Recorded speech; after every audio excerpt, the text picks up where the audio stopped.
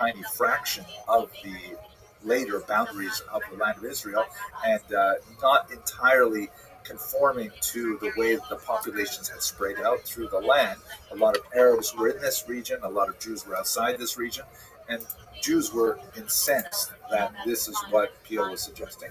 And there's also that kind of like, it looks like a word bubble extending from the ocean to Jerusalem. That's supposed to be like an international zone, allowing for access to the holy sites in Jerusalem for everybody. And the rest of the region outside of that red line would be an Arab country, presumably attached to what was called Transjordan. Transjordan was actually separated from the British mandate applied to Palestine earlier.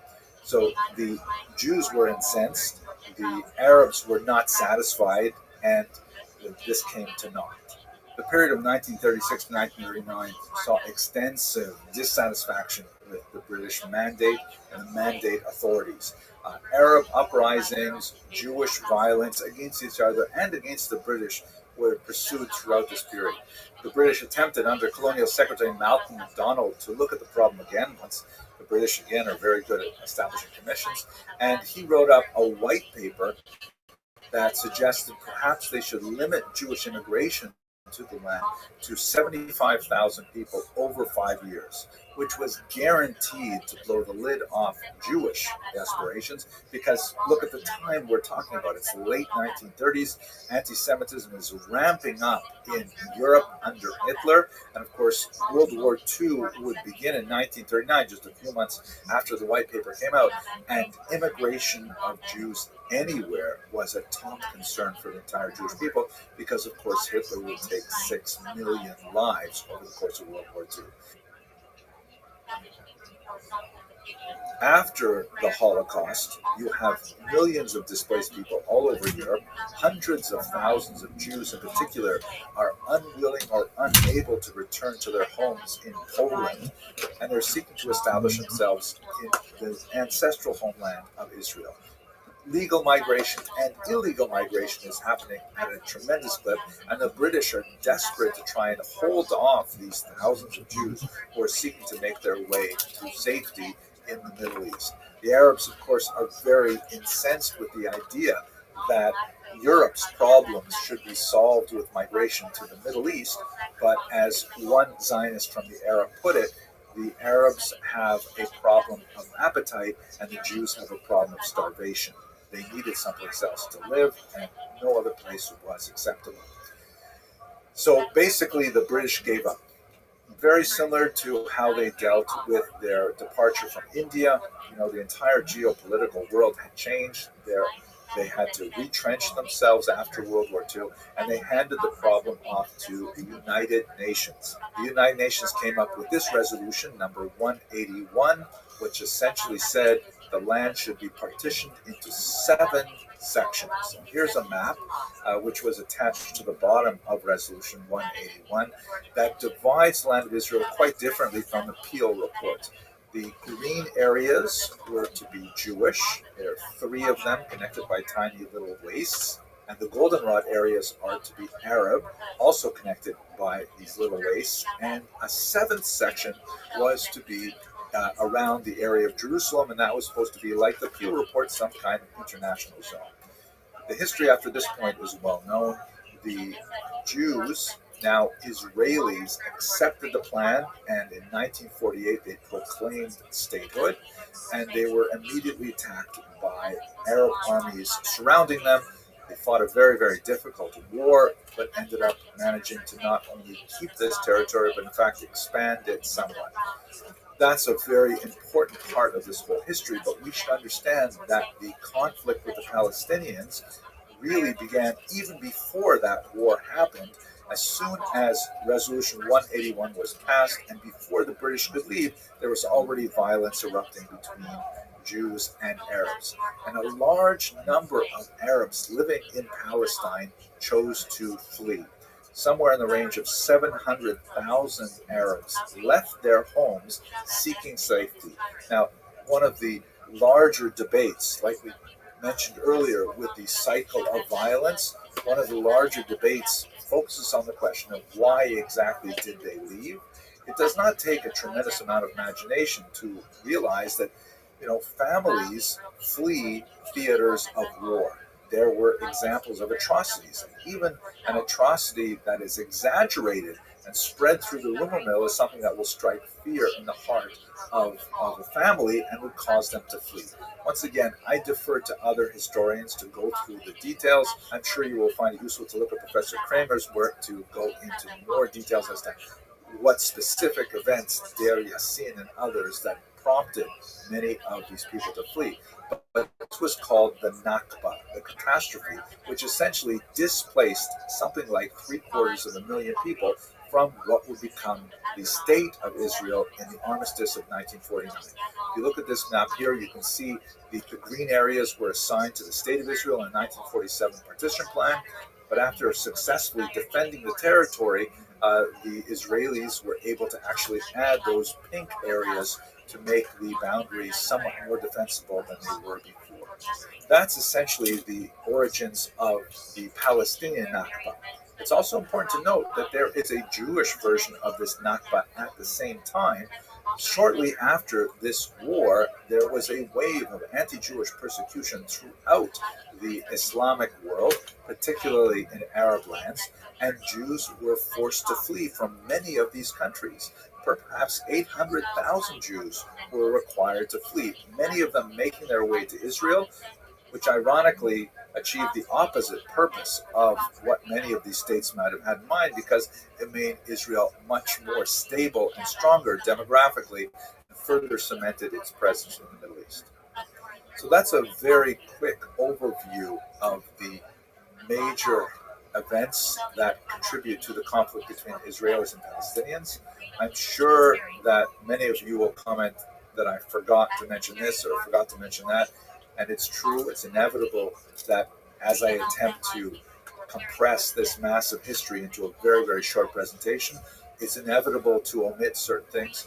But I hope that this overview does something to break down the tunnel vision that's so prevalent on social media today, and people can have hopefully productive discussions about how this conflict may be resolved peaceably, and that all the peoples in the land should enjoy health and prosperity. Thank you very much for watching.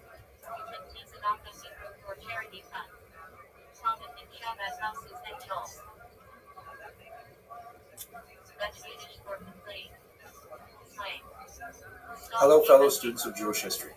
I'd like to continue our discussion of the origins of the Palestinian-Israeli conflict by looking at the second half-century in this very complex topic, specifically moving from the period of the establishment of the State of Israel in 1948 through the Oslo Accords of 1993. I've subtitled this Towards the Two-State Solution because that was one of the most important elements of this period. In this discussion, I'm going to try and focus my comments primarily on the ways in which both Israelis and Palestinians saw the major historical events and how they shaped the path towards some kind of peace. I will not be devoting attention to every single element of this history because it's overwhelming for a very short presentation, but hopefully these elements that I present will be cogent and coherent and will help to provide some background to understanding what we are to make of the current crisis today. History and her fraternal twin sister memory are closely interrelated. History affects memory, memory then turns around and affects history. A simplistic view of history is one in which we say, just tell me what exactly happened and when. We don't realize that every time we tell something about history, we tell it from a particular perspective. If you consider, for example, two people standing at very different points of an intersection witnessing a traffic accident, they'll both see very different things because of the place in which they're situated as that accident happens. So when we look at something far more complicated than a simple fender bender, the 100-year-long conflict between Israelis and Palestinians, how much more so is it crucial to understand exactly where we were standing and what kind of perspective we have. In this context, let me share a little bit about my own background and how I come to this history, and then specifically the sources that I have been researching specifically for this video. So I was born, obviously, to a Jewish family in the 1960s in Canada, and I was raised on a fairly steady diet of what we might call the heroic school of Israeli historiography, which basically presents materials in a way that describes the struggle of the young Israeli nation in a very positive light, obviously, and displays the behavior of the enemies of the State of Israel in a very negative light. To be understood, it's a national historiography that aims to create an affinity for the State of Israel, for the ideals of Zionism, and so on. And I believe that the skeletal structure of that historiographic model is basically sound. However, as memory and history interact, and specifically as people go back to the archival sources and revisit more details and different perspectives on those same events, some of those historical evaluations have to be reevaluated. And so I'm going to rely for this presentation on much of my prior research based in that heroic school, but also on newer research that I think qualifies that material significantly. First of all, I'm going to rely on a lot of the excellent work done by Professor Benny Morris of Ben Gurion University. He is a member of what's sometimes called the New Historian School in Israel that has basically done the hard work of going back to the archives and asking some of the very difficult questions about those controversial elements that we'll look at briefly in this video. His recent book, Righteous Victims, A History of the Zionist-Arab Conflict, 1881 to 2001, is sometimes very difficult reading, and there are definitely some elements there that I can see would provoke controversy. I've also relied, obviously, on a Palestinian perspective. Professor Rashid Khalidi from Columbia University, who is the author of The 100 Years' War on Palestine, A History of Settler Colonialism and Resistance, 1917 to 2017. And his perspective, like Professor Morris's, is definitely partisan. But what I think is very useful about both of them is that despite their very deeply involved and cherished beliefs about the nature of the trajectory of this conflict, they are both very quite self-critical and are willing to look at their own movements and to determine what went wrong within Zionism or within the Palestinian movement. And so with those caveats, let me present to you how I see the major developments of the Palestinian-Israeli conflict so we can have a better handle on understanding what's happening today and hopefully make some progress towards a rational dialogue and at some point a lasting peace. For the Israelis and Palestinians, the original sin was certainly the period that Palestinians call the Nakba and Israelis call the War of Independence. The Nakba, or catastrophe, refers to the forced displacement of a large number, something like 700,000 plus refugees, Arab refugees, Palestinian refugees, from what would be later Israeli territory and moving them off into various refugee camps and into diaspora. The way in which the heroic historiography of Israel portrays this, it's more like a voluntary flight, sometimes with more venal motivations, but a closer look at the archival records indicate that while there was no organized plan to displace these refugees, it was definitely something which was not unwelcome to the young state for reasons that I think should be obvious. If you have a look at this map here, this is from Professor Morris's book. You can see the hatched lines represent the territory held by Israel on May 15, 1948, which is when they declared independence. It is smaller than the territory that was allotted to them by the 1947 partition plan, but this is where they actually existed in the land of Israel with some control at the time. They were then invaded by several armies, by Egypt, Jordan, Iraq, and by Syria. And amazingly, they were able to hold them off, and not only that, to actually expand the territory a little bit. Now, it is a remarkable military achievement.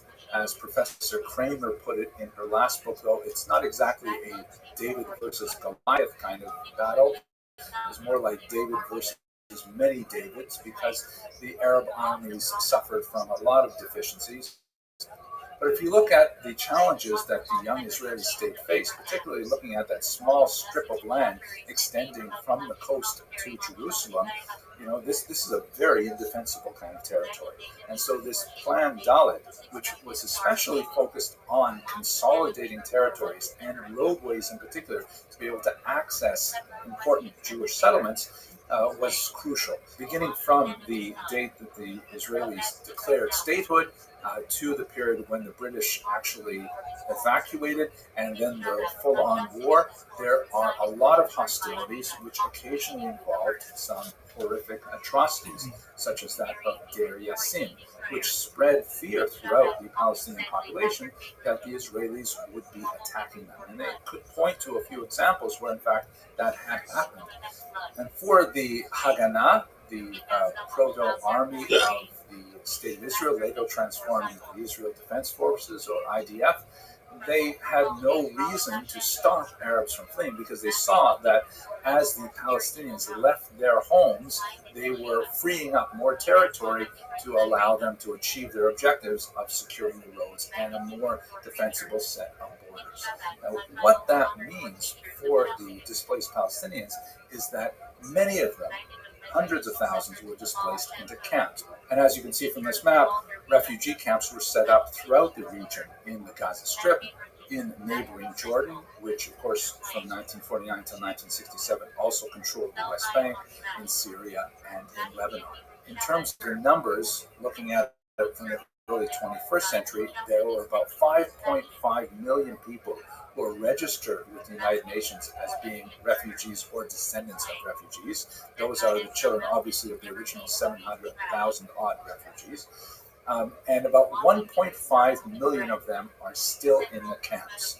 About 370,000 in Jordan, 200,000 in the West Bank, 100,000 in Syria, 200,000 in Lebanon, and 700,000 in Gaza. It is worthy of note that most of the descendants of those original refugees have made lives for themselves in a Palestinian diaspora, but still that massive number of 1.5 million people living in refugee camps throughout the region is deeply troubling, and of course is a constant reminder of how important this problem is and how it must be solved.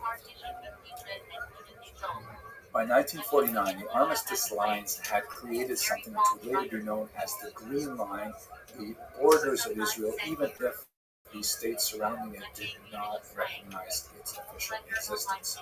Israel continued to deal with infiltrations from neighboring countries, from Egypt in particular, and there were conflicts like the 1956 Sinai War that were very relevant for many other reasons, but I want to focus on the 1967 Six-Day War because that is especially crucial from the Palestinian perspective.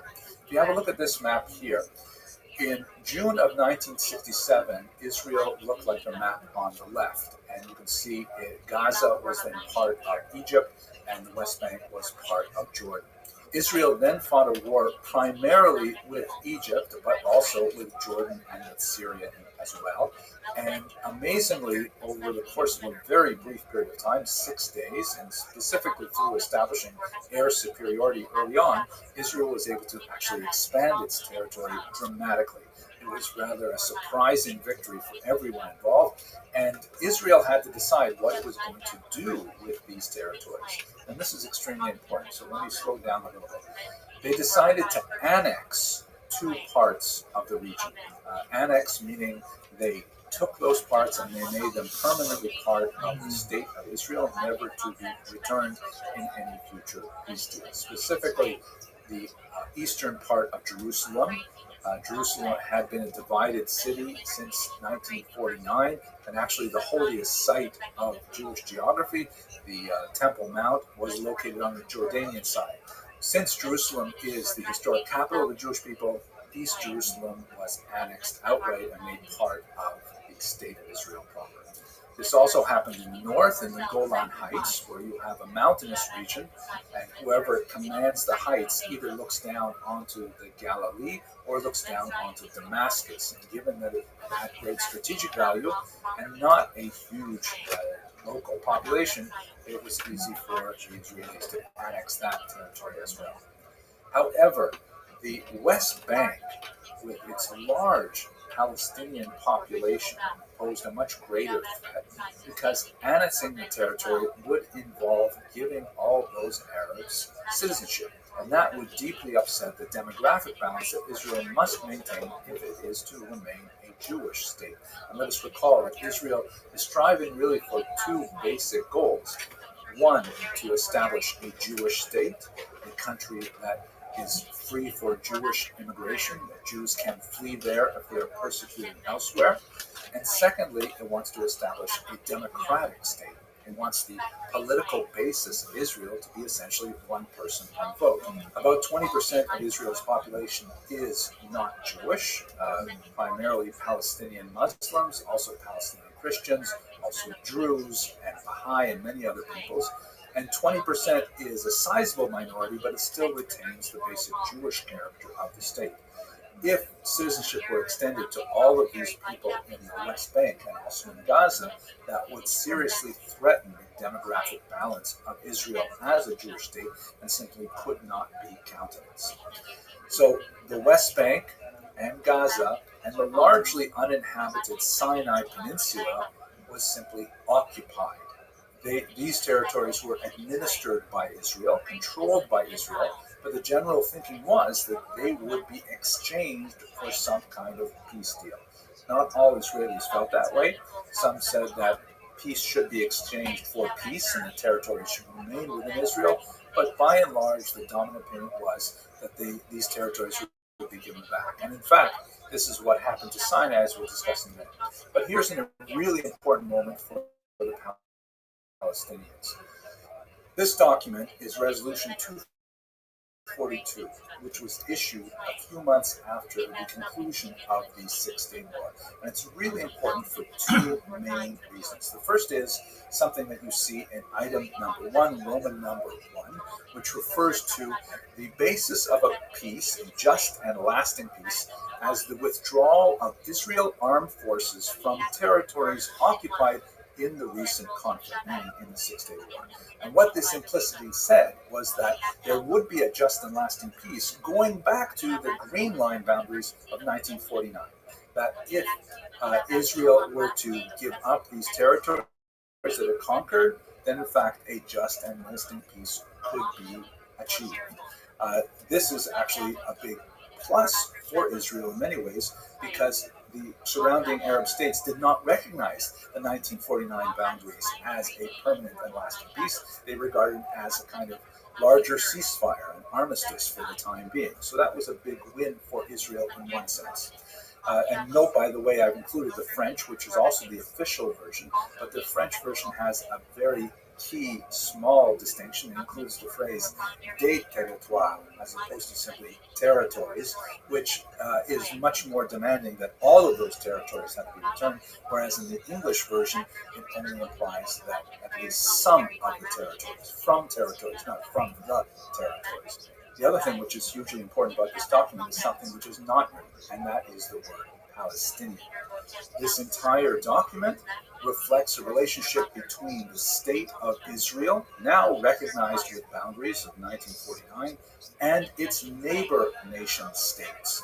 This was not something that affected Palestinians, according to the document. It was something that affected Jordan, Egypt, and Syria in particular, and peace would be made between those players, not involving the Palestinians.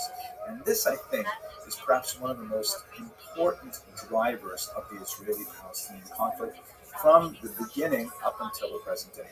And that is that the Israelis failed to adequately understand the Palestinians, and the Palestinians failed to adequately understand the Israelis.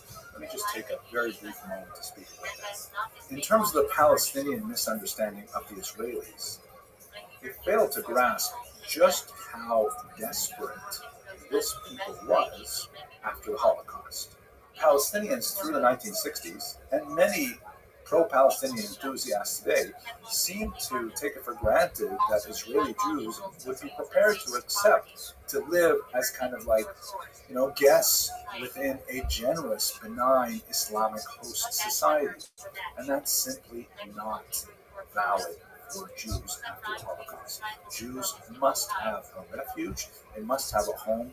The earth is so big, Jews demand a small portion for themselves, and they believe that it is totally within their moral right to demand it, especially in their ancestral home.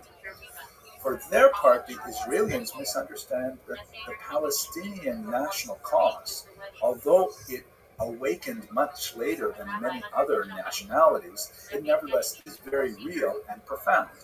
This is a society that, at the beginning of the 20th century, was still quite primitive in terms of having very low levels of literacy and education and so on. And most of their national expressions were of loyalty to region and perhaps to clan, to religion, but they regarded themselves as part of a larger pan-Arabic society. Those things are all very true. But by discounting the Palestinian drive for self-determination, which would really awaken in the second half of the 20th century, by never taking those concerns seriously, Israelis tended to miss the boat and to disrespect the Palestinians in ways that would be incredibly tragic. And this Resolution 242 is perhaps the pinnacle of that statement coming from the United Nations that completely ignores Palestinian considerations. Now, we would see this come to fruition in this very jovial photograph here that shows the Egyptian leader Anwar Sadat on the left, the American President Jimmy Carter in the center, and the Israeli Prime Minister Menachem Begin, who had faced off against each other in the 1973 war, launched by Egypt in particular. But the reason why these three men are smiling here is because after that war was fought, and Egypt was able to retain some pride, and after demonstrating that Egypt could inflict damage on Israel, he was able to call up Menachem Begin and effect a peace treaty. In the late 1970s, Israel, with some significant internal controversy, gave the entire Sinai Peninsula back to Egypt, but Egypt was unwilling to take back the Gaza Strip, with its high concentration of restive Palestinians, many of whom showed an affinity for the Muslim Brotherhood, an organization which later would spawn Hamas, and Egypt felt that they were simply too destabilizing an element to bring into their polity. Anwar Sadat's vision of peace in the Middle East came to fruition, and although the relationship between Israel and Egypt has not been decidedly warm, it has nevertheless maintained peaceful relations since the 1980s. But Anwar Sadat himself would pay for this with his life, as some of his own bodyguard, incensed with the idea that he would make peace, turned on him and shot him dead. The turning point for the Palestinian movement was undoubtedly the establishment of the Palestine Liberation Organization led by Yasser Arafat.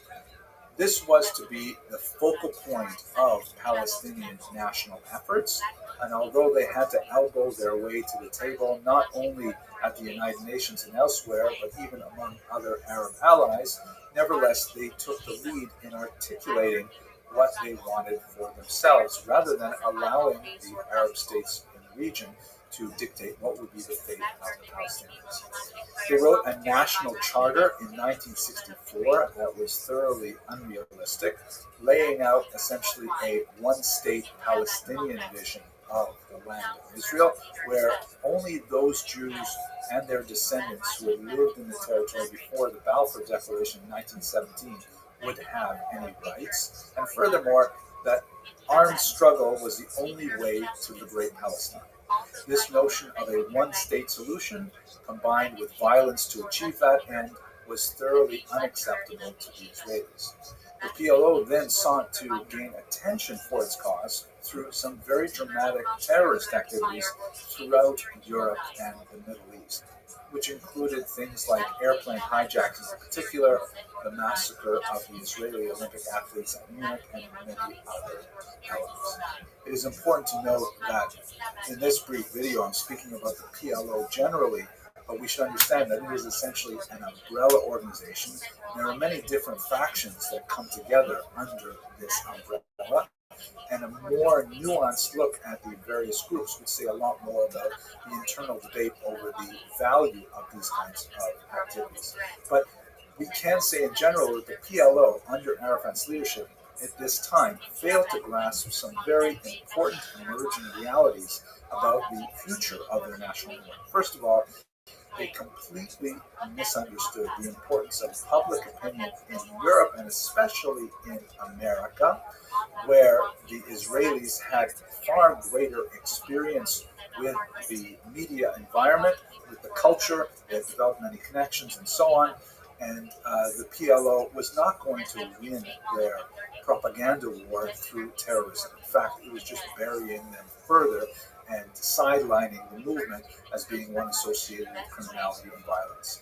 Secondly, the PLO failed to realize that their conduct and even their mere presence in states bordering Israel made them increasingly unwelcome. Jordan, for example, which was one of the friendliest states to the Palestinians, granting them citizenship, for example, and in fact the majority of the Jordanian population is of Palestinian extraction, they found that they had to expel Arafat and the PLO after an uprising in September 1970 that was aimed at overthrowing the monarchy there. Same sort of thing happened in Lebanon and elsewhere, and by the time you get to the 1980s, the PLO is basically out of the region. It has no direct border contact with the state of Israel, and it's basically Arafat and others are hiding out in Tunis in North Africa.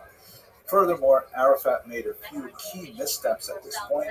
He backed, for example, Iraq against Kuwait when Iraq invaded, leading to a much larger invasion of Iraq in 1991. And much of the PLO was bankrolled by the Soviet Union, which saw it as a useful proxy in its battle against the United States in the Cold War. And as the Soviet Union began to go through its slow train wreck of self-destruction, it became clear that the PLO was going to lose more and more power. Ultimately, by the time you get to the early 1990s, the PLO has figured this out.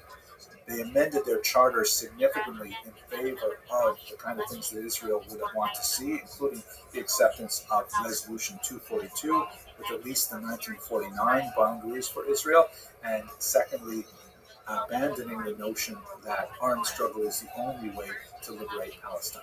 And this is when we would start talking seriously about a two-state solution.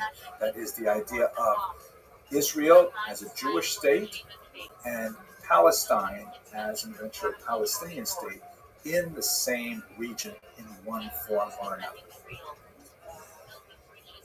It is unlikely, however, that even this two-state model would have received any traction were it not for the First Intifada that broke out in December of 1987. The term Intifada in Arabic refers to a kind of like an uprising, a general revolt that is kind of like a spontaneous grassroots movement, and that was a fair description of what began to happen. Arafat, although the titular head of the PLO, was severely weakened off in his hideout in Tunis. Many of his allies had been co-opted by their states or assassinated by Israel, and he simply had lost a lot of power, although he still had a symbolic kind of role to play as the figurehead of the Palestinian movement.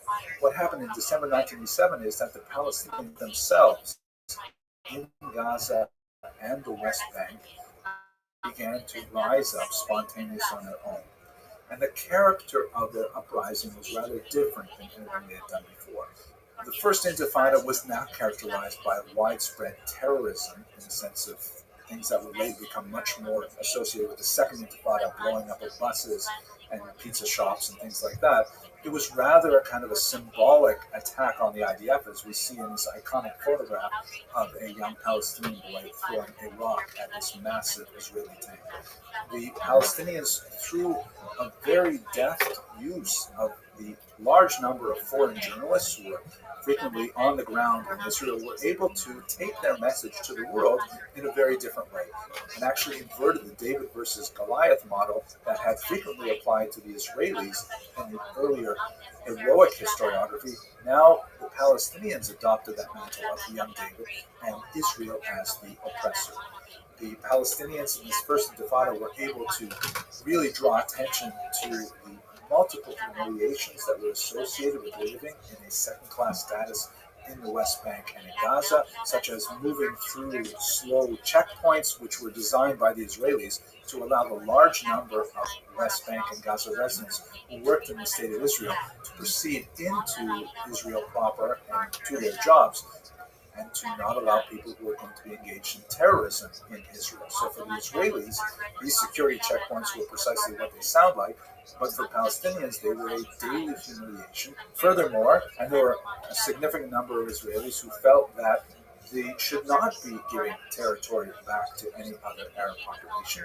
And either for economic or ideological reasons, they were moving into these territories that were beyond the Green Line. And a significant number of Israelis, Jewish Israelis, were now living in West Bank lands, a smaller number in Gaza, and many Palestinians saw these people as the leading edge of an Israeli land grab. There was frequent conflict and violence that occurred in the West Bank as a result of the meeting of these two populations. At this point, I'd like to refer you to what we talked about at the beginning of this video, about how history and memory are interrelated. The history that I studied, the peace deal with Egypt, it portrayed Israel as moving forward with a righteous cause and making peace with its increasingly reasonable Arab neighbors. There's a lot to be said for this understanding of the history, and as I hope to discuss in the next video in this series, we see a lot of Arab states ultimately decide to make peace with Israel in the first century. So it is a model that's still quite valuable. However, if I put myself in the shoes of someone who was born, let's say 1987, when the first Intifada came out, their first encounters with Israel and what they see in newspapers and on television and later on the internet is shaped by the new presentation of material that Palestinians are for the first time really bringing forward about themselves. The second Intifada would hurt that image significantly, as we shall see, but in the period of the first Intifada, you create the roots for a new understanding of Palestine among Gen Xers and millennials. We'll talk about that shortly. When you put all of these things together, the beginning of a shift in the international narrative, the weakness of the PLO as the official leader of the Palestinian movement, and the collapse of its support from the loss of the Soviet Union, led Yitzhak Rabin, the Prime Minister of Israel, to determine that he had to make peace with Yasser Arafat. And his reasoning was, if he did not make peace with the PLO, he would ultimately have to make peace with 1,000 other Palestinian entities because the PLO could not itself handle the fractious nature of its population.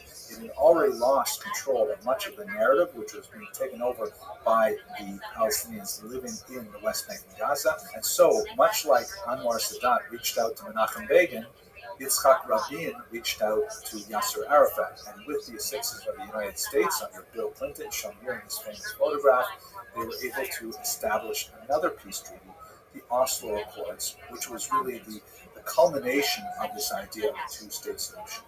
I'm going to spend a lot more time talking about what that solution was and what its challenges were and are in the next video.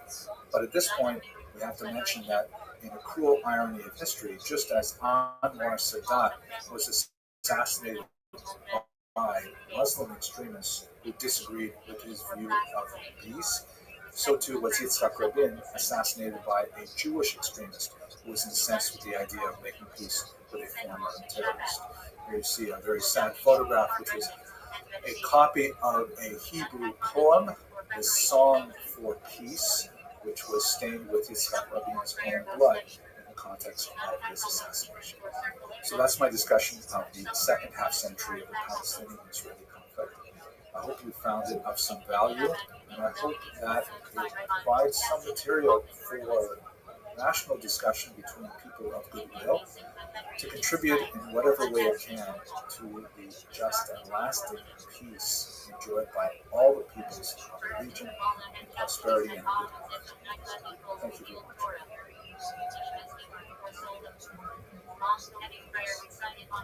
Hello, fellow students of Jewish history. As you know, I've recorded 2 short videos on the history of the Palestinian-Israeli conflict. The first one extending from the late 19th century through 1949, the second one going from 1949 until 1993, and this is the final lecture in that series. This was not a planned series. I've tried to avoid this topic for a very long time because it is so contentious and it tends to attract all kinds of wrong people on the website, and I'd rather focus on other areas of Jewish history that really work towards my overall research agenda. But I felt that given the nature of the horrific attack on October 7th, I really had to do something to help contribute to voices of reason and to provide people with some kind of hopefully dispassionate treatment of the history so that people of goodwill could engage in reasonable discussion about how these thorny issues might be resolved.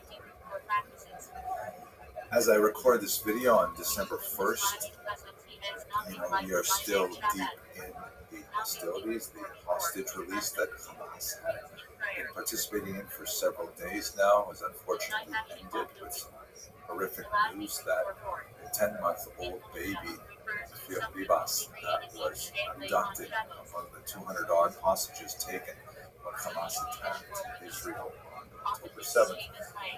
Hamas is releasing information right now that that child, his brother, and his mother were killed. The IDF is currently examining whether or not this is true.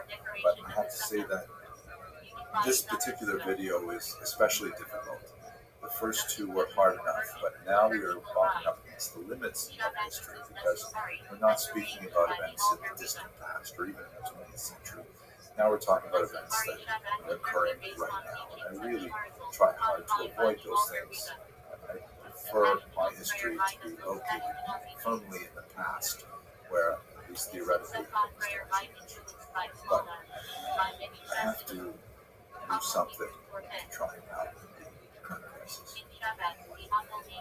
I'm beginning with a little bit more personal note in this lecture because this isn't history that I've read about in books. This is history that I have experienced. And so I'm going to begin this brief video with a little bit of background so you can understand that I am hardly unbiased about these things.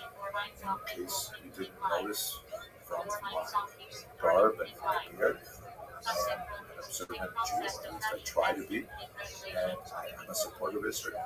I am a Zionist. I believe in the mission of Israel. Many people that I love, people that I care deeply about, live in Israel. And that doesn't mean that I don't have any compassion left for Palestinians. It is a fundamental belief of mine that I want all the peoples of the region to live together in good health and prosperity and pursue happiness, so to speak. But let's set that aside and let's begin with some of the personal background that hopefully will inform your understanding of my presentation. I'd also like to invite you, if you haven't done this, to please watch the first two parts before you come to this one. And I think that would be the best way to absorb history, which is generally consumed chronologically. I have discussed sources in previous lectures. There's so much available on this particular topic.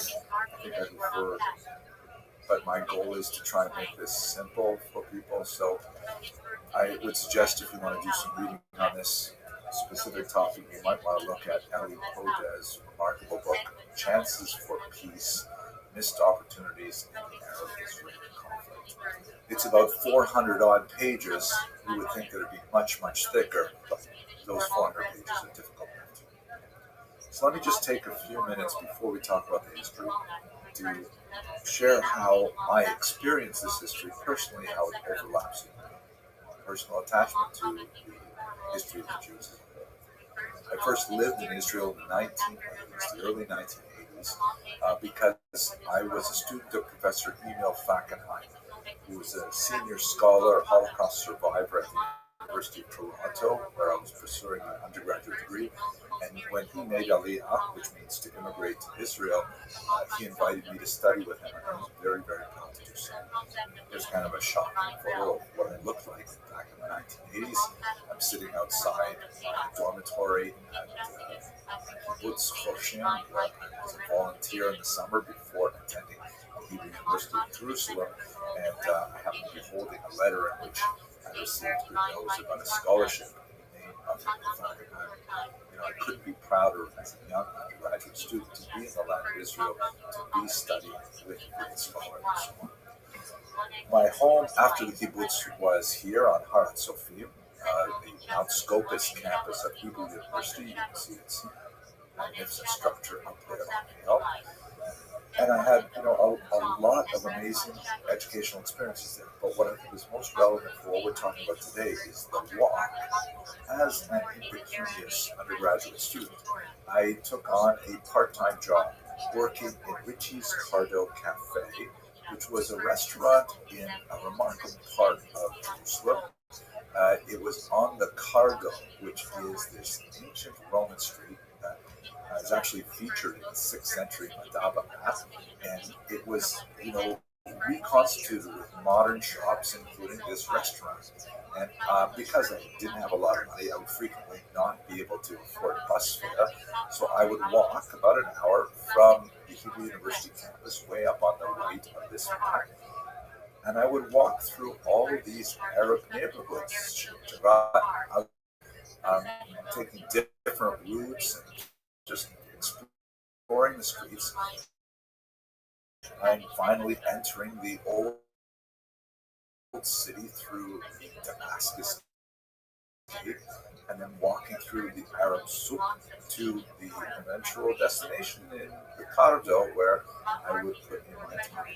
At that point, I was married, and my wife brought with us our 2 youngest children, and I spent a year studying, once again at Hebrew University, but also at Yeshiva or Sameach, and I gained tremendously from it. But I will say one major thing that changed between the early 80s and the early 1990s. It was not so safe to walk through these regions anymore. And unfortunately, that wonderful experience was not something that I could share easily with my wife and my children, because it was simply too dangerous for a Jew, visible Jew, to walk in a lot of these areas at the time. My children grew up, and each one of them spent at least a year studying in Israel, much as I did, and some of them actually immigrated to Israel and live there now. So let me be clear, I'm not neutral. I support Israel, but I also support Palestinians. I wish earnestly that Palestinians should live in peace and prosperity in whatever arrangement Israel and the Palestinians are able to determine.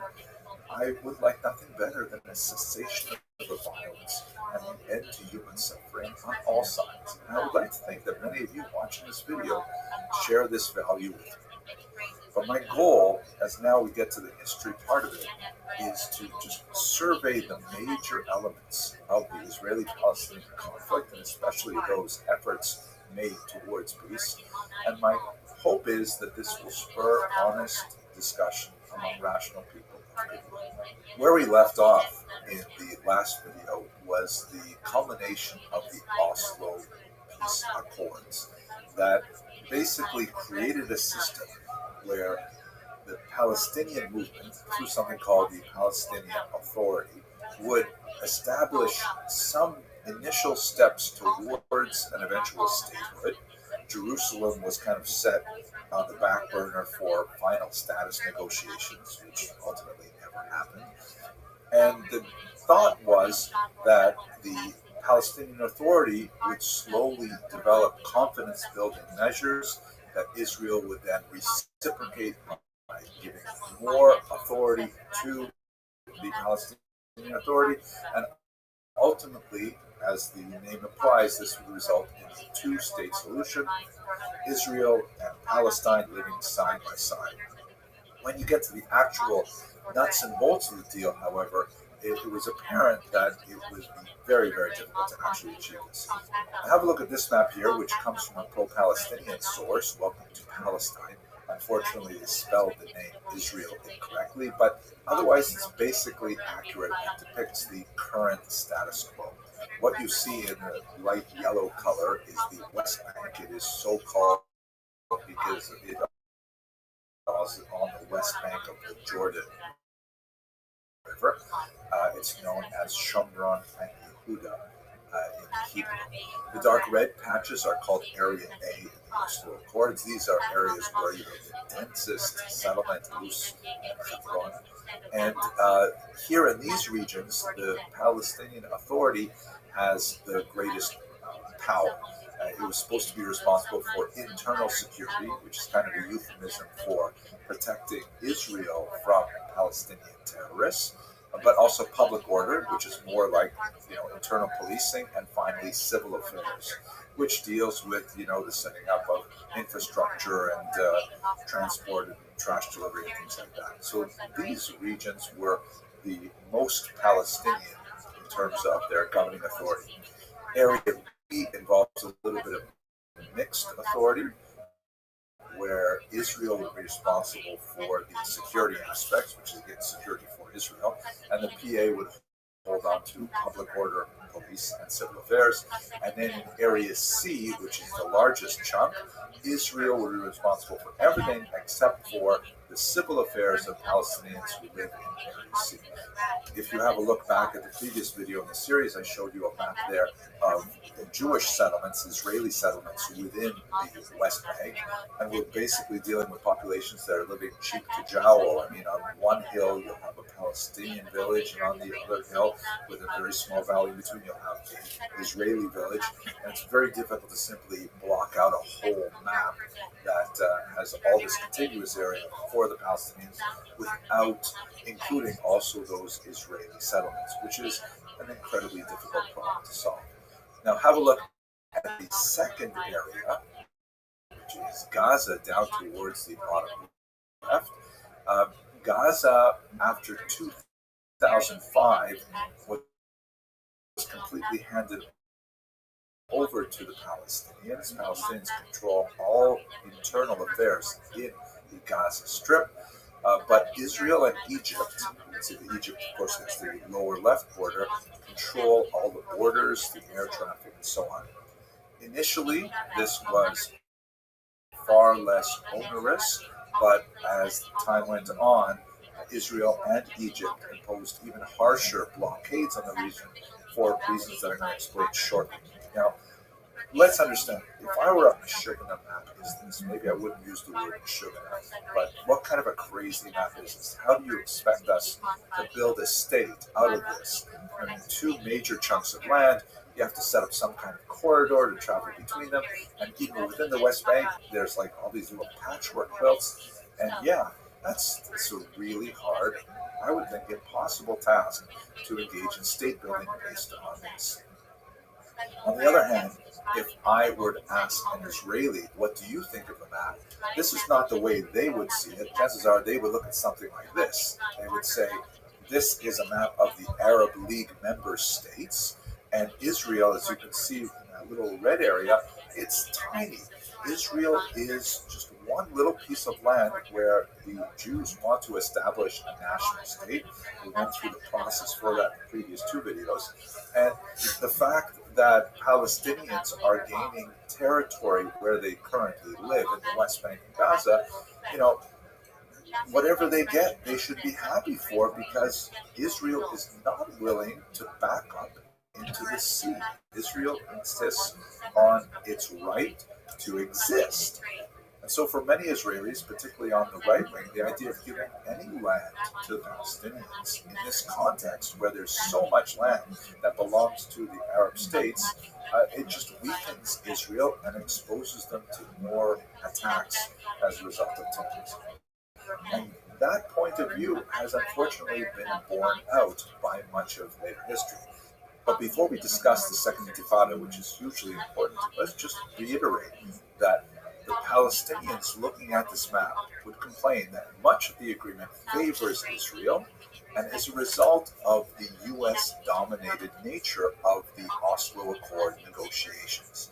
And in fact, this is going to continue through the rest of the 3 decades until our present day, where the U.S. has really exercised an outsized role in whatever deals are struck between Israel and Palestinian authorities. For many Palestinians, it seems like just another example of Western imperialism simply exercising unilateral decisions upon the Palestinian people.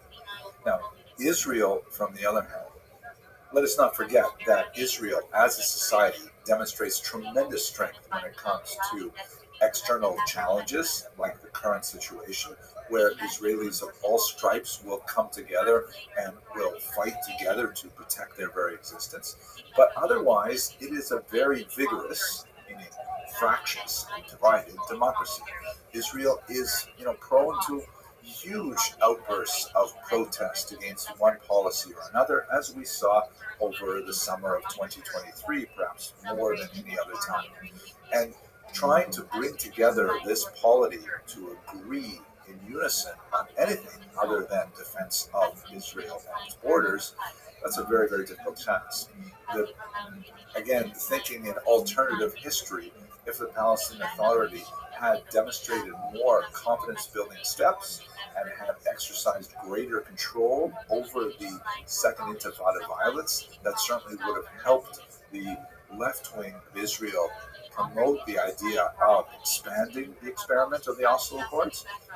But on the other hand, Palestinians can point to Israelis and say, every time you establish another settlement in the West Bank, which is essentially a fact on the ground, that is an impediment to the development of a state for Palestinians. So Palestinians complain that you're undermining this process from the very beginning. You're doing some things to please your sponsor, the United States, but in reality, you don't believe in the idea of Palestinian state.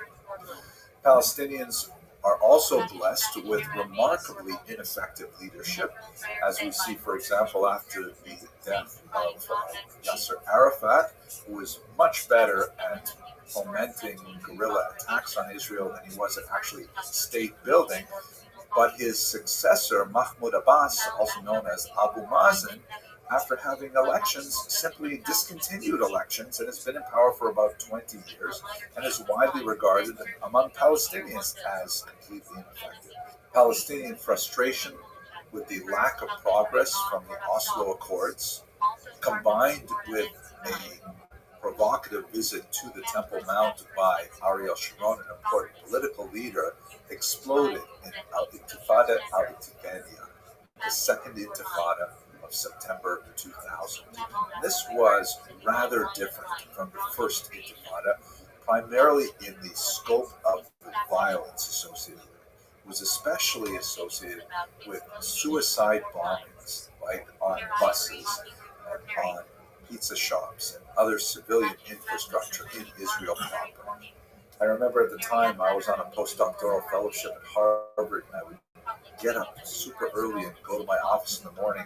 The internet, that was back in the days of Alta Vista and things like that, and I would be constantly refreshing my feed to see if there's any more news from Israel. And sometimes, multiple times a day, I would hear horrible things about these awful terrorist attacks on Israelis, which involved a very different element, that of the suicide bomber, so much associated with Hamas and with Gaza, as we shall see shortly.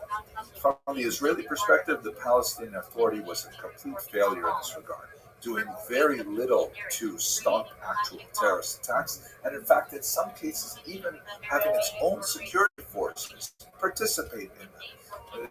There are lynchings of Jews in all kinds of places and horrific violence, and Israel's response to it was something that they would repeat over the next 30 years. Israel stepped up its attempt to protect itself by creating these security barriers, these concrete walls in some places, fencing, and others, to prevent the incursion of terrorists from the Palestinian West Bank into Israel proper. These concrete barriers were also facts on the ground that many felt at the time constituted a land grab by the Israelis yet again in even pushing forward the 1967 Green Line into Palestinian territories. Secondly, they constitute another example of the humiliations that Palestinians would have to endure when they went into Israel proper for the work permits or visiting relatives or what have you. So it was definitely something that increased the security of Israelis, but it exacerbated the tension overall.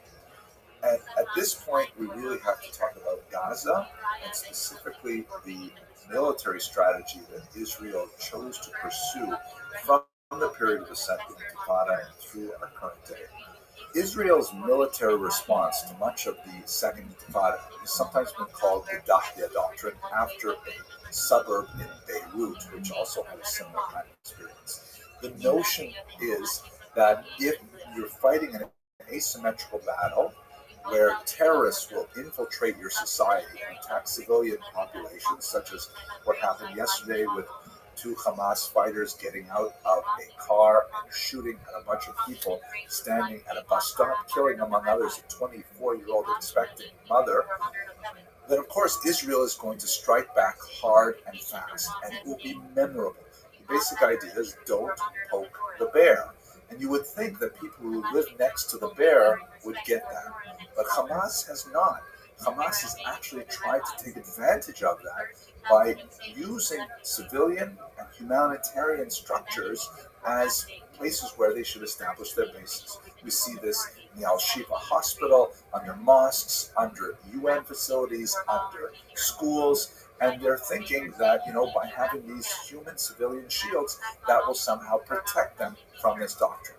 And Israel has gone to great lengths to try and minimize civilian damages, for sure. They have an entire unit of Arabic speakers, not only in Palestinian Israelis, but also those descended from Jewish communities that were expelled from Arab lands after 1948. And the job of this unit is simply to call up people in Gaza and say, hey, we intend to attack this area, please move south.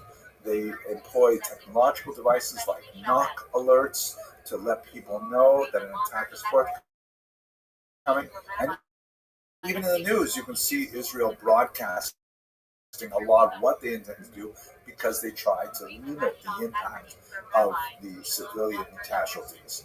But Hamas specifically does everything it can to provoke that kind of response. Part of me remains absolutely stunned. Why would Hamas want to do this? Why would Hamas want to do what they're already experiencing by provoking an attack from a neighboring country? I can't say that I have come to grips with this at all. It doesn't make sense to me on a human, visceral level. I do not understand this urge for self-sacrifice to the point of martyrdom and the willingness to sacrifice one's own progeny. I just can't conceive it. Now, you may think to yourself, well, he's exaggerating. I would like to recommend you please have a look at a website called MEMRI, MEMRI. It stands for the Middle East Media Research Institute. It is a really valuable institute that for decades has simply been watching Arabic language media and providing translations of key segments. And, very little commentary other than, the title of the video sometimes gives away where they're coming from. But you have to see this. And I'm going to put a few links of some key videos in the information box so you can go visit it yourself. But, for example, this is Ghazi Hamad, who is an important Hamas official, saying very, very specifically that October 7th was not a one-off, that the attack of October 7th will happen again and again and again until Israel is completely destroyed. I mean, there's no ambiguity here. And you see these really bizarre things, like these kindergarten plays. Like, I'm sure many of you were involved in these when you were children, right? You dress up as, trees and forests and princes and fairies, and you put on a little play for the parents. But in Gaza, they actually have kids dressing up as soldiers taking Israeli hostages. These are like 5, 6, 7-year-old kids. And amazingly, the parents are watching and cheering as they take Israelis captured. And who knows what else they do with them. And then, there are so many examples of this on memory. I just don't know what to say about it. mothers, sometimes mothers of people who were already killed in suicide bombings, will come on and say things like, and I had to use 2 screenshots here to show you, by Allah, if all my children and grandchildren are martyred for the sake of Allah, it will make me happy. And I gotta say, what planet do these people come from? How can these people, I'm a father, I'm a grandfather, I cannot conceive how anyone could possibly say that they would want their children or grandchildren, God forbid, to be harmed while harming others. It's beyond the scope of my understanding. So please do visit them. You'll see that they provide a broad scope of voices. This is not like just watching, one crazy channel. You'll see that there are voices there that are critical of Hamas, but the examples I'm giving you are not at all outliers. This is the kind of enemy that Israel is facing. I'd like to conclude this already long video with just a short discussion of the impact of this on the United States and populations throughout the world as well. One of the things that concerns me deeply is that even though it should be patently obvious to anyone that invading territory, murdering, raping, mutilating bodies, kidnapping children, and then holding them hostage, these are all deeply, deeply evil things. We should be able to unite around that, I think, as human beings. I don't care who does it. If Israel were to do such things, I would be deeply, deeply ashamed. And I'd like to think I would speak out against it as strongly as I am now. But there should be a common denominator. And we see that conducted just 2 weeks after the October 7th massacre, that Israel actually has fairly strong favorability in the United States. You can see that of the institutions measured, Israel comes in number 3 behind the U.S. military and the police, considerably higher than the Supreme Court or news organizations, and Hamas is way down at the bottom. I would like those numbers to be higher, but they're not that. But here's the scary thing. When you go a little deeper and you look at the demographic groups that express that positivity, young people simply are not getting it. Look at this map, look at this chart on the right, which asks, in general in this conflict, do you side more with Israel or Hamas? Not Gaza, not Palestinians, but Hamas, terrorist group. 16% of Americans side with Hamas. I really don't like that number, but 84% say Israel. That makes sense. But then look at the chart below, and you can see that people in my age bracket are far more likely to feel the way I do. Okay, thank you. But as you get younger and younger, 52% of Americans, and this is 2 weeks after October 7th, the most horrific massacre of Jews since the Holocaust. 52% of people aged 18 to 24 support Israel, and 48% support Hamas. We see it so clearly in this horrific. I walk by this every day on my way to work. People put up posters drawing attention to the fact that children have been captured. Children. And other people tear those posters down, saying, I don't know that it's not true. Well, there are Hamas propagandists who say the craziest things, that October 7th didn't happen, or it did happen, but it was perpetrated by the Israelis, God forbid. And this is going full QAnon, and you can go join the Flat Earth Society. However you feel about the conflict, this happened. And if I'm walking down the street and I see a poster where someone lost a puppy, put up a little poster with a picture of a puppy, I think it would be heartless to tear that down. Someone lost their dog. You care about them. Maybe you'll see the dog. But to actually tear down the pictures of human beings, children who are suffering? I simply cannot understand. But that seems to be the way our society is moving. There are riots in schools here in Queens that are filled with hundreds of children demonstrating for Palestine when they probably couldn't even find Palestine on a map. If this trend were to continue, God forbid, with younger people being duped by such obviously immoral actors like Hamas, then we're in for much more trouble than we're experiencing right now. This video has already gone much longer than anticipated. Let me just, in sincerity, that all of the hostages should be released to their families in good health, and that the violence is swiftly ended and is crowned with a lasting and just peace, in which all the peoples of the region can dwell together in security and with mutual prosperity and with hope for the next generation. Thank you very much.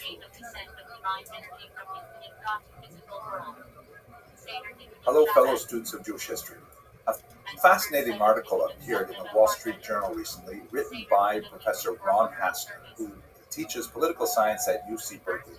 Fascinating study. What he did was he hired a survey firm to conduct a scientific survey of students of undergraduate age, 18 to 24, and asked them what they thought about this slogan, "From the river to the sea, Palestine will be free."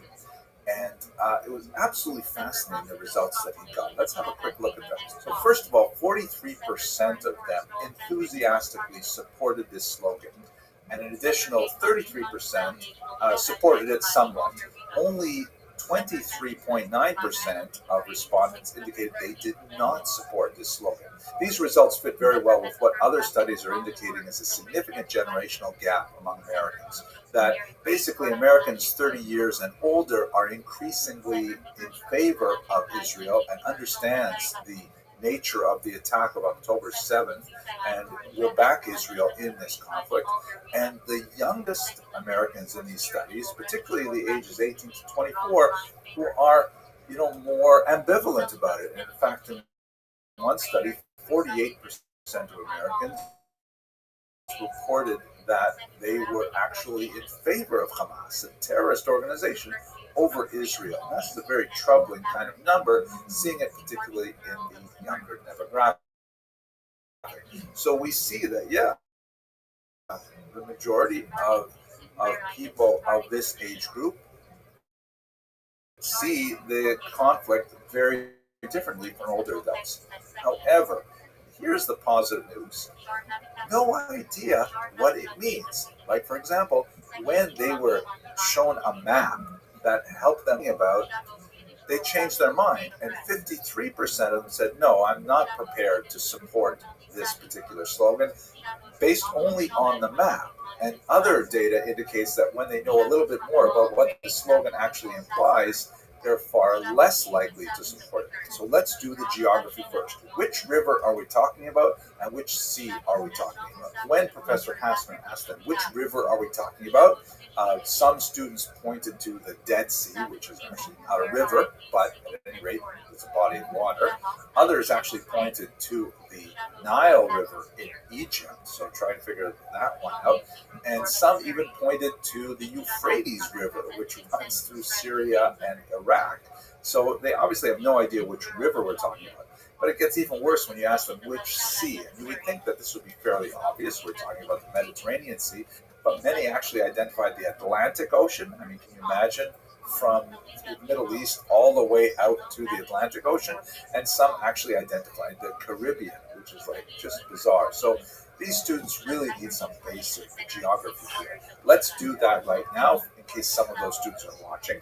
So the river we're talking about is the Jordan River. In Hebrew, the Nahar HaYarden, and in Arabic, the Nahar Urdun. Right? Because it's so named because Jordan is on the other side. And what is the sea we're talking about? obviously the Mediterranean Sea, Hayam HaTichon in Hebrew, or El Bahr al-Abyad al-Mutawassit in Arabic. So that's the river and that's the sea. Now here is where it gets difficult. Basically, if you go from the Jordan River to the Mediterranean Sea, that is all of Israel.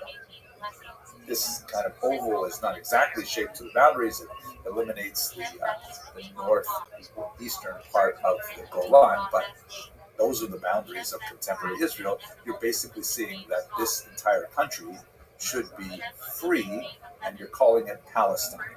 So those are somewhat problematic. Now, here's the good news. Once the students saw the map and were given some basic instruction, 75% of them downgraded their enthusiasm, meaning they changed from being enthusiastically so to being somewhat or being not approving at all. Furthermore, once it was explained to them that replacing the current country of Israel with a putative future country known as Palestine could inform, quote, the subjugation, expulsion, or annihilation of 7 million Jewish and 2 million Arab Israelis, 60% downgraded their enthusiasm, meaning like, wait a minute, that's not what we had in mind when we were saying this slogan, when we were chanting it in protests and things like that. And that makes me happy because at least we're talking about people who are unfortunately ignorant of some basic geographic and historical information. Let's look a little bit deeper now, like what exactly is the phrase, and let's try to understand how it is offensive to some people. The phrase in Arabic reads min il nahar il bahr, from the river to the sea. Good enough. And then what happens after that? There are a couple different versions. One reads Filastin satatahara, that Palestine will be freed. It will be free. And that's usually the one that's translated to English, from the river to the sea, Palestine will be free, or Palestine will be free. A second version is a little bit more troubling. It ends Filastin Arabia. Palestine is Arabic, meaning this is a land presumably for people who speak Arabic or are Arabic, and that doesn't leave much place really for the Jews who are Hebrew speakers. The third version begins a little differently, min al maya ila maya, from the water to the water, right? The water of the Jordan to the water of the Mediterranean. Filastin Islamia, Palestine is Muslim, or Palestine is Islamic, and that is similarly problematic. So the second and the third version are definitely offensive because that entails the idea of removal of these people who are not Arabic or Muslim, either a literal removal or, God forbid, genocidal, or even some kind of population transfer. All of those things obviously are very problematic, to say the least, and offensive to Israelis and to Jews. What about the most neutral one, which is the Palestine will be free? Is that offensive? You know, that was used famously by a congresswoman and heavily criticized, and it is actually illegal in some European countries to use that because it constitutes hate speech under some of their definitions. So let's try and figure this out. So when you say from the river to the sea, we understand that. That means from the Jordan to the Mediterranean. Palestine will be free. What do you mean? It is a regional description that has been used for a long time. The Romans, of course, renamed Judea Palestine after a revolt in the 2nd century by Bar Kokhba and his rebels. They wanted to wipe out the association of the land with its long Jewish history, so they renamed it this, but before that, even echoing the Bible, which refers to the Philistines, the traditional enemies of the Jewish people. So that term, Palestine, was used quite neutrally by Arabs and Jews and British and everybody involved in the region to talk about this piece of land. It was always part of some other larger political entity, but this region was called Palestine. So when you are using this term, Palestine will be free, do you mean that this region will be free? Maybe in some kind of one-state solution, meaning all the people living in this region will be free. That's a generous interpretation, and I think that's the only way that you can say this phrase could possibly not be offensive. But let's look at the second word. Palestine will be free or will be freed. What do you mean by that? Israel is already free. Israel is a democratic state. 20% of Israeli citizens are not Jewish. It is not an ethno state. And those 20% of Arabs who live in Israel have the right to vote. They are represented in Knesset. And we can go on and on about these things. Gaza, which is overwhelmingly not Israeli, has been separated from Israel since 2005. Gaza has had its own opportunity to create its own government since that time. They elected Hamas, which then kicked out Fatah. There's a lot of things to say about it, but it's not Israel. And if it's not free, that's not Israel's fault either. There is a blockade around Gaza, primarily because they keep on sending rockets at civilian territories in Israel. I don't want to go down that rabbit hole of what does that mean for the region. I've talked about it in other videos, but the basic thing is Gaza is not considered part of Israel. Israel disengaged already for, let's say, well, what about the Palestinian Authority, which is the region in what's also called the West Bank? The whole idea of a two-state solution, which was articulated in Oslo in 1993, it has not gotten off to a... What up, dog?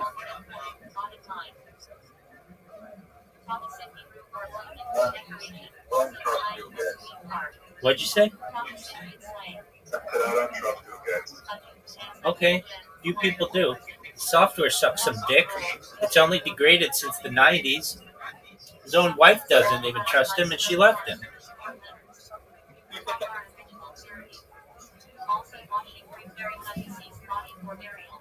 Dude, I wish I could play right now, but I'm busy on a project.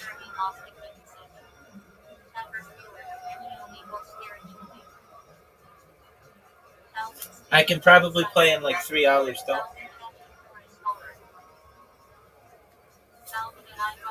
How's your day going?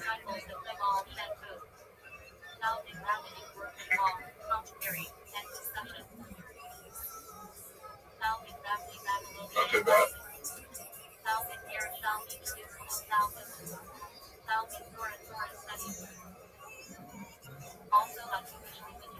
When are you going to the gym next?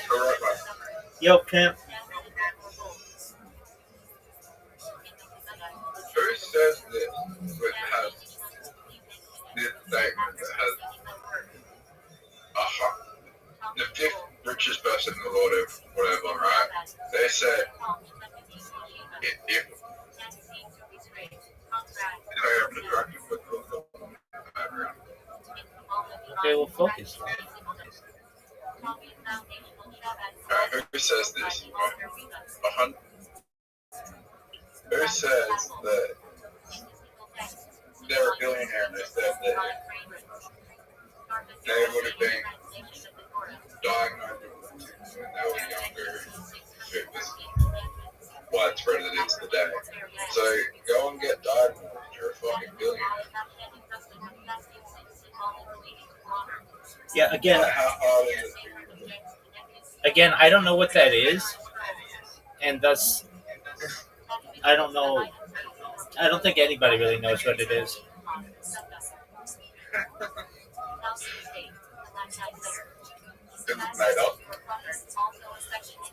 I think people have issues, but I think that's an umbrella term that is used, and it doesn't make a lot of sense to me.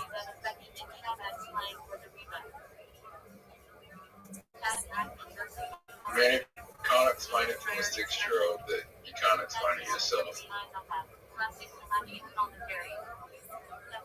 Word, dog. No. If you can't explain it to a 6-year-old, you can't understand it yourself. Word, dog.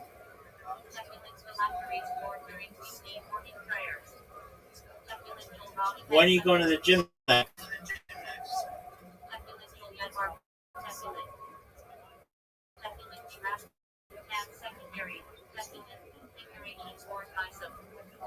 Zoot. Tomorrow? Okay. Aren't you doing stand-up comedy tomorrow? Yeah, I go to the gym in the day and then do stand up at night. Yeah. Are you going to do stand-up comedy tomorrow? Yeah. Are you going to record it? Maybe. That's a no. Why aren't you going to record it?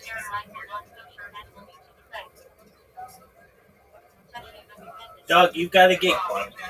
Dude, shut the fuck up about your phone being charged. You know you could go down there with an old VHS. You don't even have to do that.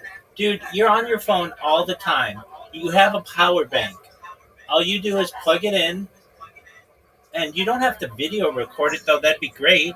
That's probably the best way to do it, but just get your words down so you can focus on what you said afterward. You may have something that kills, but because you didn't record it, you're not going to have the right tonation and rhythm.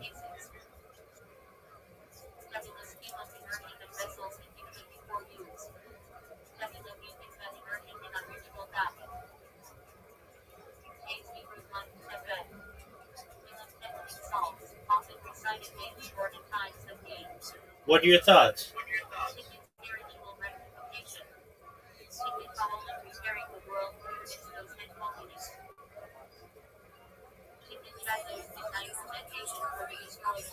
Zoot, what are your thoughts?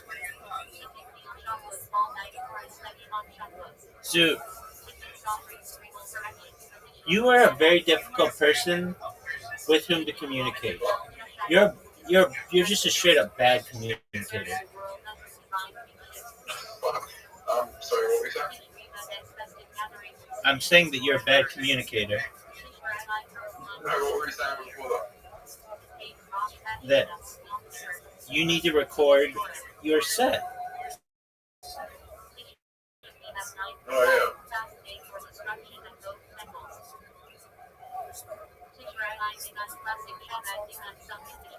So are you going to record your set or no? yeah. Are you really? I'll try. Dude, shut the fuck up. You're so full of shit.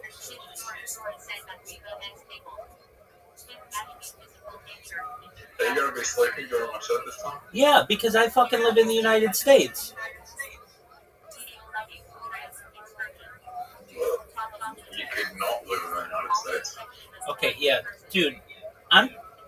You want to be on this fucking TV show that starts in January, and you've been already rejected twice, and you're not allowed to do it any more than 3 times. And that means you need to get really good at stand-up comedy in like 4 months. And the way that you would do that is that you would record your shows, and you'd work on your tonation and your rhythm and your delivery.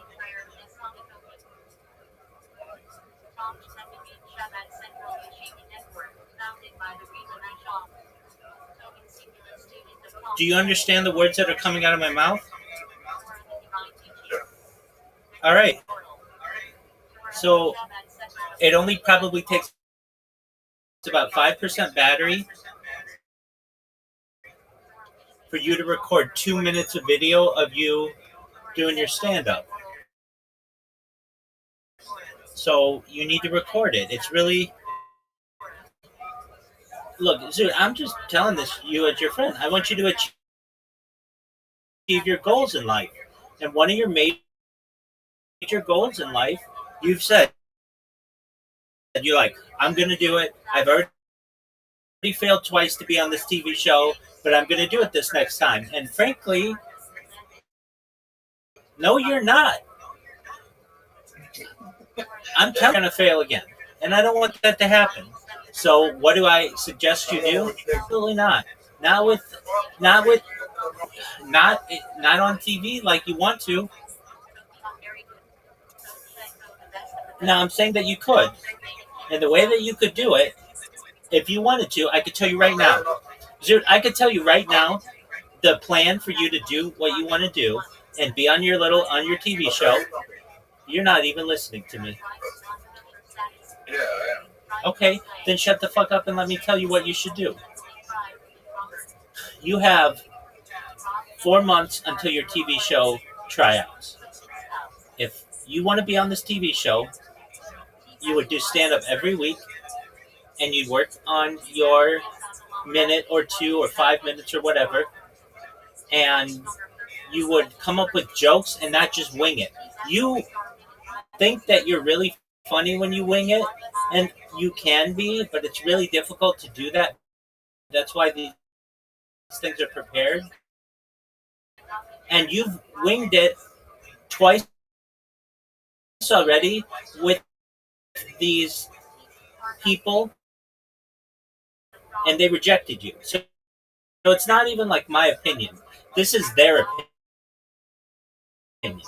I want you to be able to achieve your goal. And you said you're like very serious about it. I'm gonna be on this TV show. I only have one chance left. And I'm like, okay, if you want to be on this TV show, then TV show, and you not. If you want to be on the TV show, what you do is you record your shows. Yourself, no one does. It's a psychological issue that Every fucking thing in existence. Exactly. But you just get over that. Unless you're Kanye West. Okay, even still, he doesn't like when everything that he does. Sorry? He doesn't like everything that he does. So what you do is you record your show. Look, you ask anybody at the Comedy Store or in LA or the Comedy Mothership in Austin or the Comedy Cellar in New York City or any comedian around the world. They're going to tell you the same thing that I'm telling you. Record your shows. When you're done, review them. See what got the most amount of laughs. Take that content and keep it. Anything that didn't get laughs, throw it out. That's how this works. And you would build your routine until January. What you're going to do is this. You're going to half-ass it, just like you half-ass everything.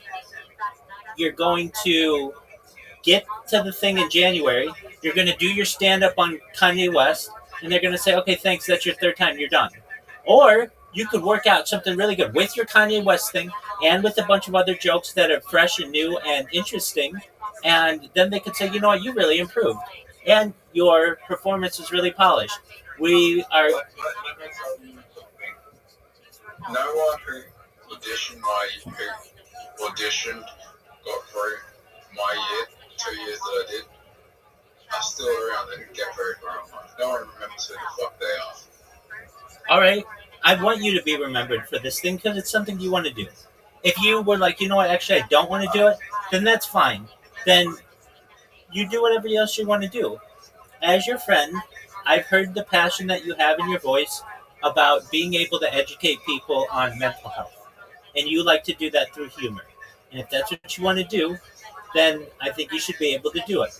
The way that you do that is you record your sets, you go every week to open mics, even more than that.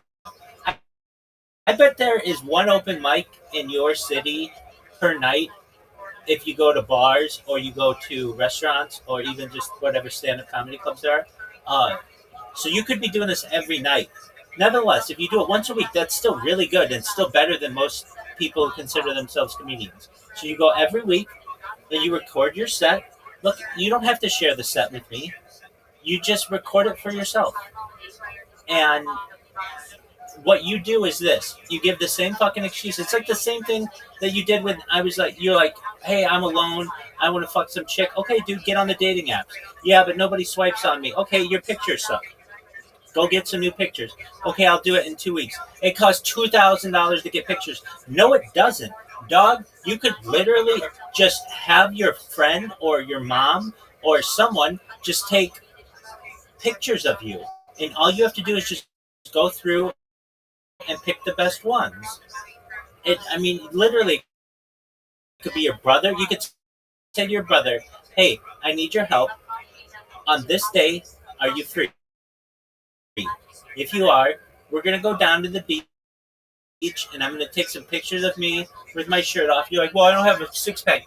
You're thin and you're healthy. That's all a chick is going to want to see.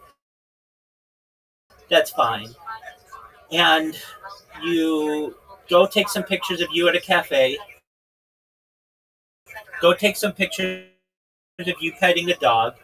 Go take some pictures of you at your house, and you go and you pick the best ones.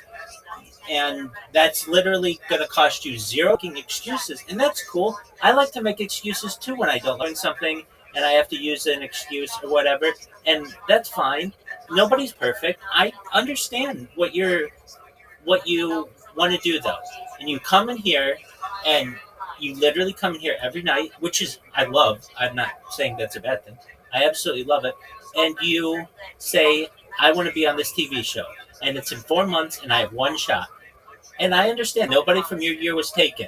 That's because nobody from your year worked hard enough to be able to get on there. It's not like they don't have an opportunity for you, and it's not like you couldn't do it. You just have to practice it. If you practiced it, there are four months until the audition, and with holidays and stuff, that's about 16 weeks. So that means you have 16 weeks to be able to do stand up every single week and be in front of a crowd and get comfortable and work through your material. Look, I'm really proud of you the way that you did on 2 weeks ago Monday. I mean, seriously, you did not bomb. You had people came up to you afterward and said you were funny. But even you and I both know not everybody laughed at absolutely everything that you said.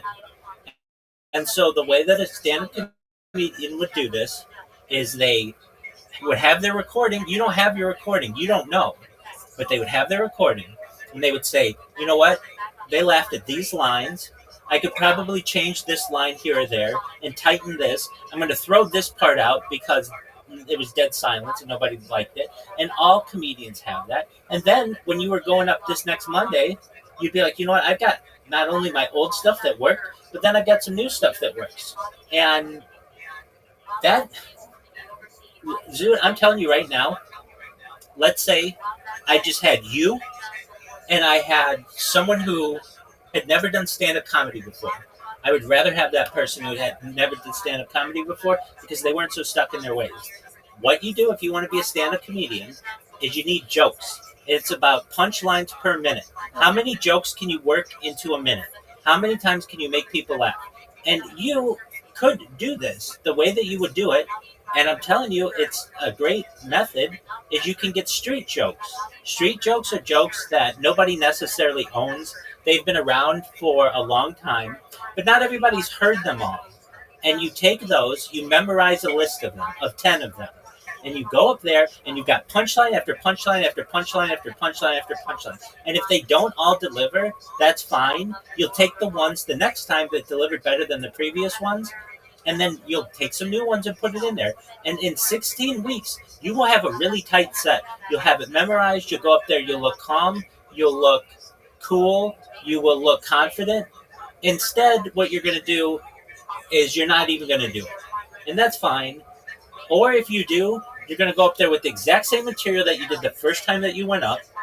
And they're going to be like, Zoo, thanks, but no thanks. We've rejected you 3 times and we don't want you. And I don't want that to happen to you. I want you to achieve your dreams. So the way that you do that is you record your sets. You should record them every week for 16 weeks from here until the you got it. That's what you do. I'm gonna win. Do you want to be on the show, yes or no?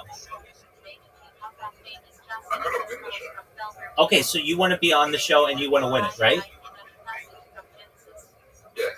Okay, so in the same way that you were going to the gym every day and you were getting confident and you liked the way that your body looked and you knew your BMI, your body mass index, and you knew what fat percentage you were, all of that was really great, and it shows that you can do something, you can do it consistently. So you just have to do the same with stand-up comedy. You know what to do. So in the same way that you would go to the gym every day, you have to go to the stand-up comedy location once a week, which is easier. And you just need to perform your sets. You record them, and then you edit them. That's what a stand-up comedy does. And Rabbi, yo, what's up? what would you think is funny?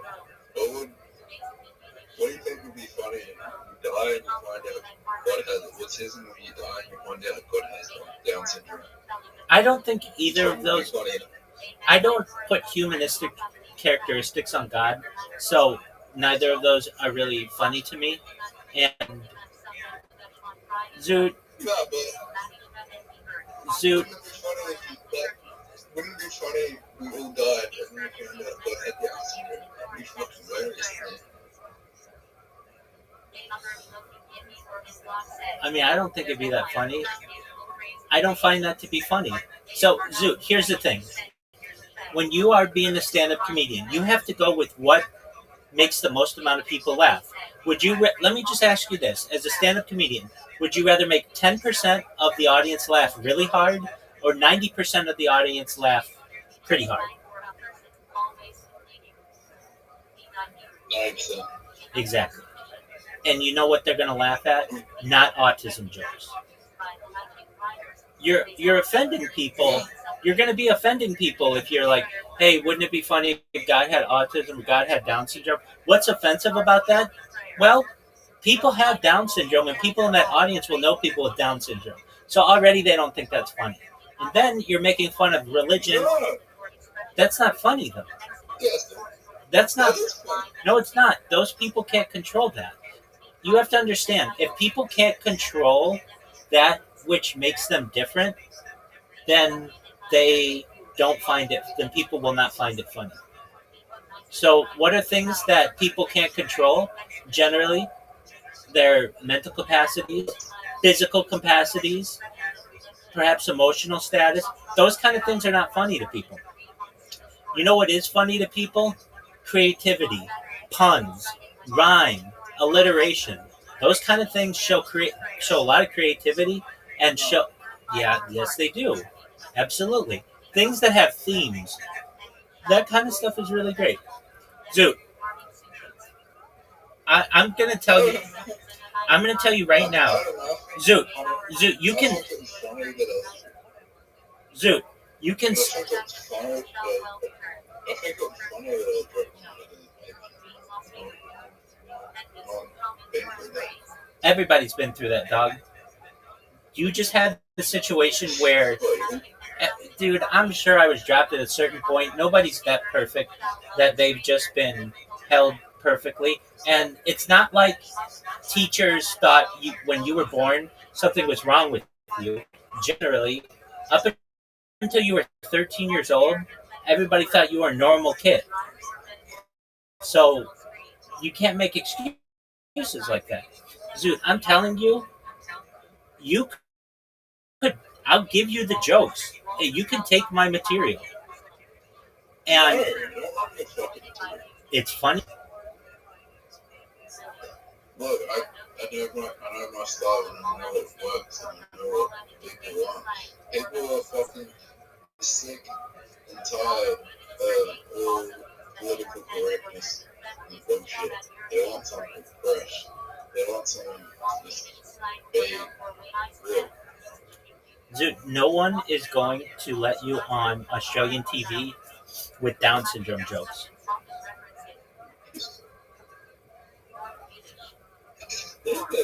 No, they won't.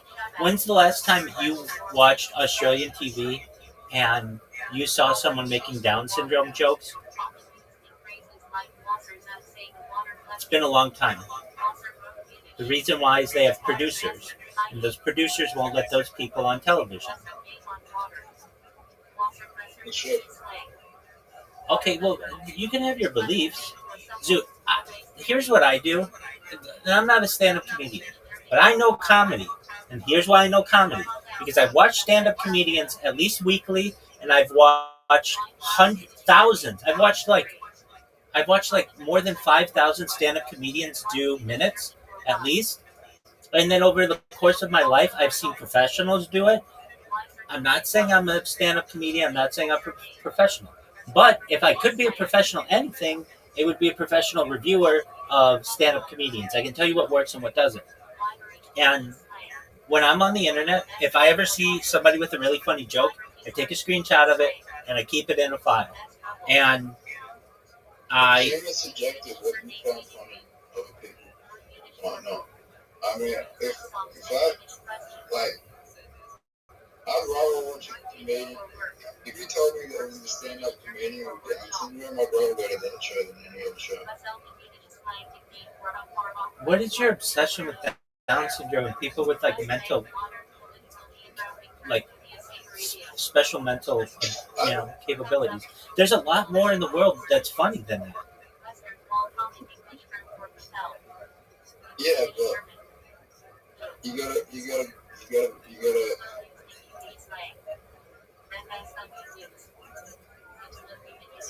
I don't know.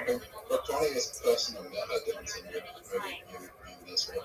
Okay, that could be, and that's really great for them. Notice, look, you want to be on a TV show, and you have to do things that have a high rate of laughter for a large audience. That's how you get on television. And what you want to do is have really specific jokes for people who frankly can't defend themselves. And you may not have people who come up and tell you this, but they're not going to come to your shows because that's offensive. They don't like that. I mean, dude, if to the right ear, it's like you're going up and you're just talking about rape and how rape is funny. To a lot of people out there, most people, that's not funny. Will they necessarily tell you after the show? Well, yeah, see how you feel about rape? That's how a lot of people feel about Down syndrome. I mean, it's not funny. It isn't funny. It isn't funny. Now, can you make a funny rape joke? Absolutely. You want to know the funniest rape joke I've ever heard? Yeah.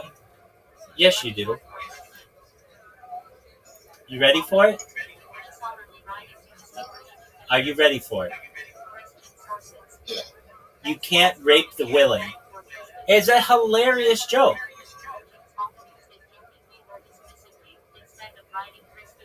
Do you not understand it? Oh, it's fucking hilarious. It's fucking hilarious. You can't rape the willing means that you can't take advantage of someone if they want to be taken advantage of. It's like, it's a very funny play on words. Now, can that be a funny joke? Yeah. But if you go up and you talk about how people raping is funny, that's not going to be attractive to an audience. If you go up and talk about how people have Down syndrome, that's not that funny either. Now, are there some people who will think it's funny? Again, out of 100 people, 10 people might think it's funny. But you told me I want to appeal to 90% of them.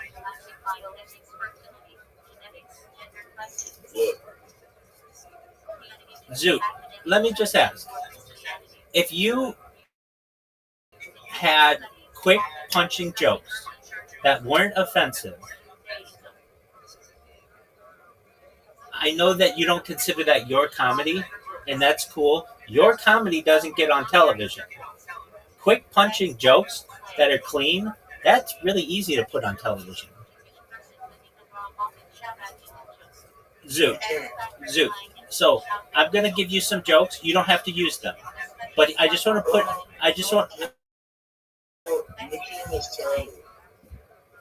It's hilarious. These are really cute. I mean, dad jokes are cute, and they're funny, and they make people laugh, and they don't offend people. And you can tell them to children, or you could tell them to old ladies. You're not going to offend anybody.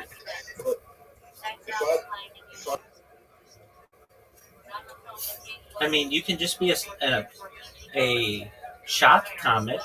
That's fine. There are people who make their careers as shock comics, but they're not very famous because they don't get on television and they don't get on social media, and people find their stuff to be offensive.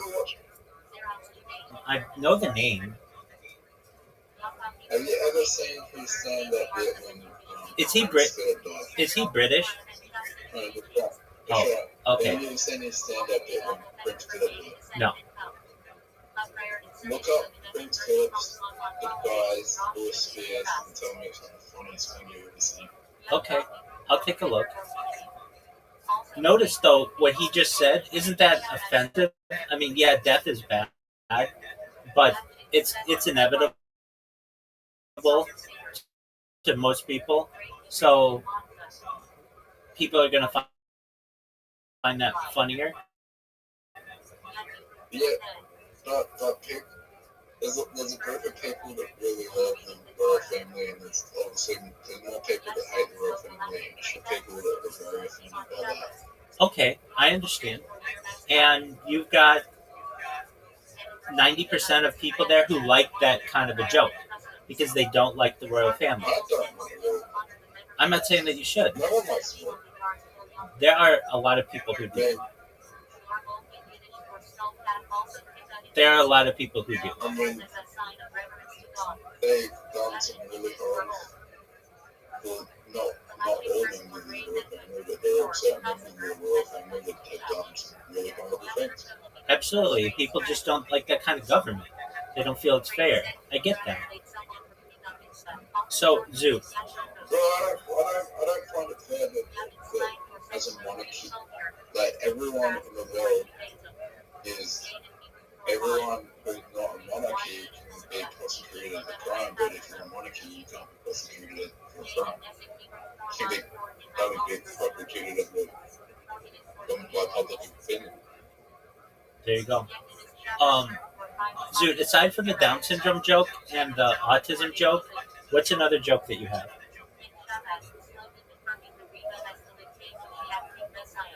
And Kanye West. Aside from those three topics, what other jokes do you have?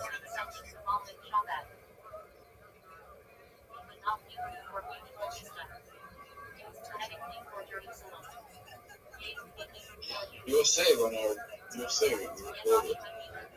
No, that's fine. What are the topics? You don't even have to tell me the jokes. Just what are the topics? Yeah.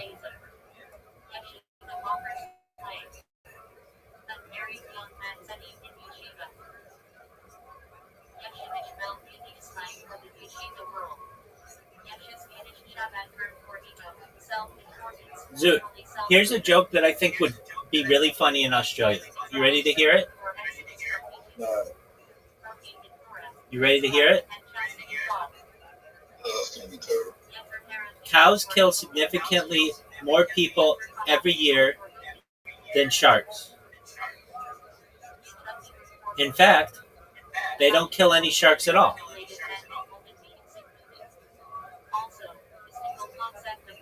Do you get why that's funny? It's absurdism. It's the fact that do cows kill people?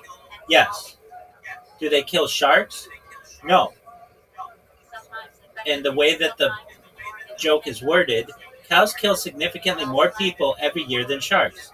In fact, they don't kill any sharks at all. It's a wordplay.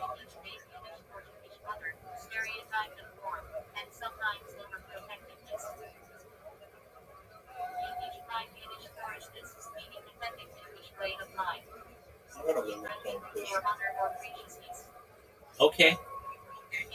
I want you to.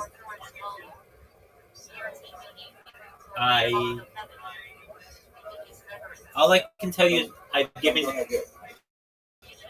you a winning strategy, and it's up to you to utilize it.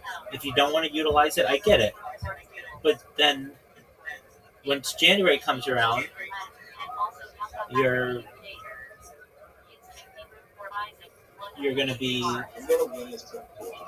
okay. That's fine. Is there any way that you could be a shock comic, but at least for the competition be clean? No. Okay. I mean, you could still have your. I know exactly what I'm going to do. Okay.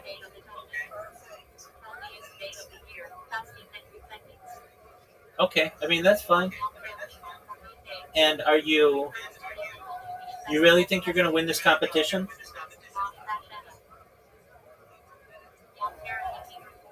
With the competition out there that I've seen on Adelaide, that I've seen in Australia right now, I don't think there's anyone fucking funnier than me.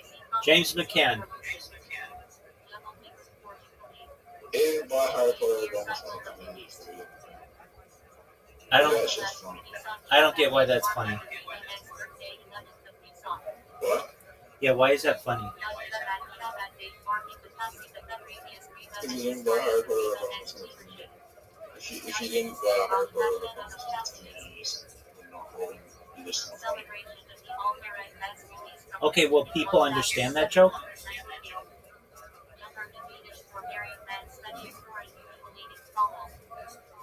Okay, So, you're confusing me, but that's okay. Zoot, I want you to be successful, and you're going to do it your own way, and that's fine.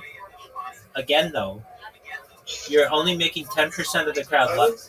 You're only making 10% of the crowd laugh when you want to be making 90% of the crowd laugh. look, my Down syndrome joke's not offensive. I just think that it'd be a better world if God didn't have autism and he had Down syndrome, because at least he would say hi to you. Wouldn't be so rude. Okay, that's not a bad joke.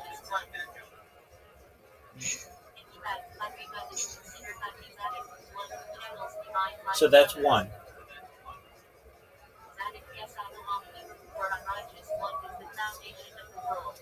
And then, what was your Kanye West joke?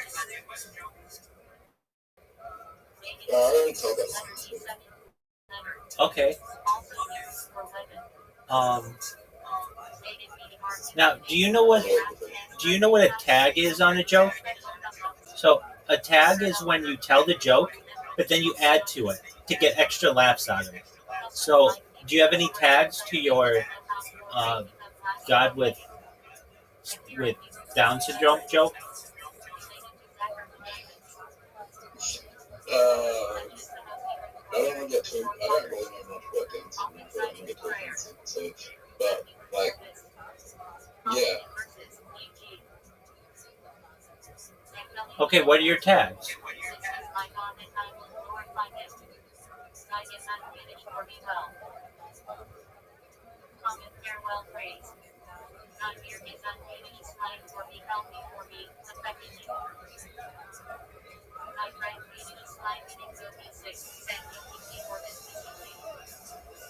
What are your tags?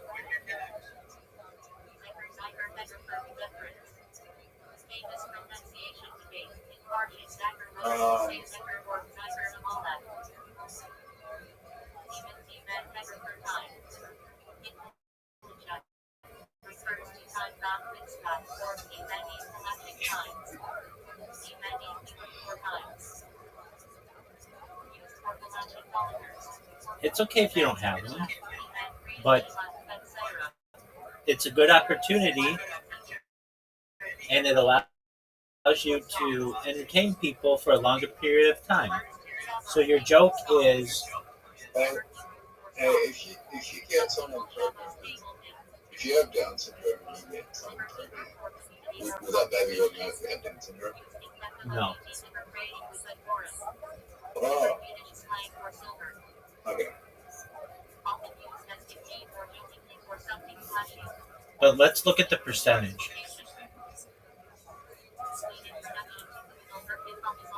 If two people with Down syndrome No, just one. mate, what are the chances their child will have Down syndrome?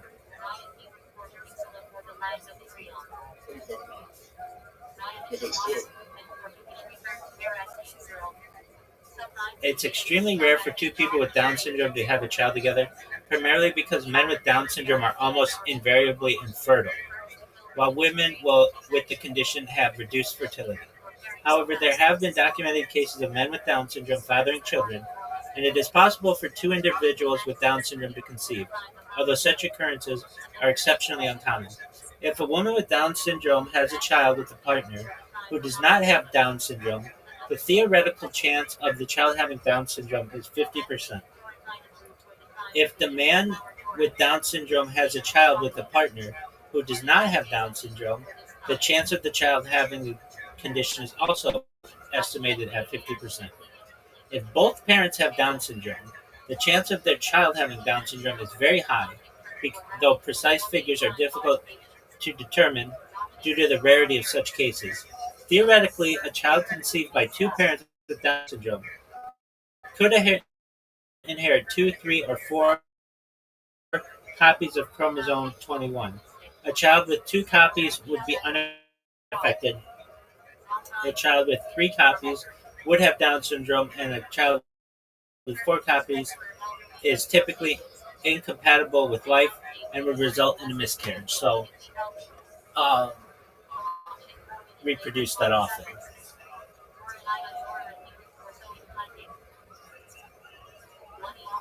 Okay.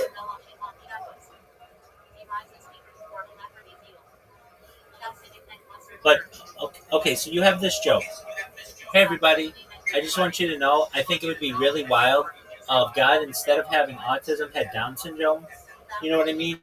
There's the idea that you'd be, he wouldn't be afraid to say hi. And then you add tags to that, like unlimited hugs, free kickball, like stuff like that. You can add jokes to that, and it enhances your joke. Yeah. Unlimited They ice, hug you, unlimited ice cream. or even pick on you. Yeah, and then He'd probably piss himself and not piss on you. that's not bad. And then at the end, you can be like, it's better than whatever the fuck we have going on now. Yeah. Those are tags. So they take your joke, which isn't a bad premise, and you add to that. And that gets more, people laugh at that. It makes people laugh more. And that's what you want to do. Like, basically, you're coming out and you're just telling one joke and have one punchline. And that's fine. It makes people laugh, some. But if you can enhance that joke with additional, tags, then it not only makes your original punchline stronger, but it makes people laugh more, and that's what you want to do.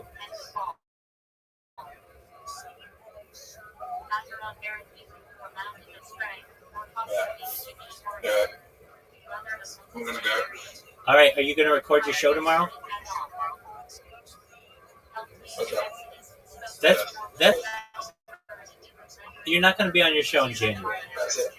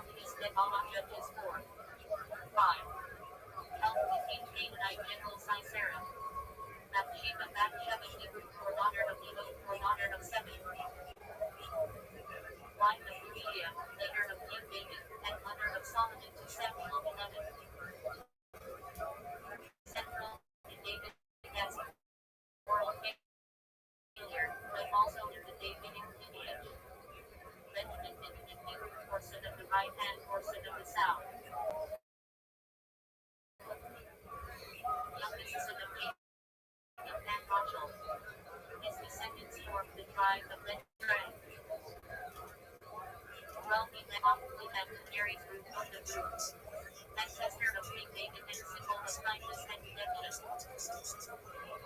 King David Hebrew possibly meaning acquired or split. First words in a Palestine.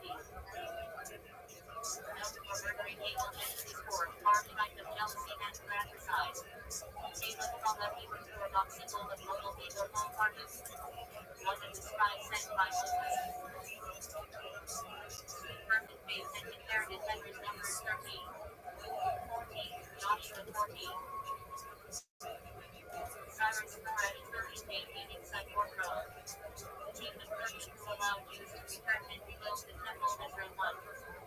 Considered the divinely appointed figure in Isaiah. Daniel Hebrew for God is my judge. Prophet and statesman in Babylonian exile, 6 CPG. Known for interpreting dreams, the lion's den, and apocalyptic visions, book of Daniel. David Hebrew for blood. Second King of Israel c. 1000 BG. The 10 tribes, made Jerusalem the capital, wrote many psalms. Central figure in Jewish and Messianic traditions. Henry Warren Hebrew for me. Prophetess and judge who led Israel to victory over Canaan under Sisera Judges 4. 5. Symbol of leadership and wisdom. Delilah Hebrew possibly delicate or nice. Woman who betrayed Samson to Philistines Judges 16. Symbol of seduction and betrayal.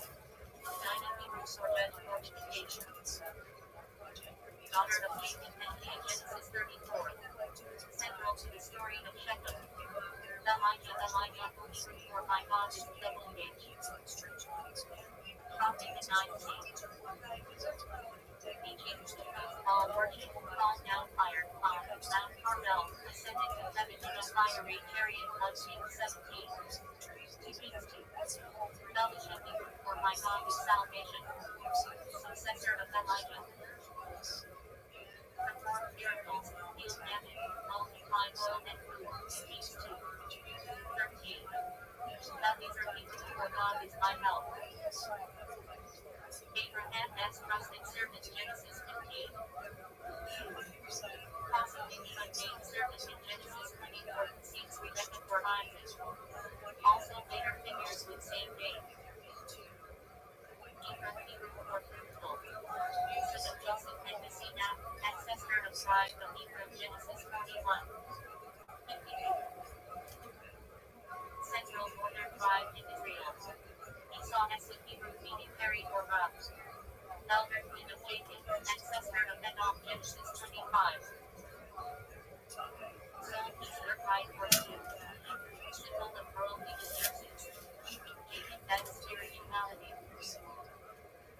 Esther Hadassah 13 star or Hebrew birth of Hadassah. Queen of Persia, heroine of current story book of Esther. Saved the Jews from Haman as Paul. King John of Hebrew birthright for living one. First woman, created as partner to Adam Genesis 2. 4. 76 views. Ezra Hebrew for help.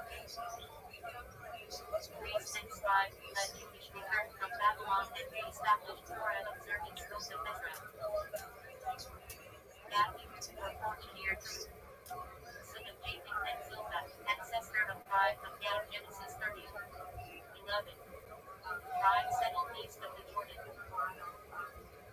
Gideon Jerubbaal Hebrew for healer or cutter. Judge who delivered Israel from Midian with only 300 men Judges 6. 8. Paul Jerubbaal for pulling down wall as altar. Goliath Philistine king, possibly being exile.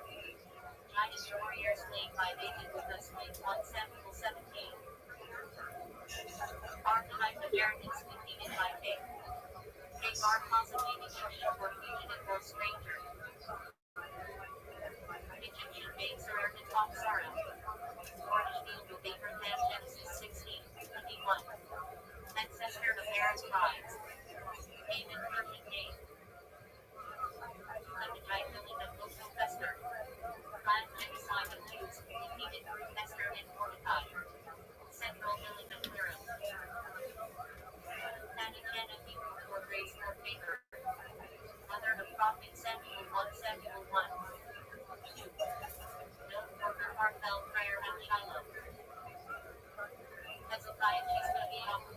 My strength is double H.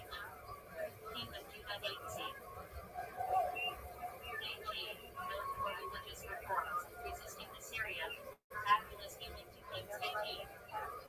Rabbi, Hosea Pasha Hebrew for salvation. Prophet named CPG, author of Book of Hosea. His marriage, however, symbolized God's relationship with Israel. Isaac is Hebrew for he will laugh for laughter. Son of Abraham and Sarah, second patriarch. Found in Genesis 22. Father of Jacob and Esau. Ishmael Hebrew for God will hear. Son of Abraham and Hagar. Ancestor of Aaron tribes. His story reflects divine care for outcasts Genesis 16:21. Israel Yaakov Jacob Hebrew for one who struggles with God. Jacob regained Israel after wrestling with an angel Genesis 32. Patriarch, father of 12 tribes. Issachar Hebrew for there is reward. Son of Jacob and Leah, ancestor of tribe of Issachar Genesis 30. 18. Tribe associated with Torah study. Jabez Hebrew for sorrow or pain. Minor biblical figure operating for God's blessing 1 Chronicles 4. 9. 10. Jacob Yaakov Hebrew for heel grabber or subhinder. Patriarch, son of Isaac, son of Esau. Father of the 12 tribes. Renamed Israel Genesis 25. 49. Jeremy for he will and mighty. A judge of Israel Judges 10. 3. 5. Also other minor figures share this name. For expansion. Son of Noah, ancestor of the New European nations Genesis 10. Jeremiah Hebrew for WH Psalms, or appointed by WH. Prophet during final days of Judah 7. 6 CPG. Wrote Book of Jeremiah and Lamentations. Jericho not a person but woman in Hebrew for fragrant for city. First city conquered by Joshua. Walls fell by God as miracle Joshua 6. Jericho Hebrew for the people increased. First king of the northern kingdom 10, CPG, introduced golden calf 1 Kings 12. Jeroboam Hebrew for let all to 10. Alternate name of Gideon. See Gideon above. Jesse Yeshai Hebrew virgin. Father of King David 1 Samuel 16. His lineage is central to Messianic hope. Protagonist of Book of Job, tested by suffering but remained engaged with God. Prophet, author of Book of Joel. Preached repentance and foretold the day of the Lord. John Youngman Hebrew for God is gracious. Several post-biblical figures, but not in Hebrew Bible proper. Jonah Hebrew called up. Prophet swallowed by a great fish, later preached to Nineveh Book of Jonah. Symbol of repentance. Jonathan Hebrew for WH has given. Son of King Saul, royal crest of David 1 Samuel. Died in mountains Philistines. Joseph Hebrew for made. Son of Jacob and Rachel. Sold into slavery, rose to power in Egypt, saved family from famine Genesis 37. 50. Joshua Hebrew for WH is salvation. Successor of Moses led conquest of Canaan Book of Joshua. Josiah Hebrew for WH is. King of Judah 7 CPG. Instituted major religious reforms to Kings 22. 23. Hebrew for praise. Son of Jacob and Leah, ancestor of tribe of Judah, Davidic dynasty, and Messianic line.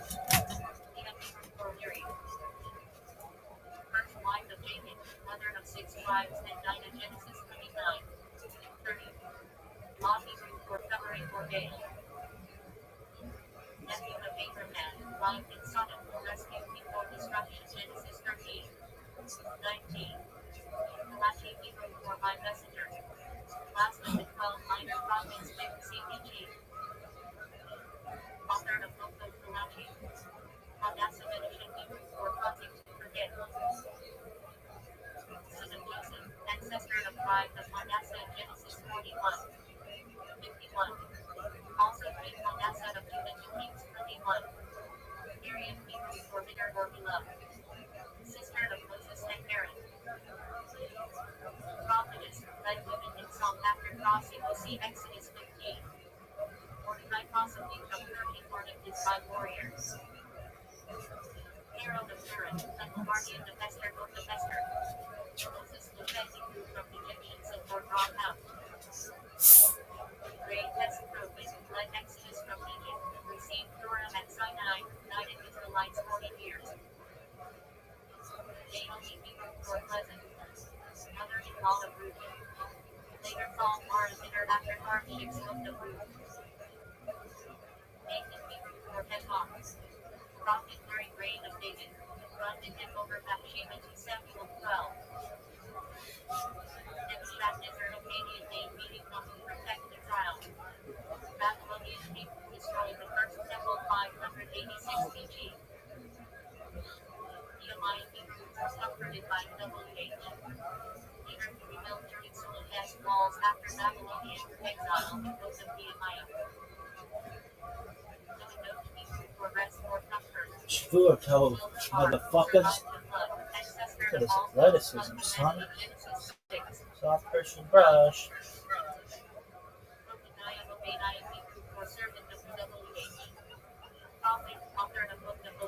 Look at his fucking athleticism, baby.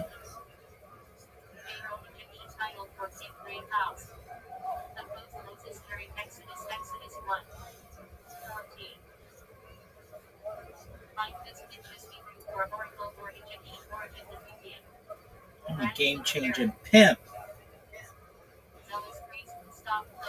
Oh, like Forrest Gump when he ran across the United States, baby.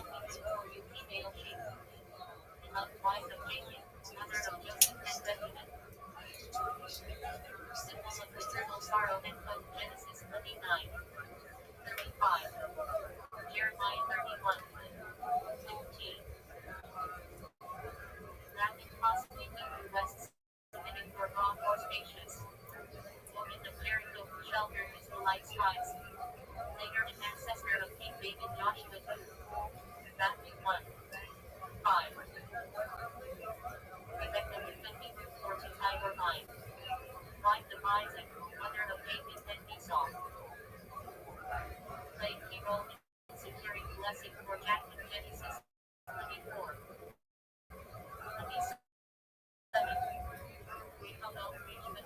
For the people have been large. Son of Solomon, king of Judah during split Paul's united monarchy 1 Kings 12. Wisdom and Hebrew for seed, Puzzle. Firstborn of Jacob and Leah, founder of tribe of Ruth in Genesis 29. 30. Lost firstborn rights due to despondent Genesis 35. 22. Hebrew for friendship. No Rabbi Conan, converted to Judaism, married, known as, and became great-grandmother of King David book of Ruth. Samson Shechem Hebrew for little son. Judge of Israel known for immense strength. The ancient Philistines met value to the little Judges 13. 16. Samuel message rule Hebrew for heard by God. Prophet, judge, and anointer of Saul and David 1 Samuel. Central figure in transition to monarchy.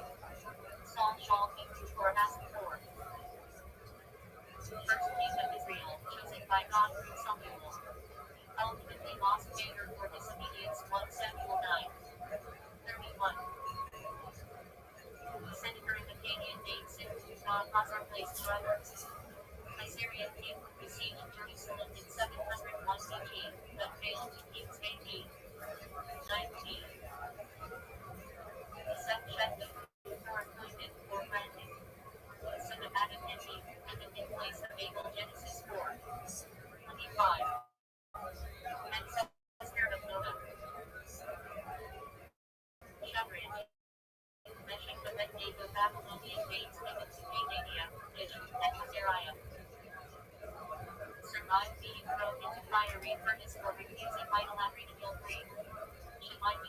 my faith. Relative of Saul, 1 David during his flight from Absalom to Samuel 16. She friendly root for beautiful warfare. One of two midwives who defied Pharaoh's order to kill people in Exodus 1. She the female figure in Song of Songs. Possibly meaning he spoke from Shalom. Symbol of love and beauty. Simeon Sheba for birth. Second son of Japheth and Leah, ancestor of tribe of Simeon, Genesis 29. 33. Solomon Shlomo Hebrew for peaceful. Son of David, third king of Israel. Built first temple, made purpose of 1 Kings 1. 11. Tamar Hebrew for David. Daughter-in-law of Judah, secured her rights by bold action, Genesis 38. Also daughter of David to Samuel 13. Terah Hebrew for delay or station. Father of Abraham, Nefer, and Haran. Migrated from her before Canaan, Genesis 11. Timnath by Missouri Acadian name, thrust into son of Asher and Bethel. Assyrian exiled Israelites in 8 CBG to Kings 15. Uriah Hebrew for WH is my life. Hittite warrior in David's army, husband of Bathsheba.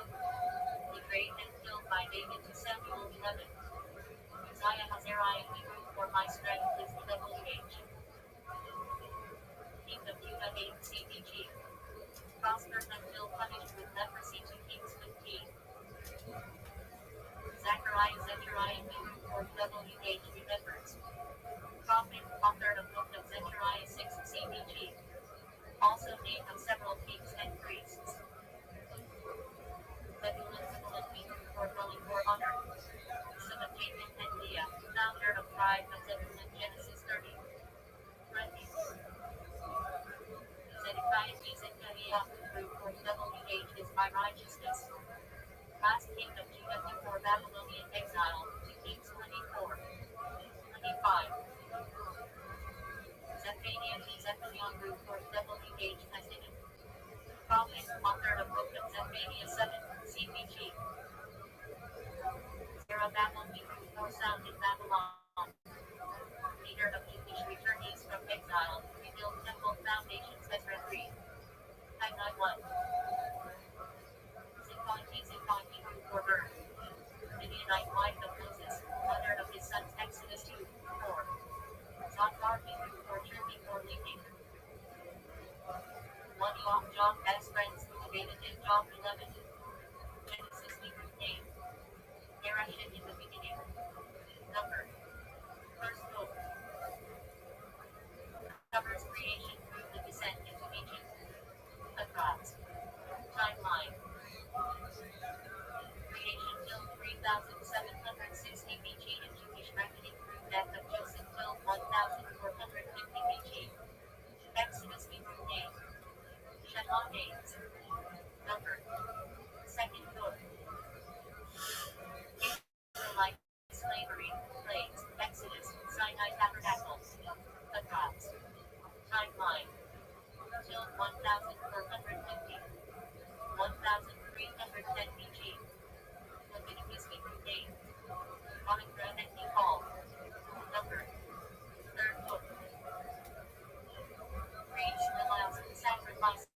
Purity, holiness, food. Across.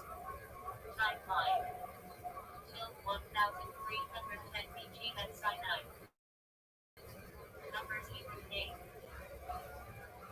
Mountain Bar in the wilderness. Number. Fourth book. Census. Timeline. Till 1310. 1272 BC, 40 years in desert. Deuteronomy Hebrew name. Memory words. Number. Fifth book. Moses farewell speeches, Shabbat, blessings, curses, Moses death. Across. Timeline. Till 1272 BC, plains of Moab. Joshua Hebrew name. Joshua the Lord is salvation. Number. Sixth book.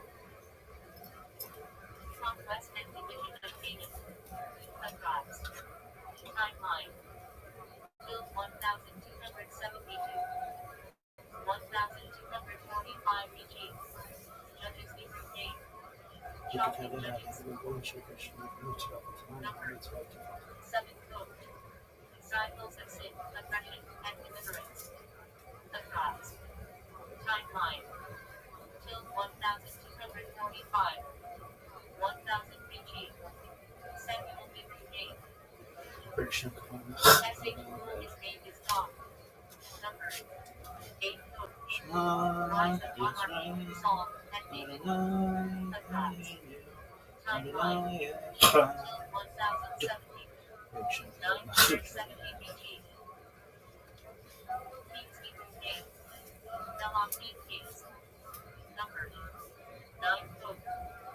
Solomon, divided kingdom, prophets, exile. Across. Timeline. Till 970. 586 BG. First Temple period. Isaiah Hebrew name. Yeshaiah, the Lord is salvation. Number. 10 teenage book.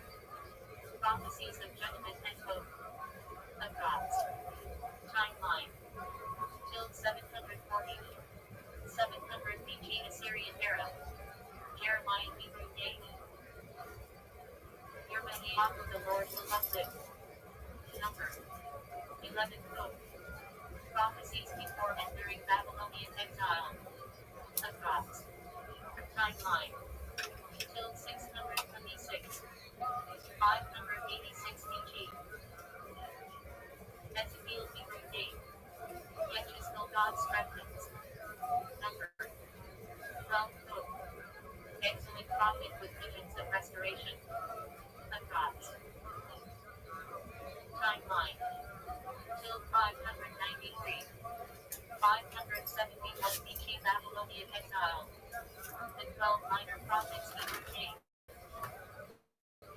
Asar 12. Number. 13 book. Collection of 12 prophets, spanning till 750. 450 BG, covering Assyrian, Babylonian, and Persian periods. Psalms Hebrew name. Temple praises. Number. 14 book. Prayers and hymns, attributed to David and others. Across. Timeline. Till 1400 BG. Proverbs Hebrew name. Ishmael parables. Number. 15 book. Wisdom sayings, mostly attributed to Solomon. Across. Timeline. Till 950. Syndicated persecuted. Number. 16 book. Wisdom literature on suffering. Across. Timeline. Located possibly till 1500 BG. Song of Songs Hebrew name. Shur Bashir and Song of Songs. Number. 17 book. Love poetry, allegory of God and Israel. Across. Timeline. Till 950 BG attributed to Solomon. Hebrew name. Run Companion Friend. Number. 18 book. Story of Ruth's loyalty and ancestry of David. Across. Timeline. Till 1100 BG Judges era. Lamentations Hebrew name. Ivan Balalas. Number. 19 book. Codex warning destruction offered Son. Across. Timeline. Till 586 BG. Ecclesiastes Hebrew name. Solid the secular creature. 28 book. Reflections on meaning of life and revelation of Solomon. Across. Timeline. Till 950 BG. Esther Hebrew name. Esther starred in it. Number. 21st book. Story of Earth in Persia. Across. Timeline. Till 480. 460 BG reign of Xerxes and Ahasuerus. Daniel Hebrew name. High Judge. Number 22nd book. Narratives and apocalyptic visions in Babylon. Across. Timeline. Till 600. 530 BG. Ezra. Nehemiah Hebrew dates. Ezra helped and Nehemiah comforted by God. Number 23rd book. Return from exile. Temple rebuild. Reforms. Across. Timeline. Till 538. 400 BG. Chronicles Hebrew date. Nigerian words on days. Number 24th book. Retelling of Israel as history from Adam to Cyrus degree. Across. Timeline. Written till 400 BG. Covering events till 1000. 538 BG. Abram Sinbad, son of Abraham, Abraham. Abram exalted father Abraham, father of many nations. Gen. 17. Yes, glasses, I'm sorry. Origin. Hebrew adapted into Yiddish German form. Look at this, I thought it was Acronym occupational German Yiddish for plow and for farmer. From Middle High German Acker equals shield. Not specifically Jewish, but adopted by Jews in German-speaking lands. Adler German Yiddish, meaning eagle. Chosen as an ornamental name for strength and majesty. Sometimes also linked to rabbinic families. The term Alberg is derived from Yiddish German Al, mountain, hiding from the mountains. In Slavic areas, suffix Savitchi used to designate Jews from Ashkenaz medieval Hebrew term for Turkey. Appears in rabbinic writings, e.g. Rabbi in South Ben Asher relating to Ashkenazi. Auerbach place derived from nouns called Auerbach in Germany. Bach equals street in German. Backernach place derived from the German town Bachheck on the Rhine. Jewish families often took the town name when meaning. Marriage acronym in Hebrew Yiddish. Ben Rabish. Equals son of Rabbi name beginning with S-H, E.G. Shlomo. Root. Hebrew Ben equals son. Baron German Yiddish nobleman, baron. Some Jews adopted this when governments forced surnames in AD 19. See Austria, Germany. David Linson from Yiddish female name Baal Unical, from Slavic Bella equals Y. Patronymic. Son of Baal. Aronson patronymic, son of Earth. Word Yiddish for air was often paired with a Hebrew name non-same meaning. Berliner Geographic, from Berlin. Jews took it when migrating. Bernstein German Yiddish, Panther. Ornamentals are name, popular after 1787 surname decrees in Russia. Long place derived from long lotto towns in Central Europe. Sometimes used for a person with pale complexion. German white equals pale. Blue German Yiddish, flower. Ornamental, associated with beauty. Long German Yiddish long equals free. Used symbolically or as ornamental. Rodi place derived from Rodi Militia, Ukraine, a major Jewish center. Canton variant of Cohen. Hebrew Cohen equals priest, descendants of Aaron. Priestly families. Cantor from Latin Cantor Seaburn, Rye of Yiddish German. Refers to synagogue on Cantor. Kaplan German Yiddish chaplain, but in Jewish usage often linked to rabbis or Levites. Ancient Hebrew surname equals priest. Descendants of Aaron X. 28. One of the oldest hereditary surnames in the world. Danzig from the city of Danzig, now Danzig, Poland. Jews often named after towns they lived in or left. Deutsch German Yiddish for German. Used for Jews who had migrated eastward. Ravis from the city of Trier, in French. Babies. From fire. The upper German Yiddish occupational Babies. common in early modern English. Look at the bear. From Look at the and baby bear. Edinburgh, Emerson, Look Germany, at the baby bear. ancestor of Abraham. Oh, you judge me. 24. Equals the other side crossing over. Patronymic equals so November. Edelman German Yiddish, no moment. Sometimes ornamental. Eisenberg German Yiddish iron mountain. Ornamental. Elkanah Hebrew Elkanah equals God has acquired created by Seth.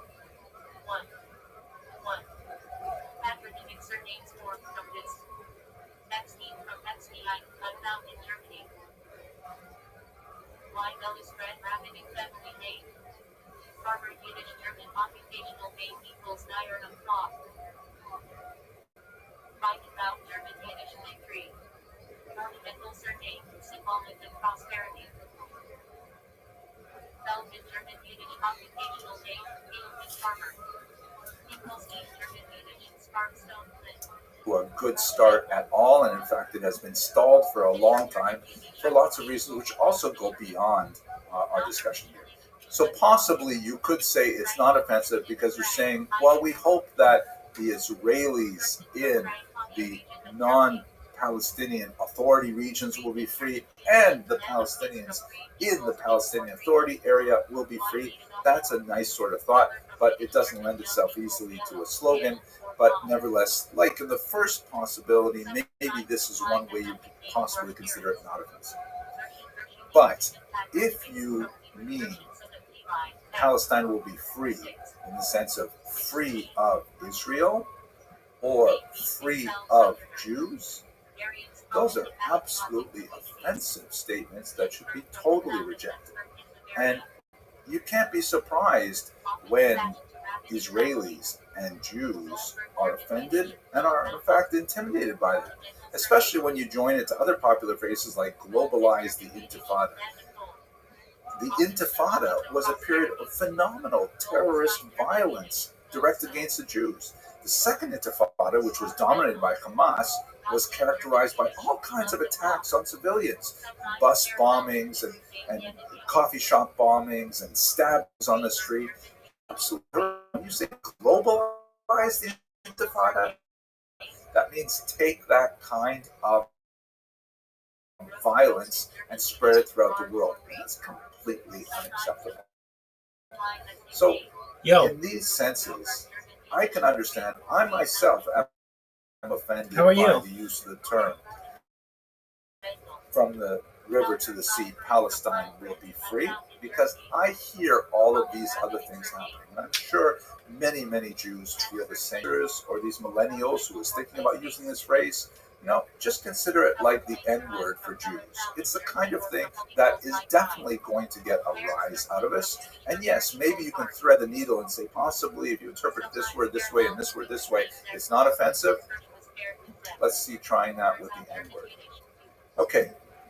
I hope this made things a little clearer for you, and I want to reiterate that the good news I hear from all of this is that most people, when they understand why this expression is so offensive to Jews, they decide not to use it anymore. And I hope that's what you'll think too.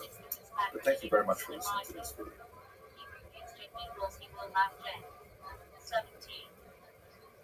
Hello, fellow students of Jewish history. I'm sure you're aware there's a lot of talk right now in the connection with the conflict in the Middle East regarding the idea of genocide. And I thought it would be interesting for us to have a look at the person who actually invented that word. He was a Jewish man named Raphael Lemkin. So let's have a quick look at his background and why he came up with this particular term. So he was born in 1900 in a part of the world that would be today called Belarus. It actually happens to be a part of the world that my own family comes from. And he was rather different than most Jewish boys his age. His father was a farmer near Volkovich, where My great uncle was actually a high school principal, and his mother was an intellectual. There's just not that many Jewish farmers, particularly in that part of the world, in Lithuania, when it was called back then. His mother was a great intellectual, a great reader, and she really instilled in her three sons a love of learning. In fact, she homeschooled all three brothers. Young Raphael was deeply affected by the news of a pogrom in Białystok that occurred in 1906. And then later, as a teenager, when World War I broke out, the entire Lemkin family had to flee into the forests in order to avoid the hostilities between the German and the Russian armies. While they were hiding in the forest, unfortunately, his younger brother died, possibly of pneumonia or even Spanish flu, but unfortunately he passed away at that time, leaving Raphael with only one surviving brother. He went on to receive a trade school education, but he had exceptional language skills. He was ultimately able to read about 14 languages and speak 9. He studied linguistics in Lviv, which back then would have been called Lvov. Later, he went to study philosophy at Heidelberg and law in Lviv once again. And during this time, he continued to meditate and to think deeply about the nature of human cruelty, and in particular the history of massacres in Armenia, which occurred at the beginning of the 20th century in Iraq and elsewhere. And he went to one of his professors, Julius Makarevich, and asked him about the doctrine of state sovereignty that the professor had been promoting. The idea that the states essentially can do whatever they want in their own countries and they can't be punished in other legal fora. So the professor responded to him saying, consider the case of a farmer who owns a flock of chickens. He kills them, and this is his business. If you interfere, you are trespassing. Lemkin apparently replied to him, but the Armenians are not chickens. And you can't compare these things, a farmer killing his chickens as opposed to a head of state killing his own citizens. His eventual conclusion was, sovereignty, I argued, cannot be conceived as the right to kill millions of innocent people. He was also deeply moved by the trials of two individuals. One was the assassin of Talat Pasha in 1921, and another I'm quite a bit more familiar with, Shalom Schwarzbard assassinated Simon Petlura, who was the leader of the Ukrainian government during the brief period of Ukrainian independence between World War I and the Soviet occupation of Ukraine. In the case of Shalom Schwarzbard, he went up to Simon Petlura, the leader in exile now in Paris in 1926, and shot him dead on the street. He was arrested and placed on trial, and he was able to essentially turn the trial around to be not a trial of his own assassination effort, but rather of the activity of Simon Petlura during this crucial Civil War period. And even though Shalom Schwarzbard was clearly guilty of assassinating Simon Petlura, the Paris jury in 1927 rendered a verdict that allowed him to go free. And this kind of event led Raphael Lemkin to think, why is it that we can't prosecute those who perpetrate war crimes on their own people? This thought would eventually mature in his mind during his experience during the Holocaust. But during the 1930s, he was working as a public prosecutor in Poland, and he was also very deeply involved in working with the legal codes of Poland and codifying those laws. Let us remember that Poland was recently reconstituted as an independent country after World War I. And in 1933, he went to the newly formed League of Nations, which was essentially the precursor to the United Nations, and he met with their legal counsel at a conference in Madrid. And there he made some derogatory comments about Nazi Germany that, when he went back to Poland, got him in a lot of trouble because Poland was working on some treaties with Germany at the time, so he was fired from his public position. He ended up going into private practice, but he continued to work on his idea of how is it possible to prosecute perpetrators of international massacres. Unfortunately, he would have ample opportunity to continue this line of thought because on September 1st, 1939, the Nazis would invade Poland. Lemkin's own home was destroyed in a bombing raid on the 6th of that month, and he ended up being homeless and having to wander from place to place for some time. He was able to escape both the Nazis advancing into Poland and also Russian detention by portraying himself not as an intellectual, as a lawyer, but rather as a simple peasant, and he managed to make his way back to Volkovich and to see his parents for the very last time in November of 1939. He moved on to Vilna, the capital, and he decided there, and I'm going to quote from his autobiography, "I really lived only when I was fighting for an ideal. I will devote the rest of my life to my work, outlawing the destruction of peoples." Later in Riga, he would meet with a distinguished historian, Shimon Dubno, who would encourage him to continue his work in this vein. Dubno was later killed by the Nazis himself. But Lemkin was able to make his way first to Sweden and then via Japan to the USA in 1941, where he became a professor at Duke University and later at Rutgers University. The Holocaust, however, was absolutely devastating for him. He lost 49 members of his family, although his surviving brother actually managed to make it through the Holocaust because he was in a labor camp with his family, a Soviet labor camp, and ultimately was able to come to Canada where he settled. So Lemkin had suffered phenomenally during the Holocaust, and this further encouraged him to work on his concept of how to prosecute war criminals who commit crimes against people of other nations. His greatest claim to fame, of course, is that he created and defined the word genocide, borrowing from the term genos in Greek, meaning family, and sidera, which means to kill, like a homicide or suicide, terms like that. And he published the term in a book in 1944 called Axis Rule in Occupied Europe, and it proved to be an extremely important term that was used in the Nuremberg trials and elsewhere. The UN General Assembly accepted his Convention on the Prevention and Punishment of the Crime of Genocide in December of 1948, and then later was ratified in 1951. And for the rest of his life, he worked on many examples of 20th century massacres, including a very notable speech in 1953, in which he was an early individual to identify the Soviet artificial famine of 1932-33 as a genocide against Ukrainians. Unfortunately, Lemkin, who spent the rest of his life in New York City, suffered from very poor health, in particular high blood pressure. Doctors had difficulty diagnosing his illness, which he ended up calling genociditis, meaning exhaustion from the work on the Genocide Convention. In 1959, he died of a heart attack on a New York street.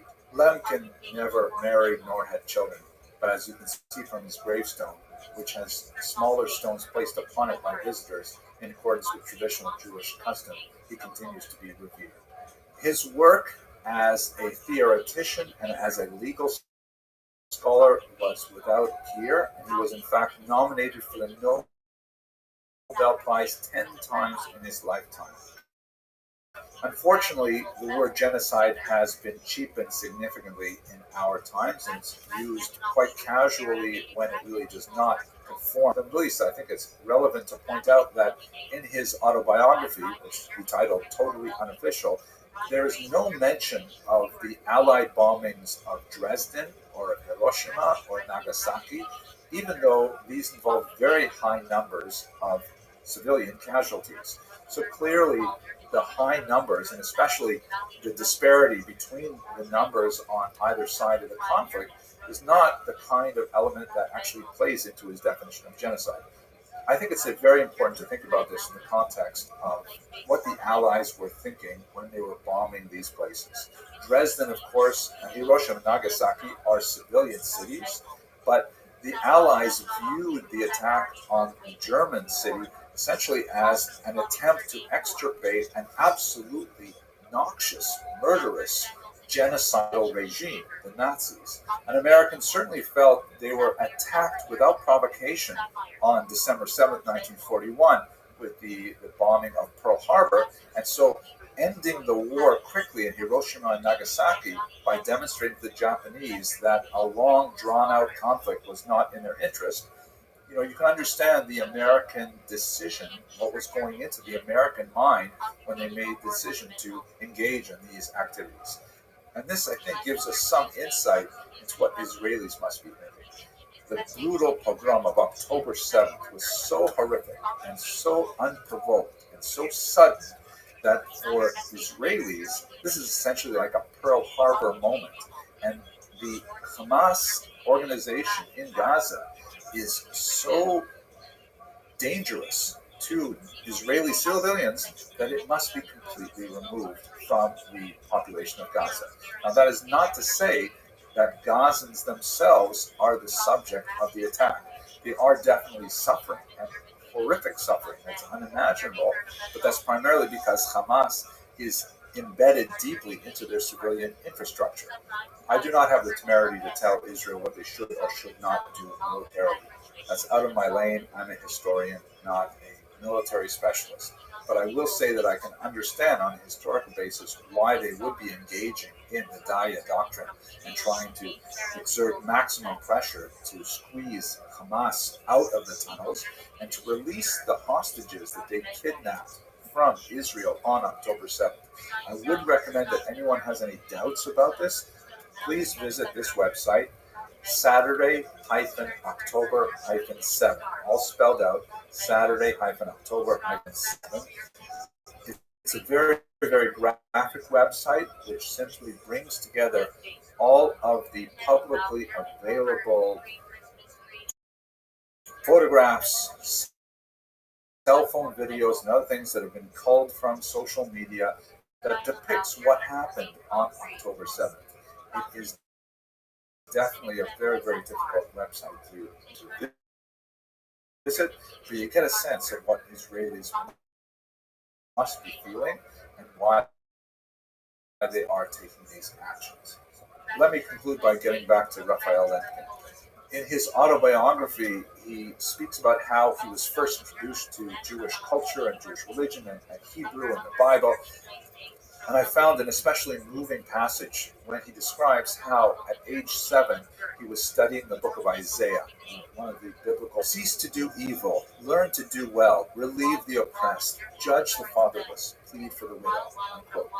This call of Isaiah, Lemkin continues, sounded to me so urgent as if the oppressed stood now outside our door.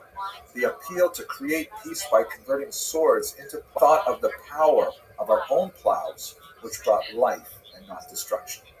And of course, the metaphor of the beating of swords into plowshares is so resonant in Isaiah's writings and has, of course, affected the United Nations today.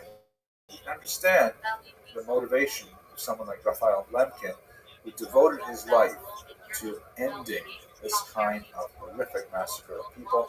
I find it especially relevant, therefore, to note that this person who loved peace so much and devoted his life to ending massacres of innocent civilians, nevertheless did not feel that discussing Hiroshima, Nagasaki, and Dresden was within the boundaries of what he conceived of as genocide. And you can make of that what you will. Thank you very much for watching, and let us hope to see an end to this conflict as soon as possible.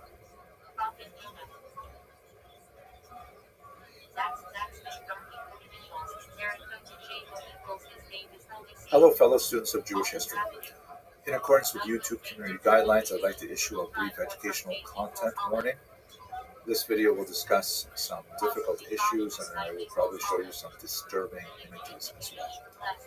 Obviously, we're still in the midst of a tremendous crisis in Gaza and Israel. It's a period of tremendous polarization, and what I would like to achieve with this brief video is to help define the parameters for appropriate debate of the history of the peoples that live in the area.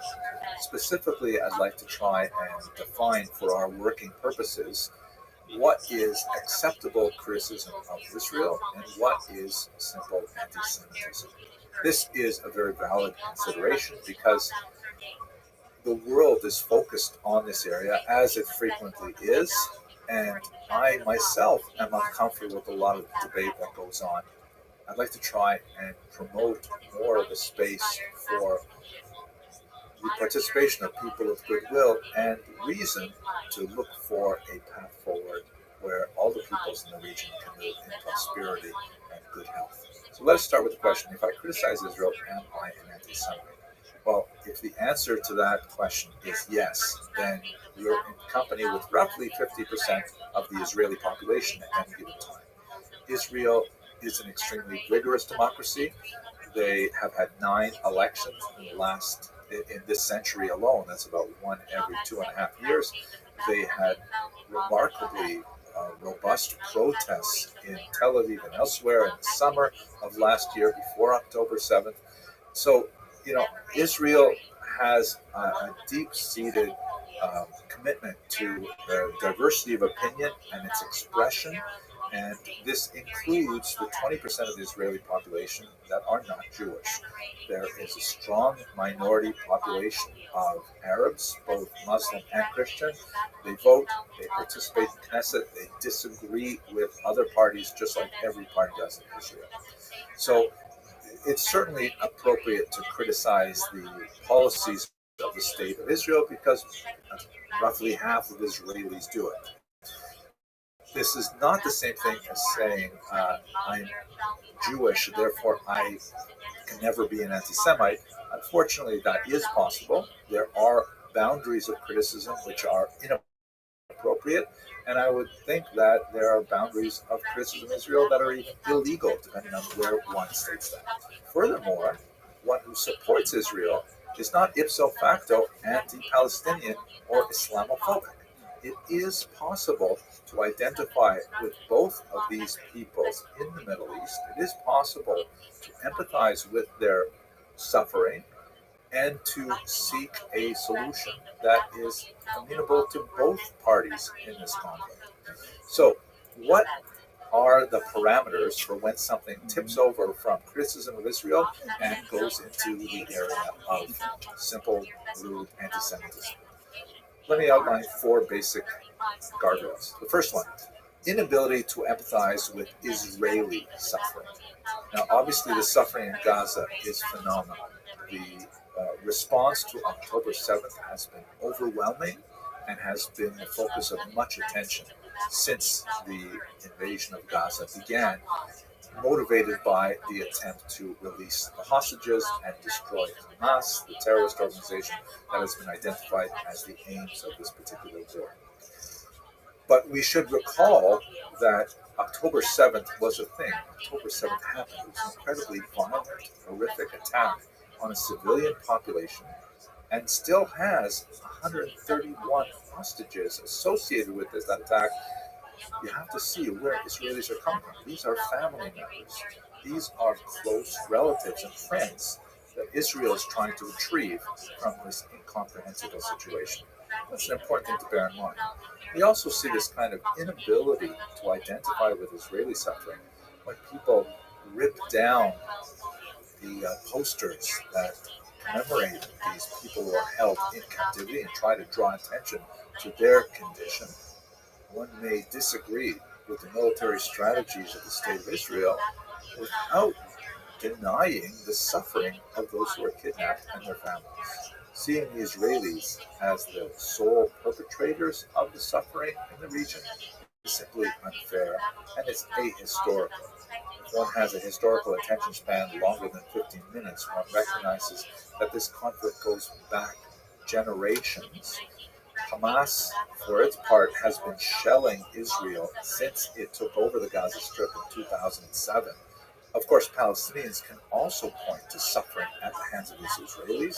This is not a what about it kind of video. I'm trying to specifically address the issue of criticism of Israel and anti-Semitism, but it just underscores the fact that this is a place of great historical complexity, and people should not rush to judgment. Second guardrail, conflating anything Jewish with Israel. Recall that about half of the world's Jews live in Israel, but half of them do not. Half of them belong to countries all over the world, the United States, Canada, Europe, Australia, and so on. And while it is true that most Jews support Israel, But that doesn't mean that every Jew around the world constitutes a target for anti-Semitic attack. Consider, for example, the recent protests at Mount Sinai Hospital in Toronto and also here in New York, where, what does Mount Sinai have to do with Gaza? Mount Sinai is, of course, the name of a hospital that was founded by Jewish donors. It treats people across the religious spectrum, regardless of their background. It's a place of healing that has absolutely nothing to do with the setting of Israeli military or political policies. Why you're taking this here, unless you want to specifically target Jews all around? That's called anti-Semitism. Third guardrail: beware of borrowing tropes from historical anti-Semitism. Anti-Semitism is not an idea that was invented last month. It's something that goes back millennia. And it has a hoary and awful blood-soaked tradition behind it. And there's certain images, such as, for example, the drinking of blood by Jews in some kind of vampiric way, which is associated with a 12th century charge called the blood libel. It's absolutely horrific and plays into a long-running attack on Jews. Completely false and completely unfair, but borrowing from those things essentially plugs one's argument into this historical tradition of anti-Semitism, and that may not be something that one wishes to encourage. And then the final guardrail: it may be anti-Semitic if one's outrage is selective. In other words, people are entitled to their opinions, but are they only so enervated about Israel? Are they not enervated about the persecution of people elsewhere in the world, in Syria, in China, in Sudan, and elsewhere in Iran? Is it only when Jews are involved that one is outraged? If that is the case, chances are it constitutes anti-Semitism. So if we're going to discuss this historically, we should bear in mind that blind spots are certainly human. I definitely have them. But nevertheless, I value the opportunity to discuss some of these extremely important historical issues with open-minded people who are rational and of goodwill. Opinions about what should be happening in Gaza right now. Nevertheless, none of them associate with slogans that involve violence, such as, for example, resistance, what most people who use it have any idea what they're talking about, or globalize the Intifada. Similarly, they have no idea what the Intifada actually meant for the people of Israel. And they don't use horrific, violent, gory images, such as this particular lecture from a Northeastern university recently featured in the news, who uses these kinds of offensive images to stoke a visceral hatred, which can only lead to anti-Semitism. This has been a little different video from most of the ones that I talk about. I hope you haven't found it too tedious or difficult. I look forward to speaking with you on more conventional Jewish history videos. Thank you for watching.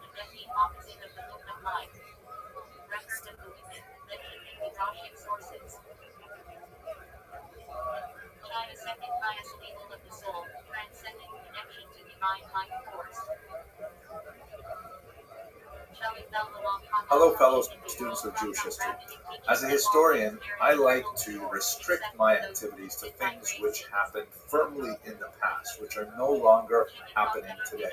That's really where I feel most comfortable and I can speak with a certain degree of authority.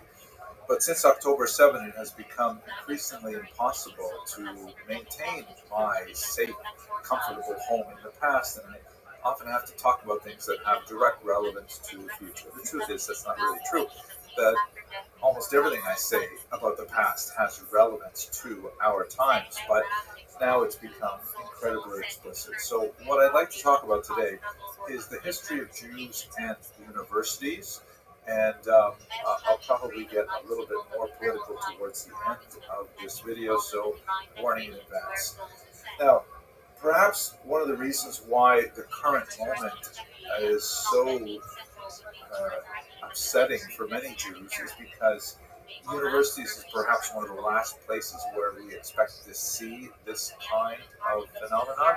But in reality, we shouldn't be that surprised again, taking a longer historical approach to the problem, we happen to be living at the end of a historical bubble that in the immediate post-Holocaust era, and especially from the 1960s, when the combination of the growth of the Black Pride movement in the United States and the remarkable victories in Israel, the Six-Day War, produced a surge of interest in Jewish academics on university campuses, and specifically the rise of Jewish studies on academic campuses.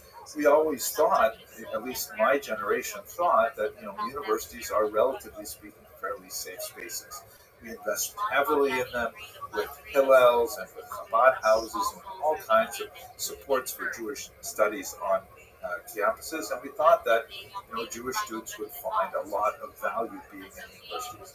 But we happen to be coming, it appears, to the end of that anomalous period, that 5 or 6 decades of relative peace are slowly coming to an end, or perhaps rapidly coming to an end.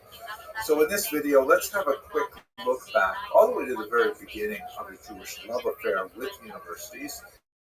And I'd like to trace a little bit of the thread of resilience that winds its way through this history up until the present moment. So first of all, let us recall that Jews are something that is deeply rooted in Jewish cultural and has all kinds of reinforcements throughout history.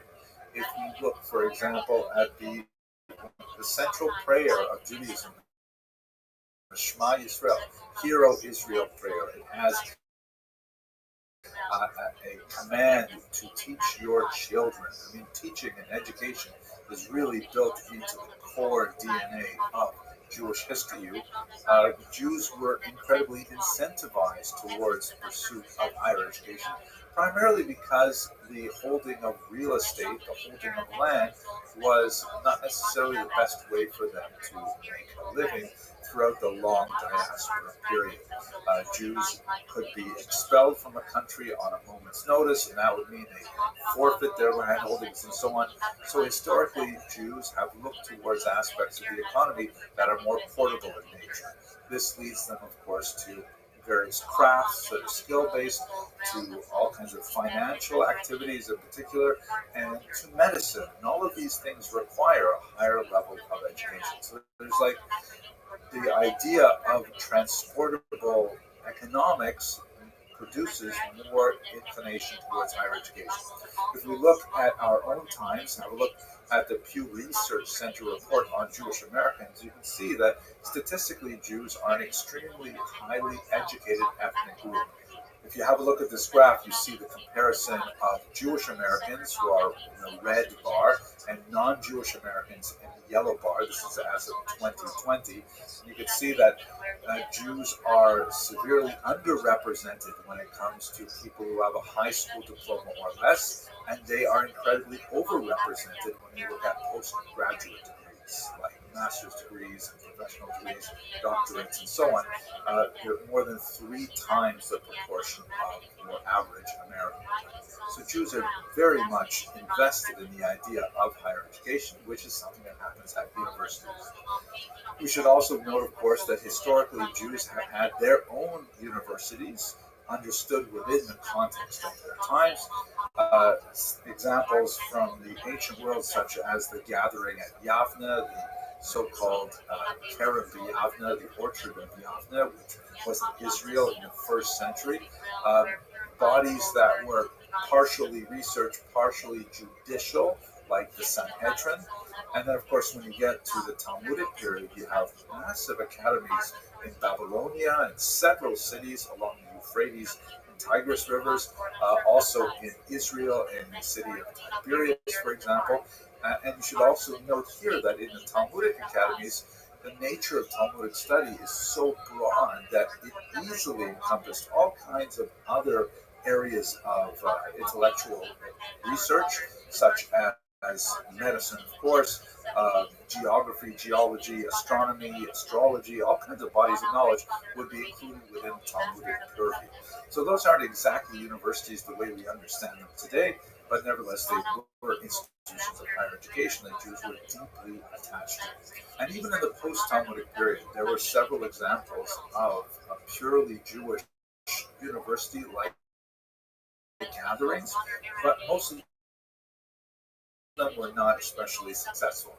There was, for example, in the 15th century in Sicily, an attempt to create a Jewish university, or perhaps might be better said, as a university under Jewish auspices, but then the Inquisition came along and the Jews were expelled from there shortly thereafter. It was really only in the modern era when you have institutions like Hebrew University established, and here in New York City there's an extremely successful Jewish university. I've heard that there are a couple others as well, I just don't know too much about them. But let's focus for our purposes on Jews attending general universities. What was that like for them? So the dominant experience of Jews and the struggle against exclusion. This is especially true in Christian lands where there was always a religion test for students and especially for faculty. This begins already in the 4th century with the University of Constantinople, which was then known as the Pandidakterion, or the place of all teachings, which is sort of echoed in the word university that we use today, which was founded ironically when the Patriarchate in Israel was ended in 425. But outside of the University of Constantinople, Jews were admitted to the University of Jundi Shapur in Sasanian Persia in the 6th century. This would be in like the early post-Talmudic period, which absorbed a lot of Jewish scholars and scholars from other places. And shortly thereafter, when Baghdad rose, there was the Beit al-Hikmah, which was open to Jews as well. So Jews enthusiastically participated in these kinds of institutions, which were solely devoted to the pursuit of higher education. In Christian lands, there were some interesting exceptions made for extremely literate Jews who were very valuable to the university enterprise, particularly in areas like the Hebrew language, which is something the Jews, of course, retained and was essential for study of the Hebrew scriptures. But it didn't always work out so well for neither the prospective faculty nor the university institution. For example, Eliyahu Levita was invited to teach in Paris in the 15th century, but he refused because Paris was still closed to Jews, and he didn't want to be the only one there with some kind of residency permit. The major exception for much of the medieval period is Italy. And Italy was incredibly kind to Jewish students. The great universities of Bologna, Ferrara, Pavia, Perugia, Pisa, Rome, Siena, and especially Padua. So much so that when they graduated and went back, the term Italian doctor basically meant Jew. Just like in roughly the same period, the term Portuguese merchant also meant Jew. It was kind of like a euphemism for them. There were, to be sure, discriminatory practices in these universities as well. Jews were forced to pay higher tuition, higher fees. There were certain kind of humiliations, like on Christmas they had to give all of the Christian students a bag of candy in Padua and things like that. The Jews would still generally be forced to wear distinguishing clothing, like distinctive hats that separated them from Christian students and so on. But by and large, Jews were very happy to even have the opportunity to study in these institutions of higher education. This all really changes from the 18th century onward. There's an increasing pressure from the Enlightenment to admit Jews without demanding that they convert to Christianity before they teach and certainly before they study. An interesting example is one Isaac Abraham Euchel, who was an instructor of Hebrew, and the University of Königsberg rejected his application to teach Hebrew there over the objections of the great Immanuel Kant, who is, of course, the most famous son of Königsberg, who refused to sign off on the Senate of the university's decision to not admit Professor Michael to teach Hebrew. Everything changes really on a legal basis when the Austrian Emperor Joseph II issued the Patent of Toleration in 1782, which formally allowed Jews to attend public school, and this is around the time when universal public education just begins to get rolling. And Jews were, under the patent of toleration, allowed to apply to universities as well. Application is not the same as admission, and progress was slow, but nevertheless, on a legal basis, Austria formally allowed Jews to attend institutions of higher education. By the time we get to the end of the 19th century, there are so many Jews who are active in all kinds of areas that are burgeoning and developing new departments of study in psychology, in sociology, experimental physics, linguistics, that the idea of blocking Jews who were really at the forefront of many of these fields, sometimes actually creating these fields, made this whole idea seem silly. So by the time you get to the early 20th century, Jews are being admitted to universities in much higher numbers. Perhaps the greatest resurgence of a threat to Jewish participation in higher education came with the advent of fascism, however. The Nazi regime passed just months after Hitler came to power on April 25th, 1933. By the way, I happen to be recording this video on the anniversary of that date. The so-called law against overcrowding in schools and universities. The law, which was ostensibly against overcrowding, really meant against too many Jews in schools and universities. And it set a very, very low threshold of how many Jews could be allowed to attend the classes, even though Jews were at that time just 0.8% of the population of Germany, nevertheless to keep them out of higher education. By 1939, they would not be allowed to attend at all. In Poland, heavily influenced by the integral nationalism that was emanating from Western Europe, they instituted ghetto benches, which was a segregated area at the back of lecture halls where Jewish students were forced to sit during lectures. Some bizarre discrimination against Jewish medical students, whereas they were required to source their own cadavers for dissection from the Jewish community, as opposed to general students who could use whatever bodies we were donated to science or were otherwise sourced by the university for research. And we have this also, though, in the communist realm. One of the most bizarre episodes in a very bizarre period of time. The early Soviet Union tried to do away with all bourgeois educational models, and they actually tried to have the universities run by the students themselves. Kind of ironic when you see the People's University signs poking up at some of these Ivy League schools. And they wanted to put students in charge. Why should professors be in charge?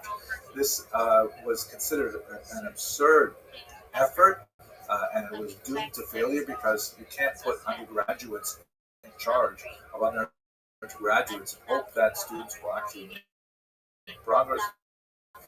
But nevertheless, it also was another opportunity to persecute Jews and remove them from teaching positions in the Soviet Union as well. It also chilled for a very long time the efforts of Jews in the Soviet Union to pursue degrees in certain fields, which were like ideologically suspect. I have many colleagues who studied in the Soviet Union to see their doctorates in fields that were far away from Jewish history because what they wanted to study was Jewish history. So this should give you just some kind of sense of how we got to the point we are at today. What I began this video with was a statement that we are at the end, sadly, of an anomalous period where Jews were more tolerated, where there was a honeymoon for Jews. Unfortunately, everything seems to be pointing in the arc of anti-Semitism, as I understand it, which will call for now anti-Israelism. And this anti-Israelism does not live within the parameters of normal criticism of any other country. Now, please don't get me wrong. There is lots of room to criticize Israel. And in fact, until October 6th, disagreeing with Israeli politics is basically a national sport in Israel, and it is an amateur sport outside of Israel as well. There's lots of room for legitimate dissent criticism, and so on. And it is a very vigorous democracy that allows for that to happen. But what's happening on many campuses today seems quite different. I'd like to outline now 4 basic ways in which today's protests go beyond the normal descent of young people in an artificial environment like university into something which sadly resembles crude or anti-Semitism. First of all, calls for violence. And it goes without saying, of course, actual violence. Universities should not tolerate any intimidation of any student. No student should feel fear for their physical well-being by entering the campus. They should be able to stand and listen to someone else's argument. They should be able to offer their own counter-argument, all within the parameters of normal speech. Saying things like the next target of Al-Qassam, holding up signs, or saying things like Intifada revolution is the only solution. We'll get to point 2 about that in just a second.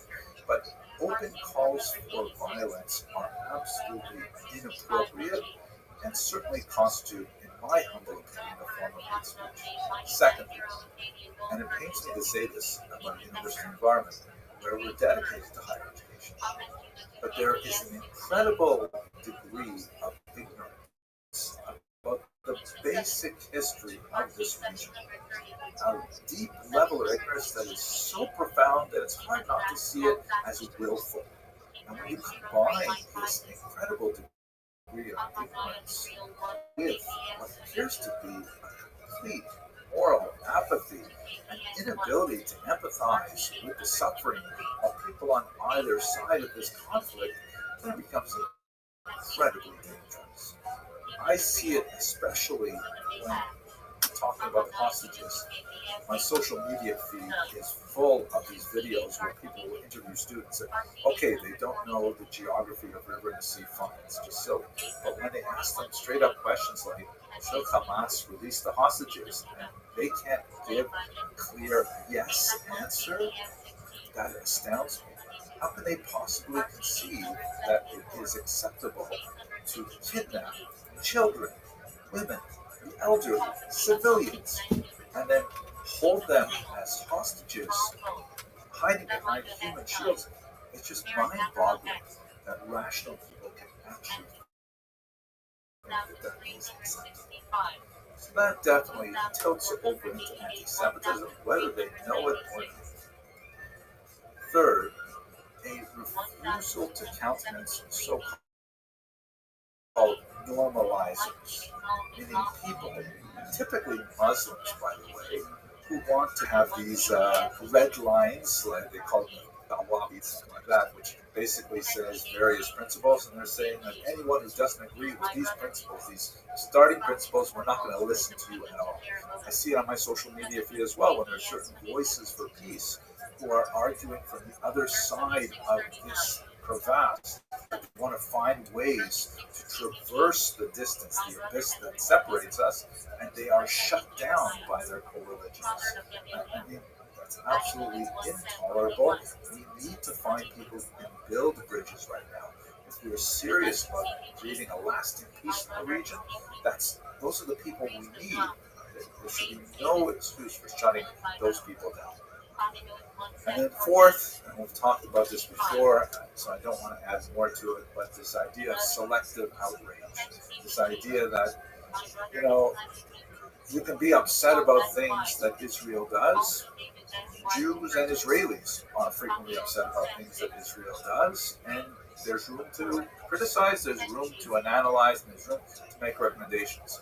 But to be only upset about things that Israel does and completely be uncaring about things that happen in the rest of the world, where does that come from?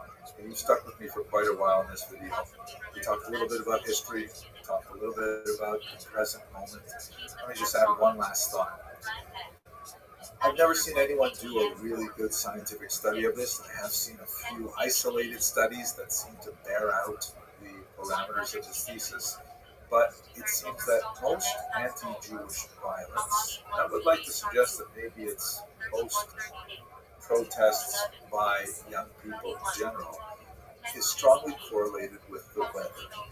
In other words, people don't like to come out in a rainy season to protest. People don't come out in the middle of February to protest. Generally speaking, there are some interesting exceptions.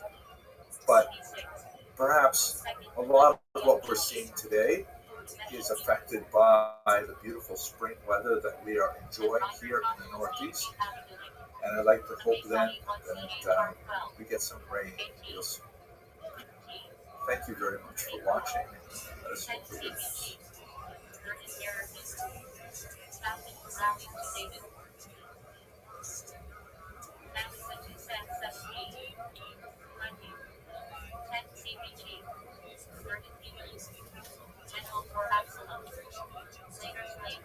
Hello, fellow students of Jewish history.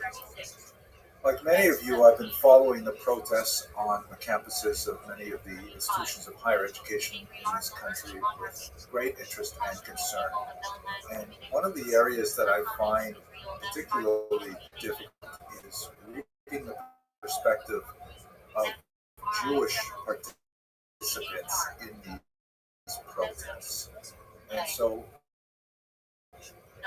this is stepping a little bit out of my lane as a historian because I prefer to talk about things that happened a long time ago, and I will. If you're here for that, I really wanted to take a moment to speak directly to my fellow Jews who are choosing to participate in these protests and share with you some of my thoughts about how your participation fits into the larger narrative of Jewish history over the last 2 millennia. Let me say first that I think I understand. What up, Splangly? I think I understand where you. How are you? Can you hear me?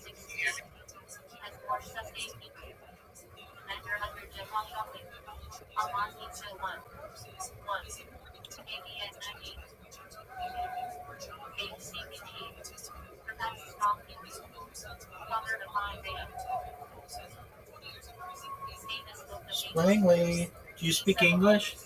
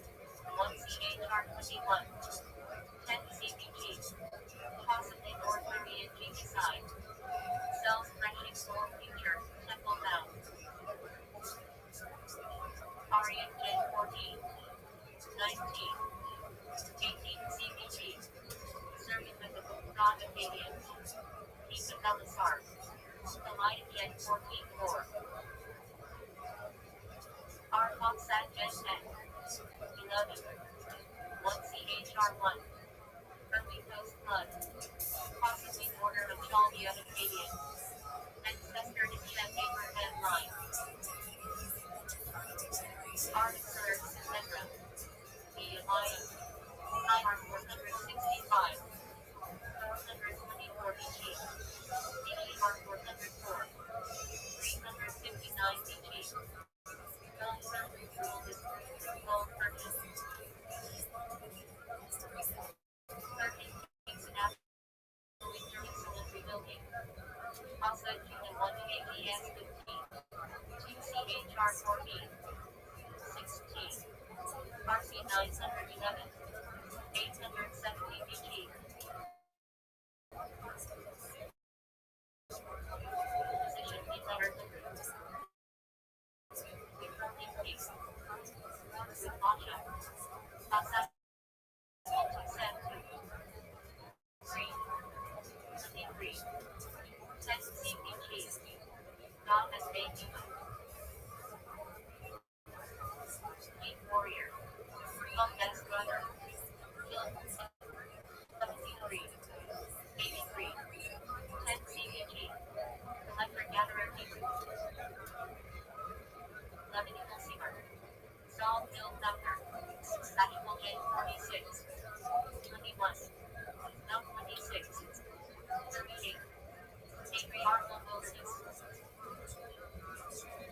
Fire Mighty Man on Tra. Hebrew. Benjamite Clan Ancestor. Messiah Gen 41. 46.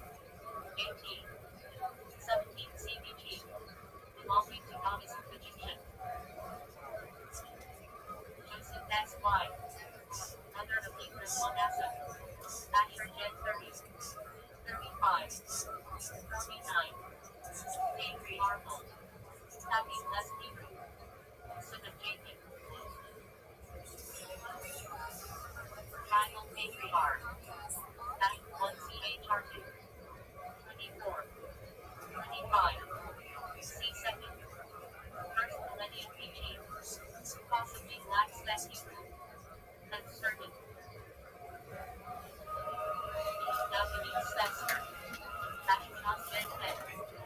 3. Term 51. 27. Early Coast Flood. Ethnic. Later Germanic clans Hebrew usage.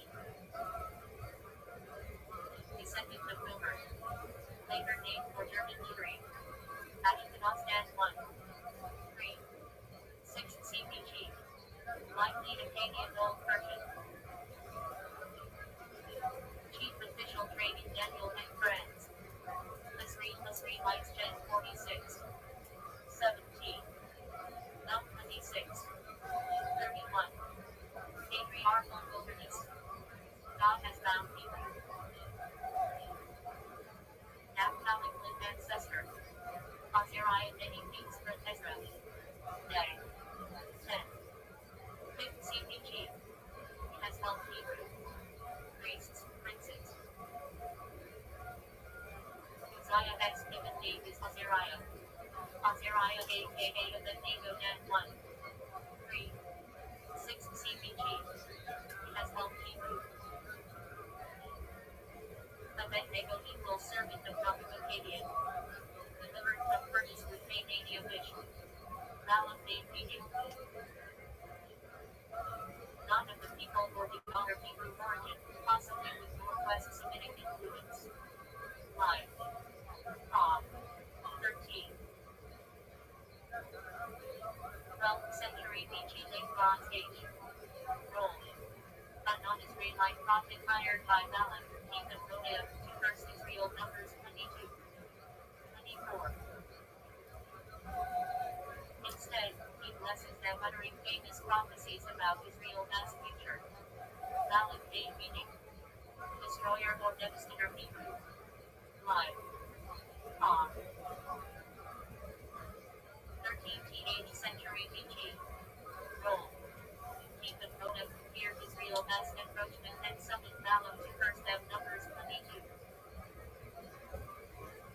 His opposition sets the stage for Balaam as prophecy. Live. Off. 12th century BC. Role. Israelite general during the time of Deborah Judges 4. 5. Deborah, defeated Sisera and Canaanite army. His story highlights partnership between male and female leadership in Israel as early history. Artemis appears in New Testament, not Tanakh name meaning. Son of encouragement Aramaic. Not in the Hebrew Bible proper, but included in Jewish Christian contexts. The significant impacts as companion of Paul.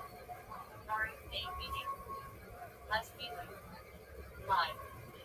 7. 6th century BC. Role. Scribe and disciple of the prophet Jeremiah 36:45. He quoted Jeremiah's prophecies, preserved them despite persecution, and was a witness to the destruction of Jerusalem. Bathsheba name meaning. Daughter of Evo or daughter of 7 Hebrew. Live. 10th century BC. Role. Wife of King David after the affair recounted in 2 Samuel 11. Mother of Solomon, she played a political role in ensuring Solomon has succession to the throne. Then Abby name meaning. Son of Viking the Live. 18. 17th century BC. Role. Ancestor of the Ammonites, born from the union of Lot and his younger daughter Genesis 19:38. Benjamin name meaning. Son of the right hand or son of the south Hebrew. Live. 19. 18th century BC. Role. Youngest son of Jacob and Rachel, founder of the tribe of Benjamin Genesis 35. His tribe produced Israel's first king, Saul. The nine name meaning. God has built Hebrew. Live. 10th century BC. Role. A warrior in David's army, famous for killing a lion in a pit, 2 Samuel 23. Later, Solomon appointed him commander of the army after Obed's execution. Then Hadid name meaning. Son of Hadid Aramaic origin. Hadid was a Syrian storm dog. Live. 9. 8th century BC. Role. Several kings of Aram, Damascus and kings fought wars with Israel, both against and sometimes allied with them. Noah's name meaning. Hindu is strength Hebrew. Live. 12th century BC. Role. Wealthy landowner in Bethlehem, married Ruth, becoming great-grandfather of King David. Book of Ruth. Represents kindness, justice, and redemption. Wilson name meaning. Timid or modest Hebrew. Live. 19th century BC. Role. Son of Ezer, grandson of Seir the Horite Genesis 36. 27. Minor theological figure. Wilson name meaning. Possibly cheerful Hebrew. Live. First Temple period. Role. Head of 1 off 24 priestly divisions in the Temple 1 Chronicles 24. 14. Wilson name meaning. Possibly searcher Aramaic origin. Live. 5th century BC. Role. One of the leaders who returned with Zerubbabel after the Babylonian exile. Nehemiah 7. Wilson name meaning. Son of contention, possibly Aramaic or Akkadian origin. Live. Angry Artillery traditional dating clock. 18.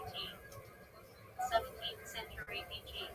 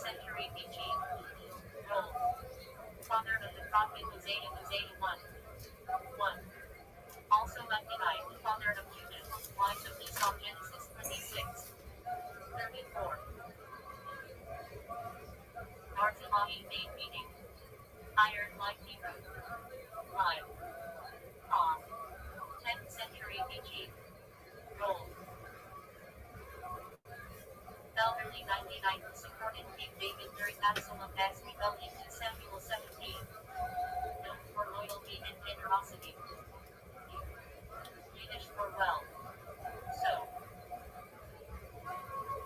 Used to prompt, hurry or push someone along. Freud Yiddish for oboe. Freud equals though, they equals woe. Expression of frustration or sympathy. Freud and all Yiddish for oh violence. Exclamation of shock or dismay. Freud equals though, get all equals violence, power. Mistletoe Yiddish for congratulations. Mistle equals constellation, love, toe equals food. Bell riding, Yiddish for tonight. Traditional drinking toast. Ryan equals life. Nut Shabbos Yiddish for good Sabbath. Nut equals food, Shabbos equals Sabbath. Shabbos Shalom mix of Yiddish and Hebrew. Peaceful Sabbath. Same as Yiddish for be healthy. Same equals me is equals healthy. Use like take care. A name Yiddish for thank you. Name equals name, name equals thanks.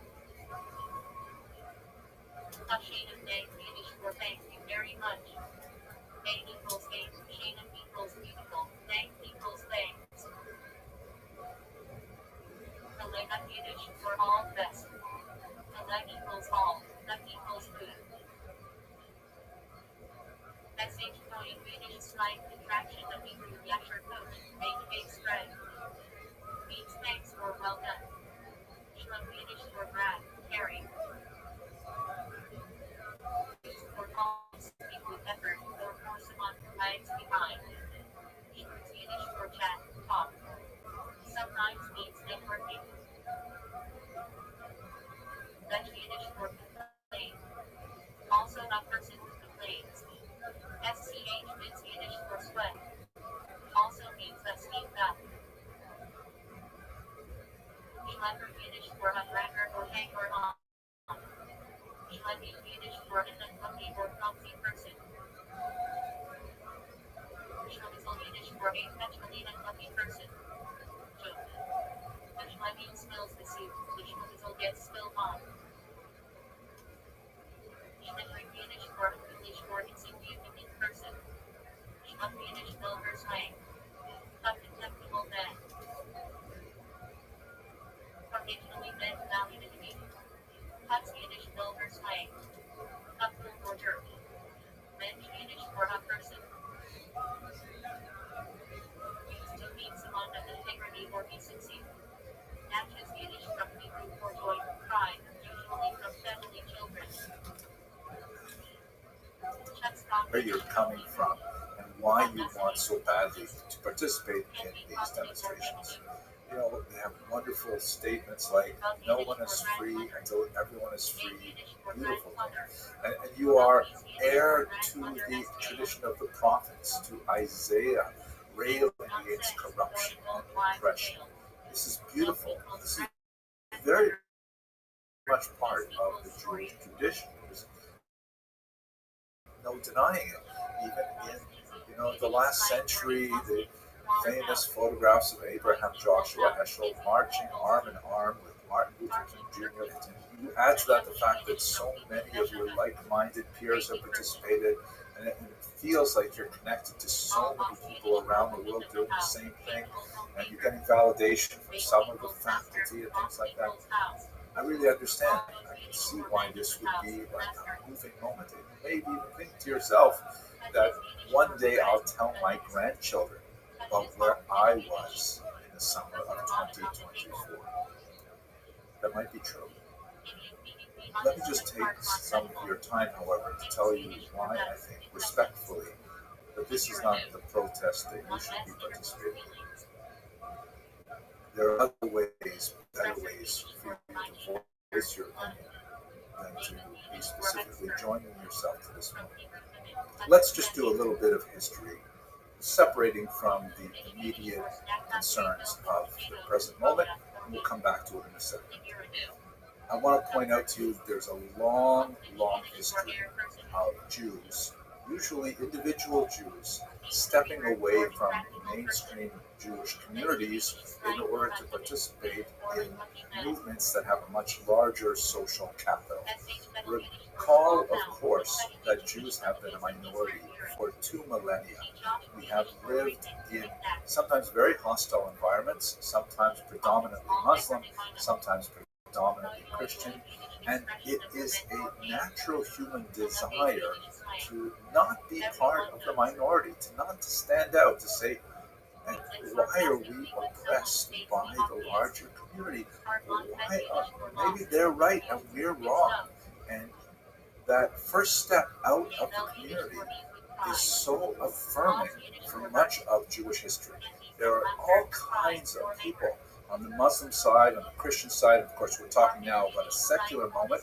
We'll get to that in a second. But within the medieval period and in the early modern period, there's so much of a huge amount of love given to Jews who step over the line and join the larger intellectual currents of the day. And we have many, many examples of this historically, of these Jews who become tokens, who essentially jump the fence, and then they end up making a career out of denouncing their fellow Jews. Tens of them are very well known in Jewish history, but there are probably thousands, maybe tens of thousands of much lesser known individuals over the generations. I'll give you a few examples, like Nicholas Donin, who was a yeshiva student in 13th century Paris. He didn't get along with his rabbi, and he decided to convert to Christianity, and then he ended up denouncing the Talmud to the Pope, and ultimately succeeded in having a massive number, 24 wagon loads of precious Talmudic manuscripts publicly burned, and initiating an attack on Jewish religion that would last for centuries. Another example, Anton Margarita. His father was a very important rabbi in 16th century Poland. You know, we don't know much about that whole family dynamic, but he also decided to step away, and then he ended up writing these incredibly scurrilous treatments of Judaism that were extremely popular with non-Jewish readers and had a huge influence on later anti-Semitic movement right up until the 20th century. In the case of Margarita, by the way, not only did he convert first to Catholicism, he later converted again to Protestantism, because one of the things that happens inevitably with these people is they get an initial amount of support and love and affirmation, and then that fades away, and then they're looking around saying, what happened to all the love? And they end up doing it multiple times. We have several examples of Jews who make a career out of converting to Catholicism after the Inquisition, and then reverting back, and then converting again, and each time getting a bump socially from people around them. How much more so is that true in our era, when so much emphasis is placed on what one of my sons called clout, the visibility on Instagram and likes and things like that. I'm too old to really understand this properly, but I do get the general sense of what's going on. I think the parallel to all this love, which we see in the media today, is all of these op-eds written by people saying things like, I'm a Jew, and that's why I'm participating in the protests, or I'm a Jew, and here's how I see the protests as a fulfillment of the Jewish tradition, and so on. And I have to tell you, for someone who is deeply embedded in the Jewish tradition, those are very cringe-worthy things to read. Perhaps the saddest of all of them, in my humble opinion, is a man named Ernst Lusau, who was born in 1882, and he was a Jewish man who was a huge German patriot. During World War I in particular, he was an exceptionally talented writer of songs and poems that were very patriotic, and they were extremely popular. Some of them were called Gott strafe England, God punish England, or Hasse Gesang gegen England, a hate song against England, of course, in the context of Germany and England. And initially, he was like a darling of all of these right-wing German patriots. But after a while, they began to tire of him. They found everybody sucks in the NFL. Literally, Jewish, and he found himself. Nobody's good. I want a guy who scores 10 touchdowns every single week and never gets hurt. Is that so much to ask? Jews, on the other hand, saw his maybe it's undying pro-German stance, especially as we get into the late first 20s game and you early ever 30s, played. when Hitler comes to At power, negative 1 they would see yards his of attitude peace. as one of fundamental betrayal. I don't know. We could be talking about this guy one day, and it's like, oh yeah, remember when Rabbi was talking about Walter Payton? And then, as a German, or it could be like, yeah, no, he's talking about Trent now, Richardson. these are all kind of cautionary Anyway. tales. I know what you're thinking. I'm not in that category. I saw fighting for right is right. a bunch of Reddit posts about him, about these Ashton things. Gentry, and it's like, You don't have to take it's my like this word family for guy, it. where Please use Peter your intelligence. I have 4 basic suggestions has an that I would like you to just opportunity think about to choose before you between participate. a box and First of all, boat, of course, and he's like, Jews sympathize with the suffering of the Palestinians. anything could be in the box. He's a boat. And it's like, why don't you just take the boat? Basically, Ashton Gentry Ask is yourself, the box ask that could be your anything. associates. Even a Is boat, this which is really already the a first round fault pick. This isn't like I was taking a flyer or the fault of on Hamas? some like 4th, Hamas, 5th, after 6th all, round guy. This is my first pick. Their brutal I don't know why everybody breaking thinks it's going to be so ceasefire good. of October 6th. Uh, Massacring over 1,000 Pete Carroll, coach of the Raiders, give this motherfucker the ball 1,000 times a game. still remain in captivity. Now, this long history didn't Because- start on October 7th or October 6th. This goes back much further. I'm not really happy with my first pick because it's just such a question. But you have to It ask could yourself, end up looking genius, and then I called it. Duh, what would everybody you knows do Ashton Gentry's going to be a after fucking all-pro running back his what exactly rookie year. Or how do you live with he'll over fucking break his 200 leg in the of your first family fucking game, members and I'll be held throwing in fists captivity, at wall, abused, air, starved? sky. How are you Anyway. supposed to live? I don't know.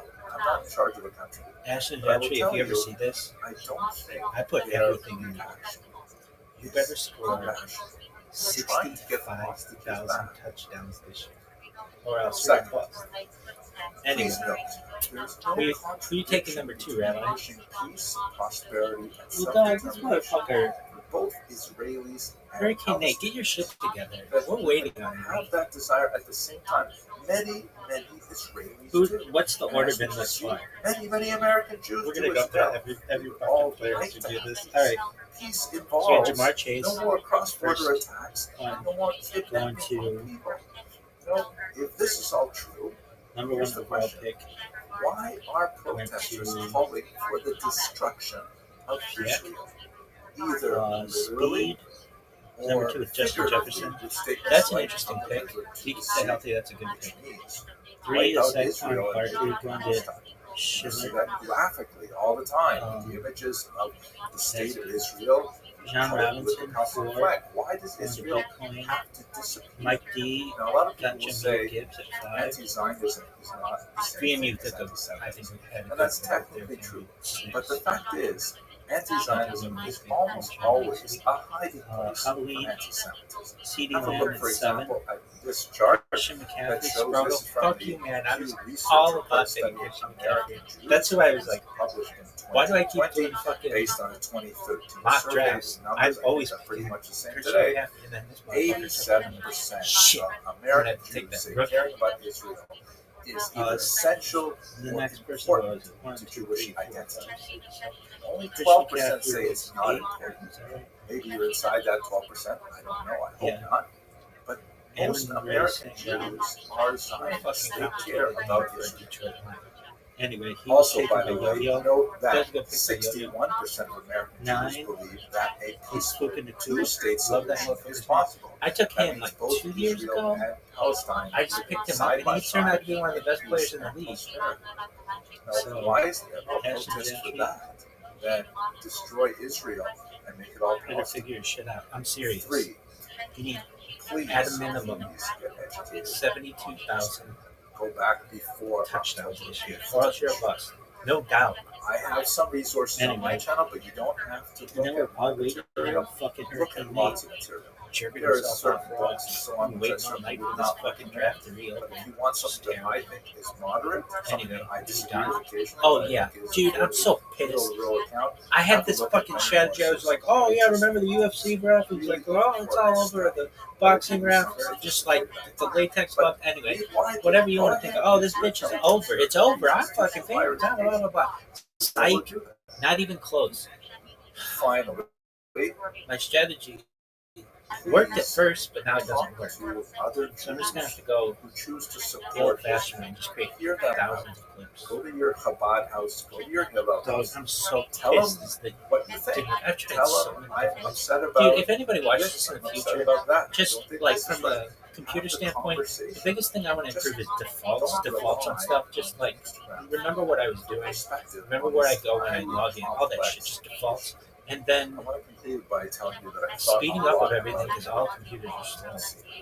And internet I'm connectivity, all sure that you're shit's familiar slow. with the section And of the Haggadah, it should be so much Speaks of better. the four sons. Name an amazing Wise technological son, advance in the last 5 years. the I'll wait. simple son, the son who Yeah. does not Okay, aside from that though, that was sick. But we should have like that kind of development. And there's a And very, a very little fine shit. difference between the first two sons.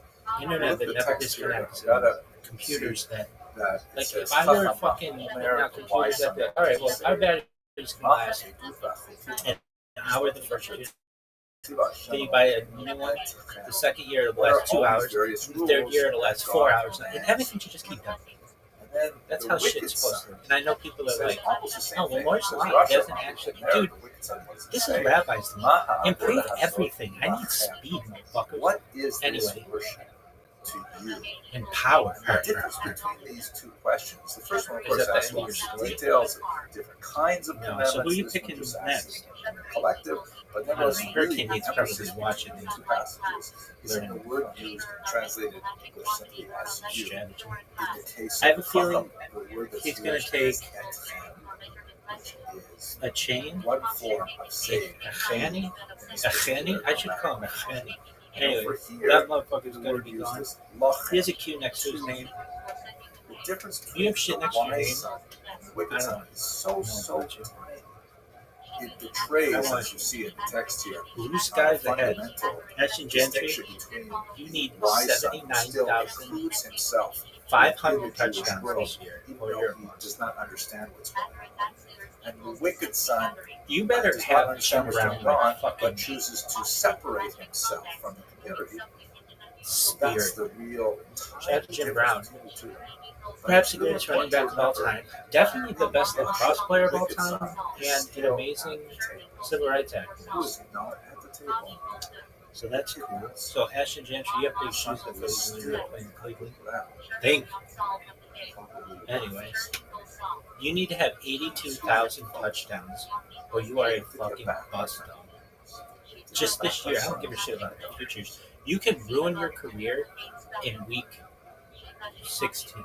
I hope you found this Just video useful. blow a knee. I don't give a shit. I hope you But take up the everything suggestions. before then, you need to Speak have to some 93,250 touchdowns. perspective You need to on have this. one fucking TD short of that, you're a bust. Next Passover.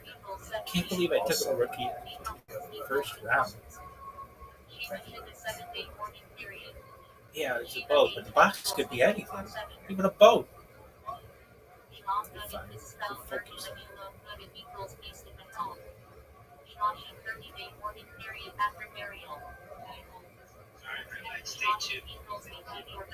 So let us begin with a very basic question. If we want to look at the history of the current conflict in particular between Israelis and Palestinians, when do we begin? I'm going to spend a very short amount of time going through a blinding review of the relevant moments in this history from the Bronze Age, really, and then we're going to slow down considerably when we get to the 19th century. So when precisely does this begin? One might say, perhaps, that the entire story begins with the episode surrounding this particular coin, the infamous Judaic Apta coin, one of some dozen odd similar coins minted by the Roman Empire to celebrate the capture of Judea. That's the Roman name for the province that occupied much of what is today called the State of Israel. And the imagery here is unmistakable. In the center is a balsam pine, which is one of the great exports of the land of Israel in antiquity. And on the left is a large looming soldier. After the battle is some kind of centurion. He's got his foot on his helmet because he no longer has to worry. His enemy is totally defeated. And on the right is a grieving woman with her head in her hands, lamenting the fate of her capture by Rome. And this represents the beginning of the great Roman diaspora, that is the exile of the Jews from the land of Israel in approximately the year 70. There is a widespread misconception that all Jews left the land of Israel in the year 70. In fact, that's not at all true. There was a very significant number of Jews that lived there throughout the entire period. And even though it dwindled to a tiny fraction for part of the medieval period, there nevertheless always was a presence of Jews continuously in the land of Israel. But nevertheless, this represents a massive turning point because this represents the point where Jews are significantly invested in a worldwide diaspora, a galut, to use the Hebrew term, meaning exile, that continued up until the present day. Israel is, of course, at the center of our imagination in many ways, particularly in Western civilization. You can see in this remarkable map, very creative and innovative map created by Heinrich Binting, who was a 16th century Protestant theologian, who wasn't especially good at being a theologian, but he really enjoyed making maps, and he made some beautiful maps. This so-called cloverleaf map shows the land of Israel with Jerusalem at the center, in the middle of a cloverleaf, the three continents of Europe, Asia, and Africa that all meet at its center. And it seems when you open up the news today that Israel is in fact at the center of our attention always. This is not a new phenomenon. So if we were to really begin the story, we would have to begin with the Bible, which is the key document, the foundational document of Western civilization. And, of course, it describes the relationship of the ancestors of the Jewish people with the land of Israel. However, obviously, not everyone holds with the Bible as a valid historic source, and I think that's a challenge to using that text. So let us, for the sake of argument, go to the first extra biblical reference, and it would be this document here, which is actually a large stone obelisk. It stands about 15 feet high. It's the so-called Merneptah stele, which is a victory slab. In Hebrew, it would be called matseva. So it looks like a gravestone, but it's really a commemorative slab that describes the victories of the pharaoh Merneptah, who was the 13th son of the pharaoh Ramses II. And that's especially ironic because Ramses II, according to many scholars, is the unnamed pharaoh in the book of Exodus. At any rate, on this particular Merneptah stele, Merneptah lists all of his various victories and various battles throughout the region. And at the very bottom, in a region which is highlighted there, you can see there's one phrase that says, "Israel is wasted, its seed is no more." This is the very first reference to the people of Israel in history outside of the biblical text. It is, of course, ironic, I get it, that the very first thing that anyone says about Jews in history is going to be a negative statement. But what this statement meant to say was that Merneptah went through this rampage throughout the region, and among the many peoples that he destroyed along the way was the people Israel. They would no longer trouble the world because Merneptah had destroyed them. And like Mark Twain might have said, the obituary was somewhat premature because the descendants of that people Israel, of course, are still with us today. But nevertheless, this is the first reference we have to the people of Israel in the land of Israel, and it dates back to the 13th century. As the biblical account describes it, the Jews settled them, and by the way, I'm referring to them as Jews, although they would not have referred to themselves as Jews until somewhat later. The biblical account has them settling in the land of Israel and in the land of Jordan and also Lebanon, according to a map, something like this. And note here that there's another people, of course, also dating back to the Bronze period, called the Philistines. It's a region right around Gaza. I know the ironies are tremendous. The Philistines are not related to contemporary Palestinians except etymologically. It means in terms of their name. The Philistines were actually a sea people who settled on the coast. They were especially noted for 5 cities: Gaza, Ashkelon, Ashdod, Ekron, and Gat.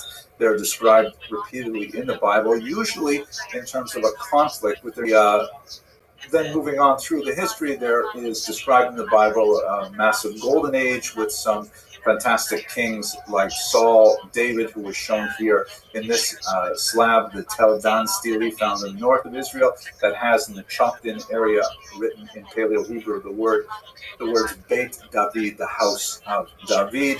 And then following that, after the kingdom of Solomon ended, there was a civil war and a division of the land into 2 kingdoms, that of Israel proper in the north and Judah in the south. The kingdom of Israel, which was based in Samaria, which had broken off from the central kingdom in Judah, according to the books of Samuel and Kings, was later invaded by the Assyrians, and much of their population was spirited away to places in Lebanon, Syria, Turkey, and in Iraq and Iran. These are so-called 10 lost tribes. Were not precisely lost, but certainly a large percentage of them were taken away and then eventually, most likely, assimilated into the peoples they live with. The kingdom of Judah remained, however, but in 586 they were attacked by the Babylonians, and this is when you have the great Babylonian exile as well. So the Jews now have been exiled twice from their lands. They would return some 7 decades later, and they would rebuild the destroyed temple a second time. But this is our next reference to the Palestinians in the literature. And again, it's not necessarily referring to the people who today don't call themselves the Palestinians, but the name Palestine goes back to this 5th century document in the historian Herodotus, who refers to the term Palestine as a region on the coast, is around the same region we saw earlier with the Philistines, and there are people living there who are originally sea peoples. The name Palestine as a geographic locator was actually reintroduced to the area after Emperor Hadrian fought the second great war against the Jewish people in the land of Israel. The Jews by this point have been taken over by the Greeks. They rebelled against the Greeks and they reestablished their sovereignty. That's, of course, celebrated in the holiday of Hanukkah. And then the Romans came in and they conquered the region. And they remained there for quite some time until the year 70, when there was a great revolt, which resulted in the expulsion of many people from the land of Israel. Josephus, the great historian of the era, estimates 100,000 people were shipped off in boats to Rome at this point. But there were significant numbers still left behind in the land of Israel, such that they could rebel in the year 115 and then once again under Bar Kokhba in the year 135. This was during the period of Emperor Hadrian, who had to spend 2 to 3 years working against this very determined guerrilla movement until finally he could crush the rebellion at Beitar and finally take over the country completely. It was at this point that Hadrian made a concerted effort to completely wipe out any historical connection between the Jewish people and that region. He renamed the city of Jerusalem, for example, after himself, Aila Capitolina. At this point, the temple had already been razed some 6 decades earlier, and it was treated as a refuse dump. And the entire region he renamed, no longer keeping the word Judea, which the Romans had used earlier, which has obviously connections to Judeos, the Jews. He renamed it after the historical enemies of the Jewish people, the Palestinians, or I shouldn't say Palestinians, the Philistines. And here you can see this is what the Romans called the region. Syria Palestina. It was called Syria because the capital of the region was actually not there. It was a little further to the north in Syria. And part of the land of Israel was in the province of Arabia, and part of it even in the province of Egypt. So Hadrian's attempt was to completely get rid of any references historical to the Jewish people in the land, and he took the name Palestine in order to try and subvert that name. So that's how we get the name Palestine, which, as we shall see, was used by Jews without any problem later on, so much so that we have the great document authored in the 4th century known as the Palestinian Talmud. And it is not a Talmud written by anyone other than Jews, but nevertheless it's called the Palestinian Talmud to many. It's also called sometimes, by the way, the Jerusalem Talmud, but it was not written in Jerusalem, so that's also a bit of a misnomer. At any rate, that takes us through the ancient period. In the medieval period, we still have the Jews living in the land of Israel, as I mentioned, but we also have a significant diaspora developing first in Asia Minor, which would be today primarily Turkey, and then throughout the Mediterranean basin, with major centers in Rome, significant centers in Greece, and burgeoning centers even as far as Spain and Provence. The Christian movement is also growing at this time, and in this particular map, you see the little starbursts where there are strong Christian communities. Quite often, Christian communities are established where Jewish communities already exist, and this movement, of course, would grow significantly. But we still have lots of examples of Jewish civilization continuing in the land of Israel. It was at this time that the Jews really adopted the idea of the synagogue, which pre-existed the destruction of the temple, meaning that people still like to have local places of worship. We have, for example, this remarkable document, which is a plaque. Yes, the ancient synagogues also had plaques, just like they do today. And this is the Theodotus inscription, which essentially is written in Greek, and it tells people how Theodotus made a major donation to build the synagogue and the plumbing and all kinds of things in the guest house. And it dates to approximately the 1st century before the Common Era. The land, particularly in the north, where Jews were exiled to when Hadrian wiped out the Bar Kokhba rebels in the south, the land is studded with some ancient synagogues of this period, known as the Byzantine era. This is a particularly beautiful one at Hamat Tiberia in the north, and it has this gorgeous mosaic with a zodiac in the middle of it. And you can see that even though this was built some 300 years after the destruction of the temple, it is decorated with many elements that refer to the practice of the rituals in the temple, indicating just how closely the Jews wanted to hew to their ancient traditions in the land of Israel. A major change in the region occurs in the 7th century when Islam is born in the south, in the cities of Mecca and Medina. And it proves to be an extremely persuasive ideology, backed with military force, but it was a body of ideas that really appealed to many throughout the region, and it spread with remarkable rapidity, such that in just a little over a century, this new religion stretched all the way from the Atlantic to Central Asia, Afghanistan and Pakistan taken over by Islamic movements. Israel, of course, was taken over fairly early because of its proximity to Mecca and Medina. And the early Muslims and Jews had a few moments of very significant conflict. Sometimes they are referenced even today in the conflict, a particular war in a region called Khaybar, which is especially dire for the Jews. But ultimately, Jews settled in under Islamic rule fairly well.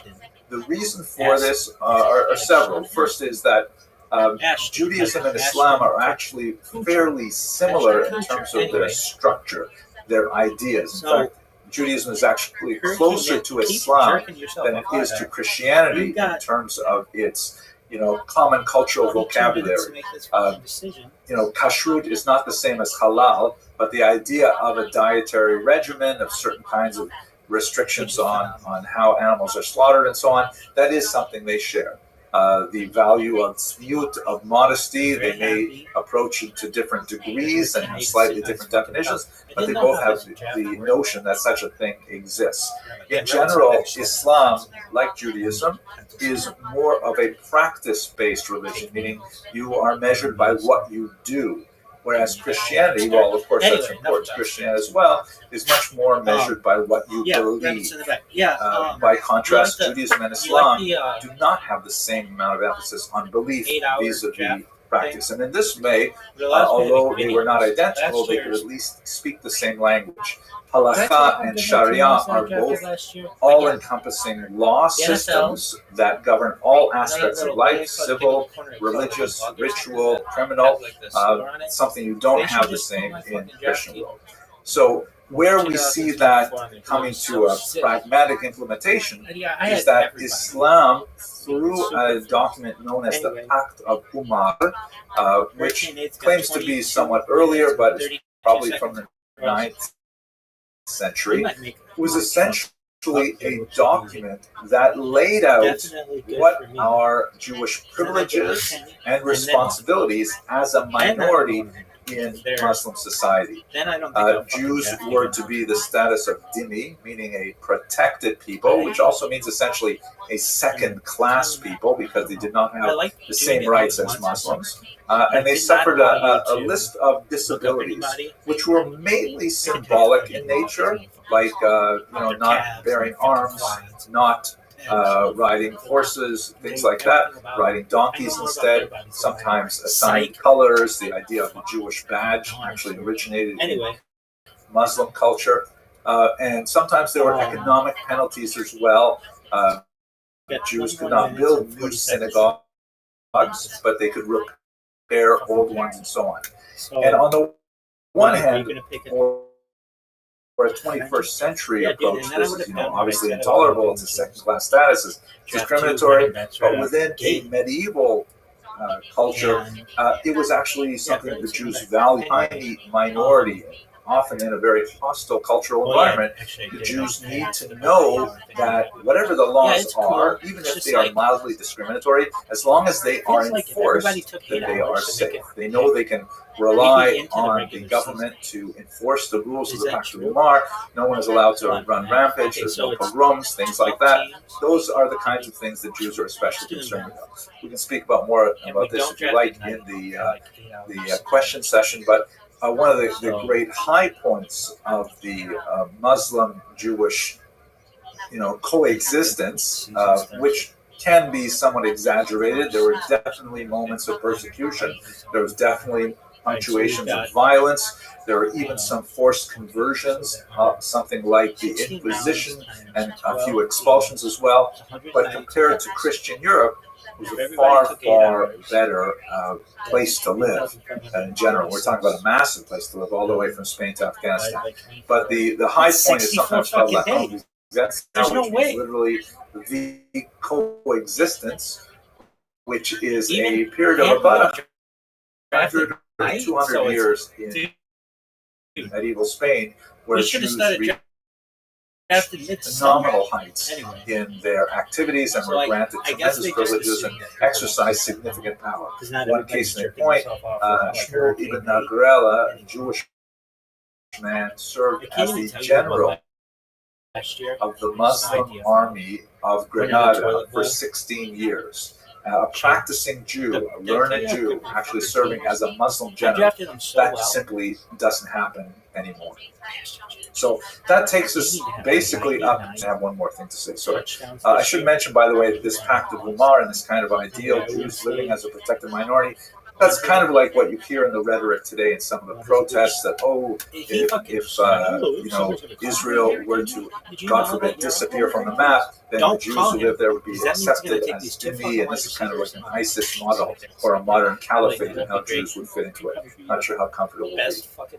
There are several Muslim empires, 3 in particular, that vie for power over the next millennium. The one that's most important to us is the Ottoman Empire that lasted for 700 odd years. And as you can see here, What are it your thoughts encompasses on the the team? entire Eastern Mediterranean, I much don't of the My area whole of the like former mind Byzantine still Empire. is like And one of the things that's especially noteworthy in mid-1990s terms of the history of the football. Jews and their conflict with the other peoples living there is that it was These under guys the like, Ottomans oh, you think that there was a Bijan huge Robinson's good, influx or- of Jewish refugees from the Spanish expulsion of 1492 and also later the Justin Jefferson, Portuguese migrations that brought many Jews, in Why? I particular, don't fucking to know. the region of Justin Tzfat Jefferson? in northern Israel, Yo, what where up? a Are concentration you living Splay? of Can you hear these me, dog?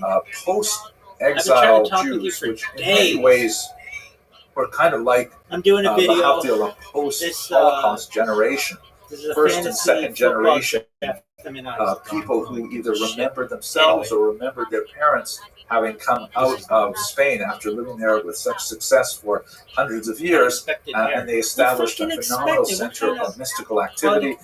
This is where the Holy Ramak, the great Alphabets lived, and the great Arizal came out of Egypt actually to join the Jews living in Tzfat at the time. So it's one of the high points of Jewish civilization over the period that it was controlled by the Muslims.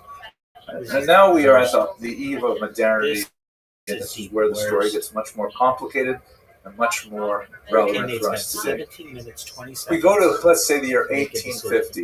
Now, it's still the Ottoman Empire. The population at that time has just a tiny number of Jews. About 4% of the population are Jewish. Muslims and Jews make up about 88%. This is not a precise number because we don't have very good statistics. It's based only on those who are Ottoman subjects as opposed to people who have transitory status there.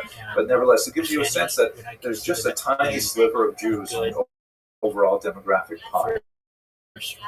But then in the 1880s, that begins to shift with a movement called Bilu, which originates in the region of Odessa in particular, in modern-day Ukraine. These are a group of Jews who begin to view the possibility of returning to the land of Israel in order to settle there, which for much of the diaspora's history was considered a very meritorious act. Sometimes people would go there to be buried. Sometimes people would go there because they were exiled, like Nachmanides, for example. You have travelers who will make their way there.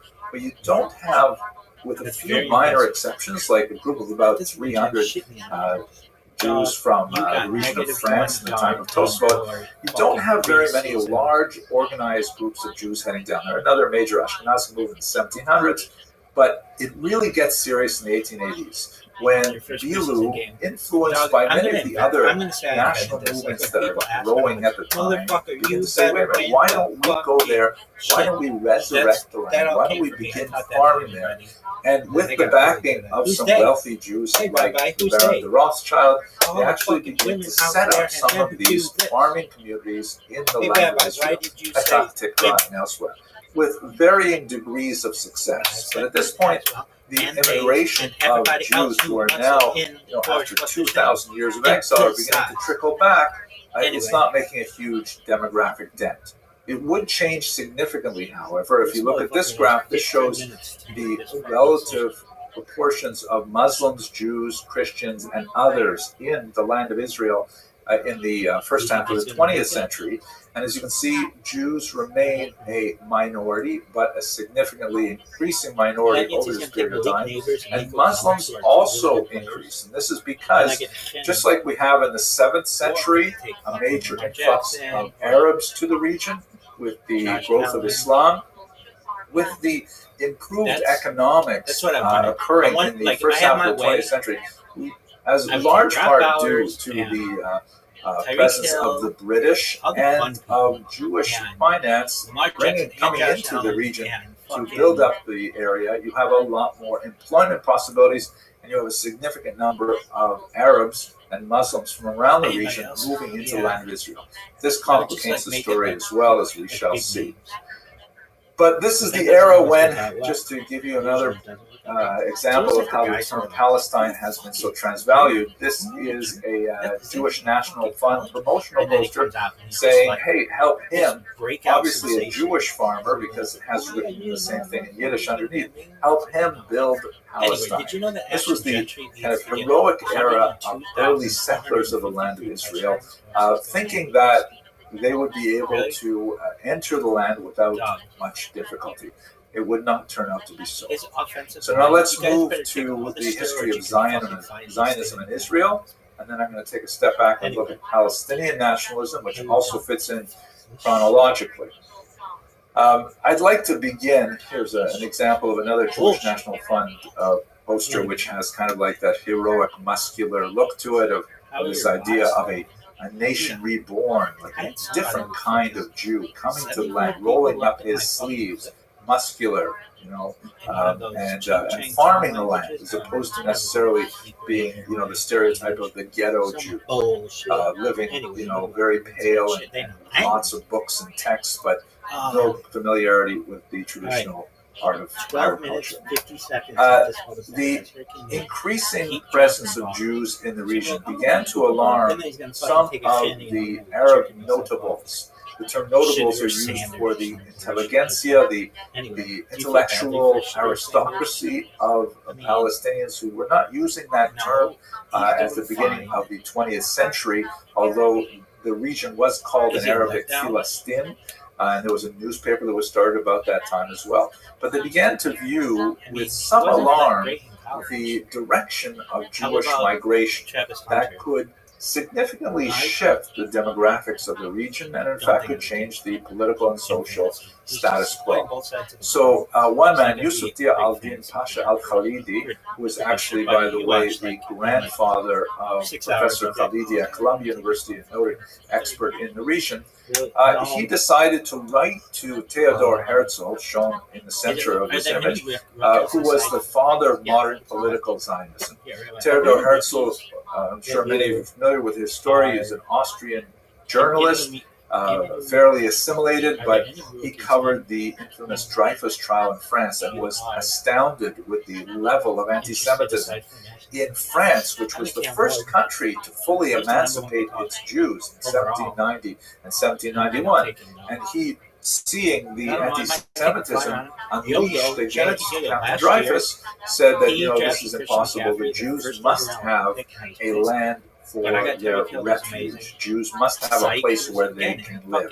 And so until he passed away in 1904, he was incredibly energetic about traveling to world capitals to speak with world leaders and to argue for the allocation of land in the land of Israel to a Jewish national home.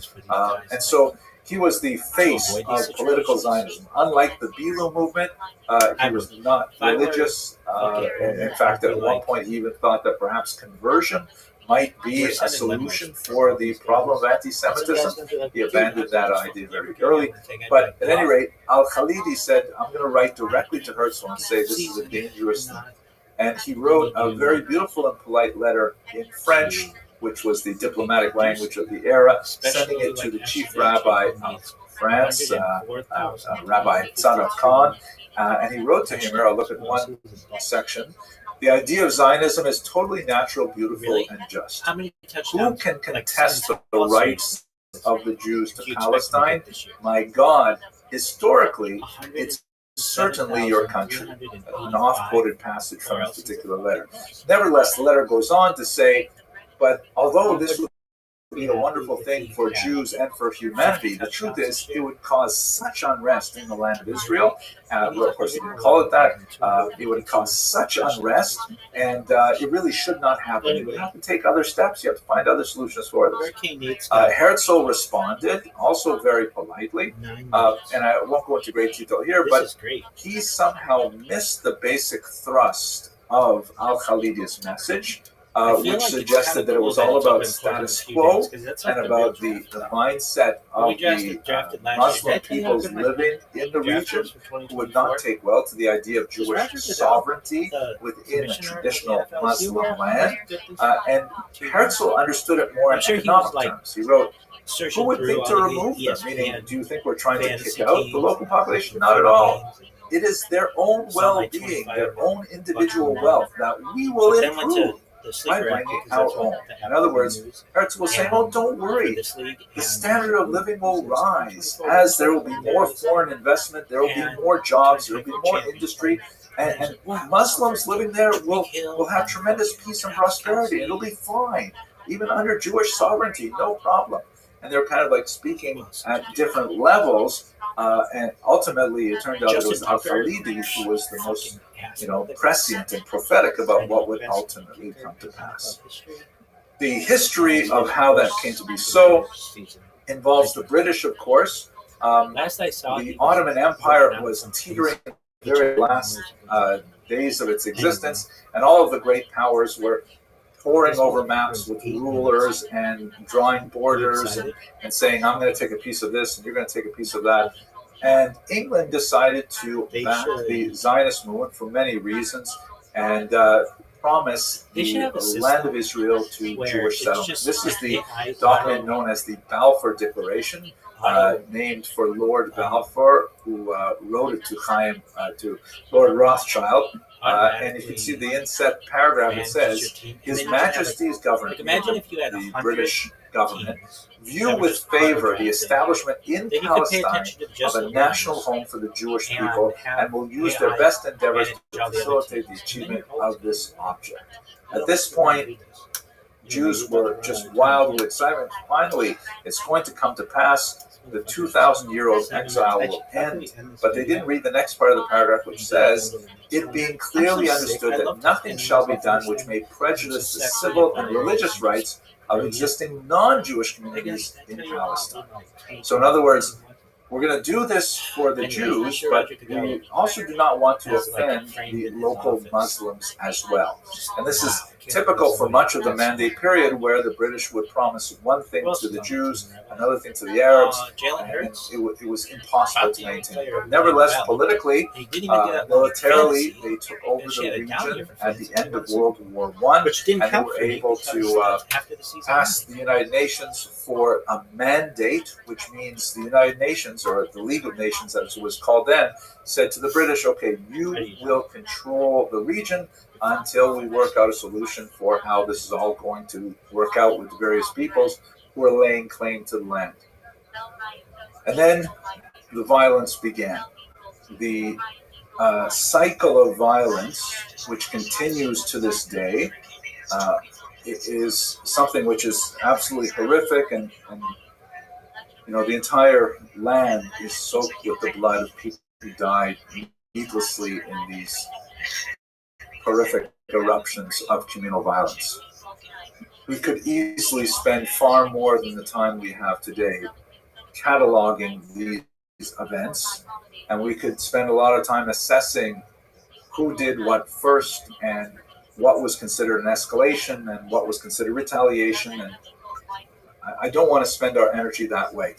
Please suffice it to say that it begins on April 4th of 1920, so now we are in over a century of this back and forth of violence, which sometimes involves Arabs attacking Jews. It occasionally involves Jews attacking Arabs as well, including in our own days. There's some people like And the British, they don't know what to do with it. Finally, they come up with what, now reading it many years later, I think was, in my humble opinion, probably the most accurate assessment of the situation. The British are very good at putting in commissions. So they hire Earl Peel to make a commission. It's called the Peel Report. And basically he says that we have to partition the land. They're not going to share it. The Jews and the Arabs cannot live together in one state. And so therefore he recommended creating this area here, which is outlined by the red, which was more or less where you had the bulk of Jewish settlement, a significant number in Jerusalem as well, and also creating this sort of like appendix-shaped thing, which was an international zone that would allow people to go from the sea to Jerusalem itself, which was to be neither Jewish nor Arab. Obviously, this is a tiny fraction of what the Jews would have hoped for, but nevertheless, the Zionist movement, known as the Yishuv at this time, the settlement, that is, the Jews living in the land at this time, were willing to accept the Peel report. The Peel report, by the way, goes in terms of the analysis of this to say that, if you look at the last paragraph here, an irrepressible conflict has arisen between two national communities within the narrow bounds of one small country. There is no common ground between them. Their national aspirations are incompatible. The Arabs desire to revive the traditions of the Arab Golden Age. The Jews desire to show what they can achieve when restored to the land in which the nation was born. Neither of the two national ideals permits of combination in the service of a single state. Peel also dismissed in the other paragraph, which I won't read, the notion that prosperity would help, that putting more money into this situation would not ease the conflict because they are fundamentally incompatible. The Arabs, for their point, and I'm still referring to them as Arabs rather than Palestinians, because the term Palestinians, we shall see, really only comes into parlance in the 1960s, but they're definitely developing a national consciousness. They're definitely thinking of themselves as a part of a pan-Arab people. They seem to be singularly blessed with your leadership. And time after time, their leaders choose to back the wrong side in global conflicts, including Hajj Amin al-Husseini, who was the Mufti of Jerusalem, who is seen here in this infamous photograph with none other than Adolf Hitler. And we have examples right up to the Iraq wars and so on. But at any rate, the situation ends up in a stalemate, which is exacerbated by World War II.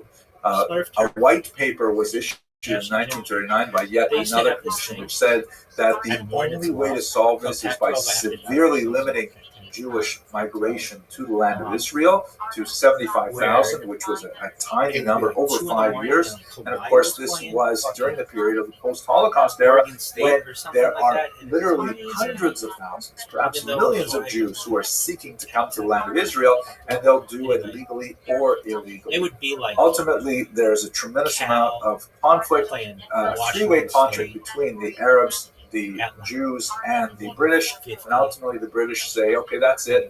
And they did the same thing, by the way, in India, and they left it exactly very abruptly in 1947 as well. They handed it back to the United Nations and said, you know what, we're not going to deal with it. We can't manage these two peoples. You figure it out. The United Nations sat down and they worked out Resolution 181, which created this state based on 7 segments. The green segments were to be given to the Jews for the future state of Israel. The sort of yellow goldenrod color was to be given to the Arabs. And you can see right in the middle of the goldenrod, Jerusalem was to be an international zone ruled by neither of them. I'm sure you're all familiar with the history. At this point, the Jews accept this. The Jews say, well, it's not what we think of the land of Israel, but we're so happy to have our own country. They accept it. They declare statehood, and 5 armies attack. Amazingly, the Jews are not only able to defend themselves, but they're even able to actually hold their own and expand the territory somewhat. Although they're not able to take all of Jerusalem, the Jewish border remains on the Jordanian side of the border. But this is basically what the state of Israel, now state because they've established a state in 1948, the state of Israel has these boundaries in 1949. There have been some fascinating analyses of these battles. It is rather amazing how the Jews were able to hold their own at this time. It did? Being severely outnumbered. Are you fucking serious? But some have characterized it as saying it's not really David against Goliath, but maybe David against many Davids. Because the Arab armies were poorly coordinated with one another. And well, there's a lot more to say about this, but I don't want to miss some of the more important material. So let's move on. The crucial aspect of this history for our purposes, since we're really focused on one aspect of this history, is the so-called Nakba, or catastrophe. This is a term used by Palestinians to refer to the displacement of some 750,000 Arabs from their homes Okay, in so the take me former to land of college. Israel. And this is where you have a tremendous amount of historiographic controversy. He's another Why were those Arabs displaced? So on the kind of older pre-1990s Israeli historiography, there was this notion that this was an entirely voluntary departure by the local population, feeling that with all of the advance of the Arab armies, the Jews would be driven into the sea, and then they would be able to go back and not only return to their homes, but to also collect the goods of the displaced Jews. On the other hand, the Arab historiography emphasizes the violent displacement as a result of attacks on villages. And the truth, as is often the case in historical analysis, lies somewhere between those two extremes. We know of some examples of violence directed against Arab civilians. The village of Deir Yassin, of course, is infamous. And there is also something called Plan Dalet, which was essentially a military tactic that said, when the people leave a particular region, especially around communication zones and areas where there are very narrow wastes for vehicles to go back and forth, they should not be allowed to return to their homes. The difference in interpretation is, of course, were those things like Deir Yassin and Plan Dalet, were those exceptions? Were they anomalies? Were the kinds of things that are inevitable to happen in the fog of war? Or were they determined strategies? I do not believe that both of those things were determined strategies, but nevertheless, this is where the historiographic analysis between scholars engaged in debate. At the end of the day, however, you have 750,000 people forced out of their homes, and I think personally, as a father and a grandfather, if there was a war happening in my region, I would consider it prudent to simply pick up and leave.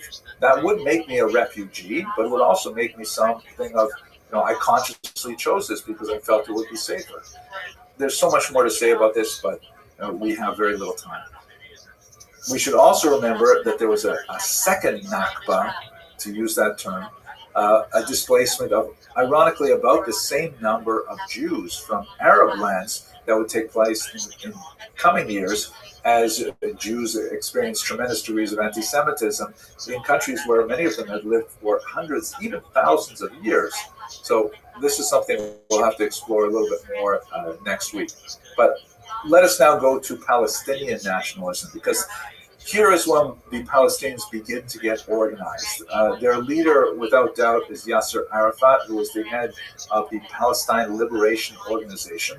And in the early 1960s, he realizes that, without a single coordinated voice, the descendants of the refugees would simply not be able to return to their homes. This is especially the case after the Six-Day War, which is a hugely important development in the military history of Israel.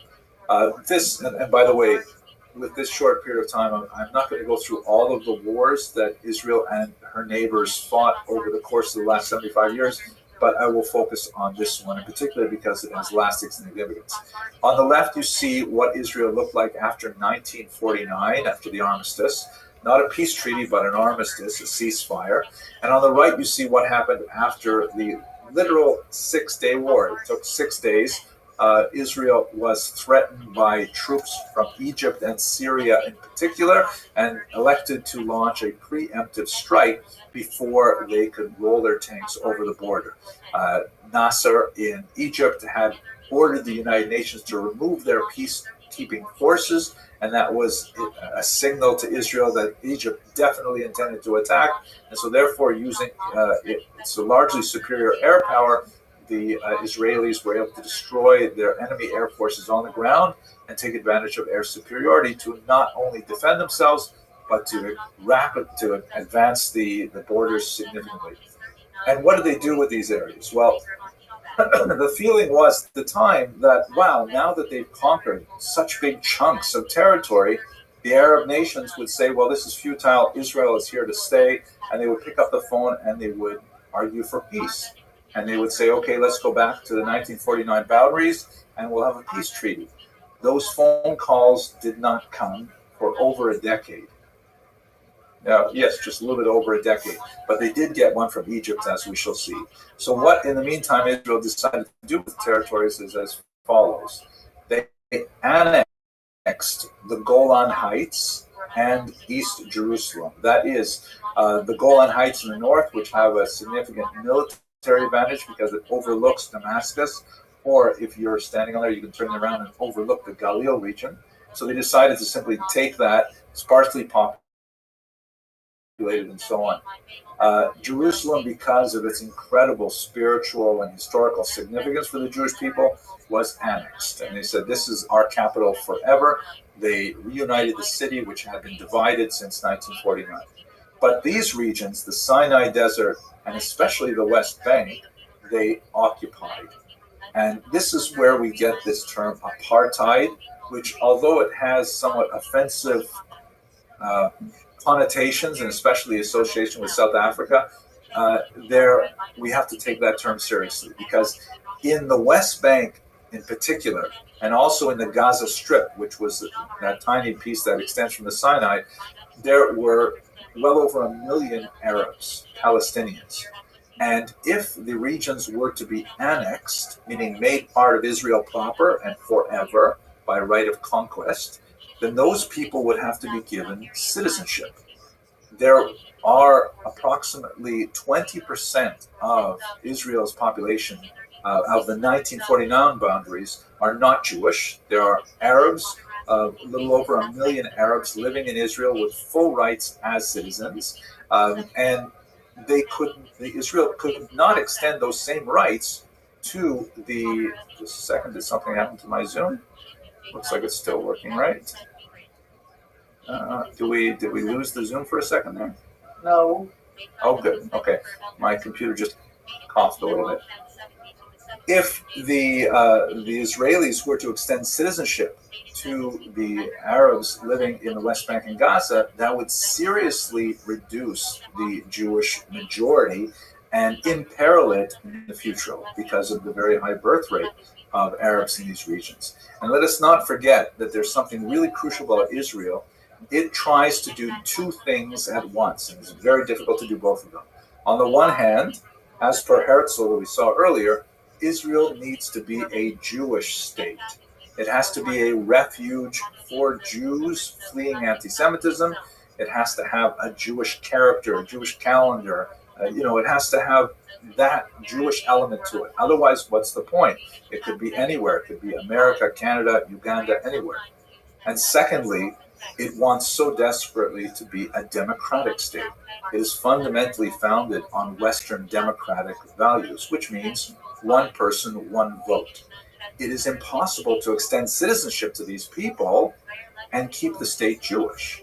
And so therefore, these people living in Gaza and the West Bank were in a kind of limbo status, a stateless status, because they were not given Israeli citizenship.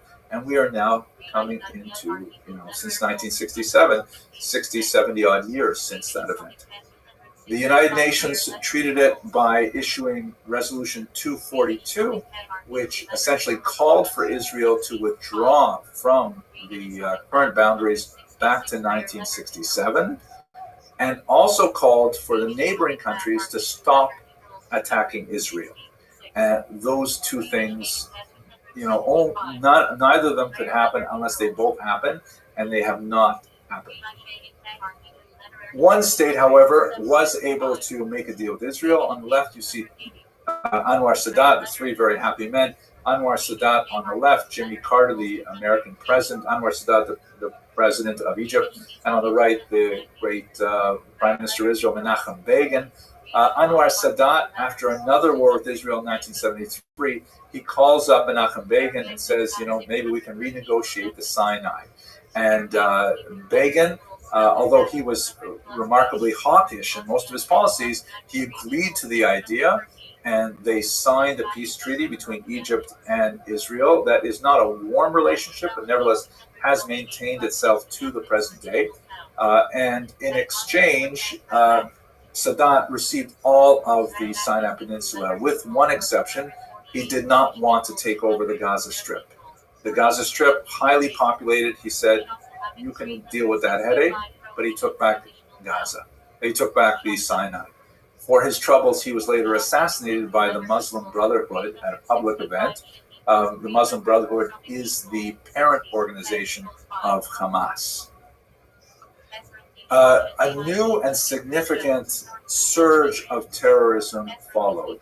The Palestinians felt that they were largely sidelined, and under Yasser Arafat's leadership, they strove to gain attention on the world stage by launching some very public attacks on Jews all around the world. In some cases, airplane hijackings was most common. There's also the infamous attack in 1972 on the athletes at the Munich Olympics, the horrific attack at Mayanot in northern Israel, and so on. And all of these things were intended to try to bring attention to the Palestinian demand for statehood. They were largely unsuccessful, although many people were tragically killed in these attacks. They did not actually result in any improvement for the Palestinian situation until the first Intifada of 1987.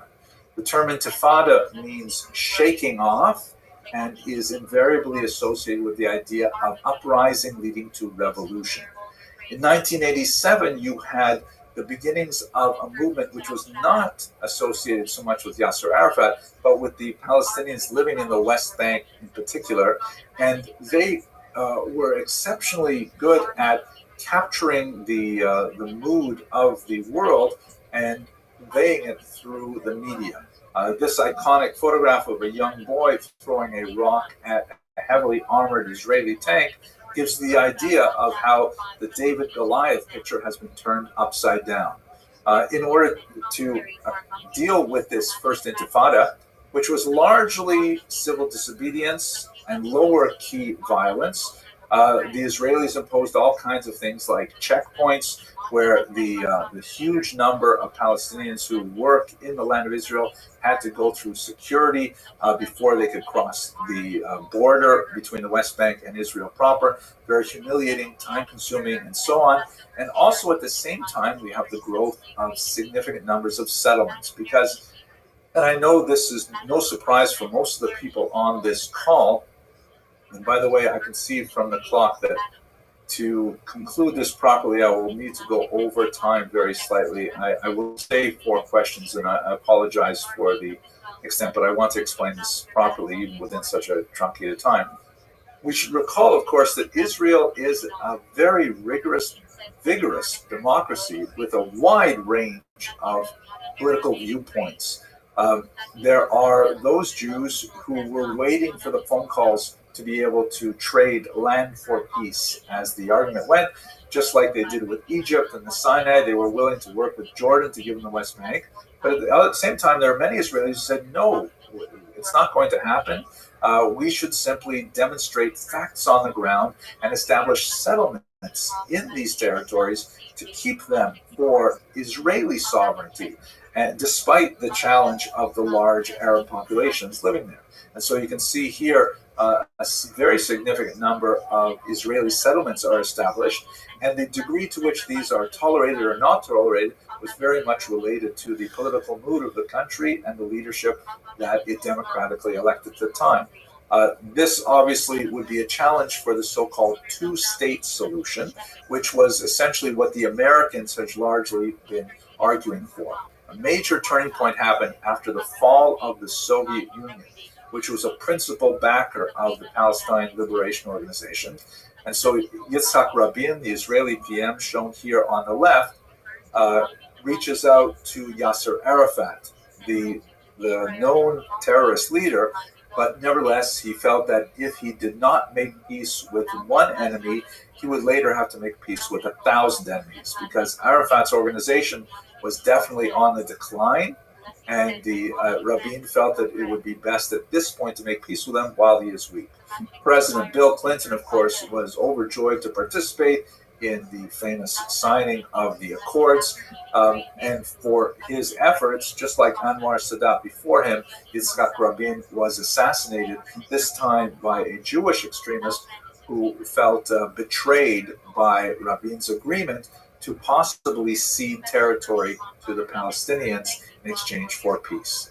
The plan that they worked out in the city of Oslo, hence this is called the Oslo Accords, was essentially to take the two territories which were occupied in 1957 and to give them to a Palestinian autonomy or a Palestinian authority, with the notion that with confidence building gestures, they would be able to develop eventually into a state. And Israel would cede that land to that state. So they created this kind of confusing map which shows the West Bank and Gaza divided into various areas. You see the person who put this map didn't spell Israel right. Sorry about that, but that's not me. These areas would have different levels of authority in the region. The Palestinians in some places would take care of municipal things like trash collection and water. In other places, they would take care of security. But the idea was that they would communicate with the Israelis to prevent terrorist attacks. Gaza was a somewhat different story. It was actually simply abandoned in 2005 by Israel, as we shall see momentarily. But while Palestinians may look at this map and say, you know, the territory is a tiny, tiny fraction of what they had before, Israelis often look at this map and say, these are the Arab League countries. There's so much territory there. Israel is this tiny little piece in the middle there. There certainly must be room for Arabs who wish to live in a Muslim land. At any rate, maybe we'll talk more about that next week. Things change even more dramatically. The Oslo Accords, which characterized much of the efforts of the 1990s, they come to a halt in the 2000s with the beginning of the Second Intifada. And whereas the First Intifada was largely, less violent, the Second Intifada was horrifically violent, with more than 135 suicide bombings in very public places, in schools, in restaurants, in buses in particular. And it was absolutely intolerable. This particular image taken during the Second Intifada refers to a point where some Israelis wandered by accident into the wrong part of the West Bank, and they were seized and literally lynched and torn apart with people's bare hands. You can see this person raising his hands, stained with blood, and this has ironically become a symbol for contemporary protesters as well. As you can see, this occurred just last week. The Israelis attempted to deal with this by building a massive fence, or security barrier as they call it, a concrete barrier in some places that aims to hold back any incursions from the West Bank into Israel. And they also relied very heavily on technology through the use of the Iron Dome to hold back rocket attacks that continued to rain upon them, especially from Gaza. And this led them to something of a state of a false sense of security that would be broken in 2003 with the October 7th attack. And here we're now already in contemporary history, and so I can certainly truncate to a certain degree because we will pick this up next week. It's going to be crucial. Gaza, of course, under Jewish control from 1967 and the Six-Day War, but only sparsely populated by Jews in a few settlements, about 5,000 living among about 1.5 million Palestinians who were increasingly arrested. In 2005, in a very, very painful move which divided the country, the government under Ariel Sharon decided to divest, to disengage from Gaza and to simply remove themselves from it entirely, thinking that it was a demographic time bomb. It was very difficult to control this large and unhappy population, high levels of unemployment, more than half of their population under the age of 18. And so they simply decided to pull back. And the experiment was, let them have their state, as it were, and let's see what happens. Of course, it did not work out well. They had elections shortly thereafter. In these elections, the two major parties were Hamas and Fatah, Fatah being the party of Yasser Arafat, who has now passed away. And as you can see, in the West Bank, Fatah has the slight edge. In the Gaza Strip, Hamas actually came out on top, and then later they would have a coup and they would drive out any of the Fatah associates as well.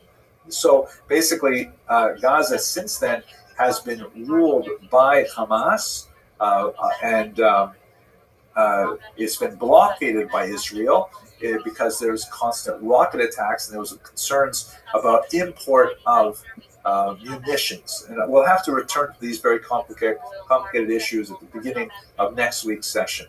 I'm going to skip through this because this will be also related to next week, but I will conclude with two ideas. The first is that with the October 7th attacks, Israel responded with something called the Daya Doctrine, which is basically this military tactic or strategy that if Israel is attacked, they must counterattack with disproportionate force in order to deter future attacks. This Daya Doctrine has proved to be fairly useful and instrumental for establishing détente with many of its neighboring neighboring countries. And in fact, today Israel does have a peace treaty not only with Egypt, but also with Jordan and several other Arab states. But it has not proved to be effective dealing with Hamas, at least not yet. So let me conclude finally. We began this discussion with, when do we begin this talk? And I offered you a coin from the Roman era, the Judea Capta coin. This is a commemorative medal that was struck in 1958 by the young state of Israel, then 10 years old. And on one side, they have this image, obviously evocative of that original Roman coin, and it says underneath, the Galta Yehuda of 1959, the Israel is exiled in Israel is exiled, and it's a reference to the original exile. But then on the obverse, you have something really fascinating. It says in Latin, Israel liberata, Israel liberated, and it shows you an image that is evocative of the original Judea Capta, but says so much more in a positive vein. Where the Roman soldier once stood, you have a young woman playing with her child. Where the despondent Jew sat, you now have a farmer planting a tree for the future. And I think this is how Israelis, Jews the world over, view the state of Israel, not as warlike and engaged constantly in conflict, but rather a country that is dedicated to growth and to peace and to prosperity. And hopefully we should return to those days as soon as possible. With that, I want to thank you very much for your indulgence. I intended to end much earlier, but I will be very happy to address some questions at this point.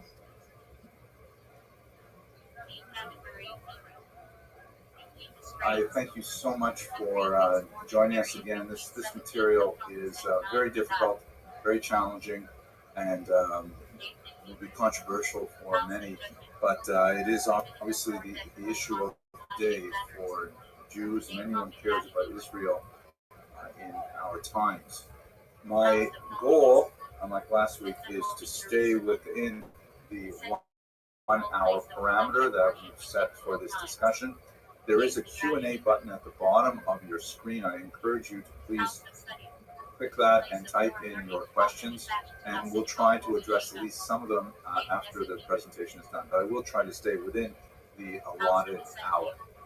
And over the course of this hour, I'd like to very quickly recap where we are geopolitically after October 7th, and then I'm going to focus in deeply on the status of anti-Jewish hatred in the U.S. since October 7th, which I think actually represents a scene in the history of this hateful ideology. And I'll propose a thesis to you that we can discuss in the final question and answer session. So let me begin by first off a small disclaimer because we intend to put this on the web after we finish this live webinar. And so according to the community guidelines of many platforms that would host a video like this, it's important to note that this is a video which is going to be discussing hatred from the outside. certainly not a video that is promoting hatred. This is intended for educational purposes only. There are some disturbing images that I will share with you. There are many more that I've chosen not to share, but I want to give you a bumper warning. Okay, so let's get into it. Before October 7th, there was certainly not stability in the Middle East, but there was a certain level, perhaps, of complacency in some circles, largely because it seemed that Israel had managed to contain the threat of Hamas in Gaza and terrorism in general with vigilance, but also with tremendous technology. Here's a photograph of the remarkable Iron Dome on the left, launching projectiles to take down the rockets that are launched from Gaza on the right. And it's an amazing, remarkable piece of technology that has been compared to a bullet knocking a bullet out of the air. Phenomenal. But, you know, it seems that many of us in Israel and around the world felt like Israel had found strategies that were effective in containing the antipathy that was expressed out around the region.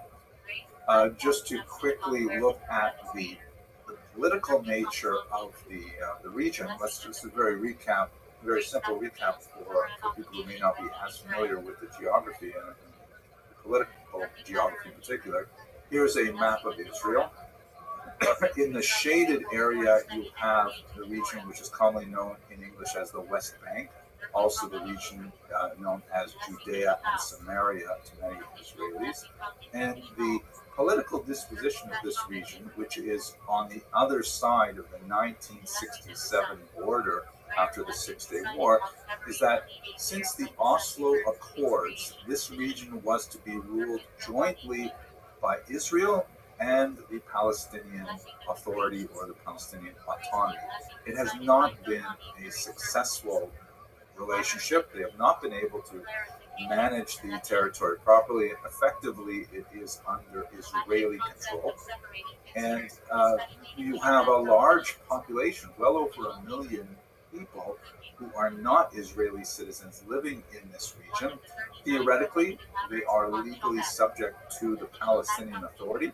So it is not technically an apartheid because it's as if it's a separate state within the boundaries of Israel. But in terms of the lived experience, there's definitely a very distinct separation between the way Israelis enjoy freedom of movement and so on, and Palestinians who are subjects of this Palestinian Authority, which has relatively minimal authority. Then on the east, you have the west. You have the Gaza Strip, which after the peace treaty with Egypt, Egypt did not want to take it back and insisted that Israel keep it. And this region is actually technically sovereign. In 2005, Israel disengaged with the territory. That's the kind of accepted term for the withdrawal of all Israeli citizens from the Gaza Strip in 2005, and essentially it was left to its own devices. They had an election, and they elected Hamas as the dominant party. This was the only election that has been held in Gaza, and then a year later, Gaza, the Hamas movement in Gaza evicted their rivals, the Fatah party, which is associated with the Palestinian Authority in the West Bank. So you really have three political entities of varying degrees of authority and power in the region. You have Israel proper, the state. You have the Palestinian Authority that only rules the West Bank because Gaza has been taken over by Hamas, and of course that is a war zone today. It is incorrect to say that Gaza City, at least until the October 7th, was occupied. But it is true to say that as attacks from Gaza continued throughout the entire period, Israel imposed a greater and greater blockade, much more stringent blockade on the territory, controlling all of its borders to prevent the access of material to be used for rockets in particular, as we see the results. What happened on October 7th? Very quick review.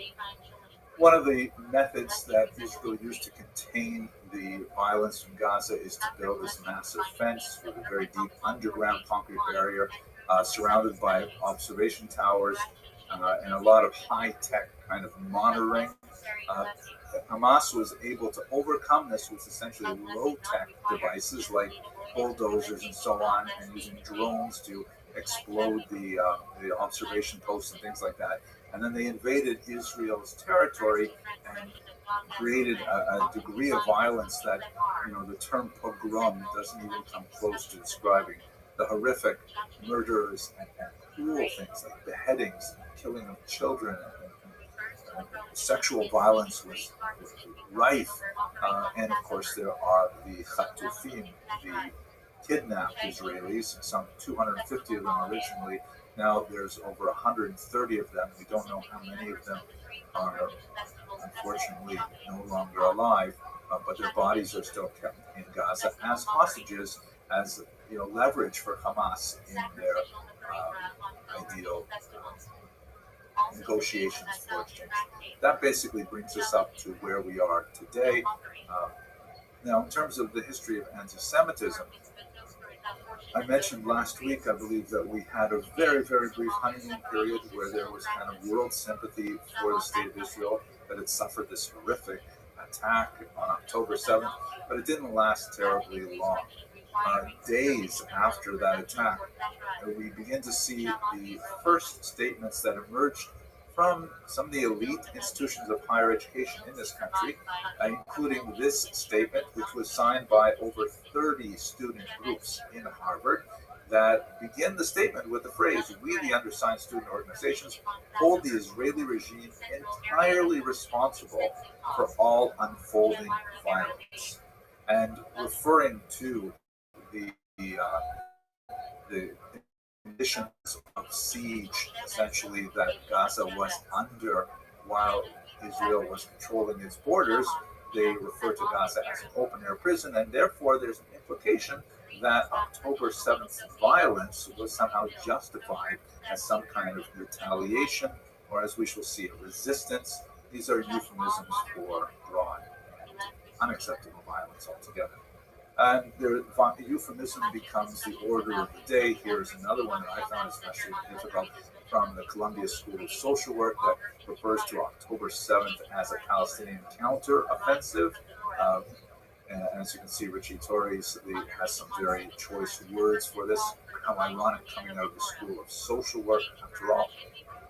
And there's no question that anti-Semitism in the United States explodes after October 7th. Here is a chart from the Anti-Defamation League that records the number of anti-Semitic incidents that are reported over the last 3 years.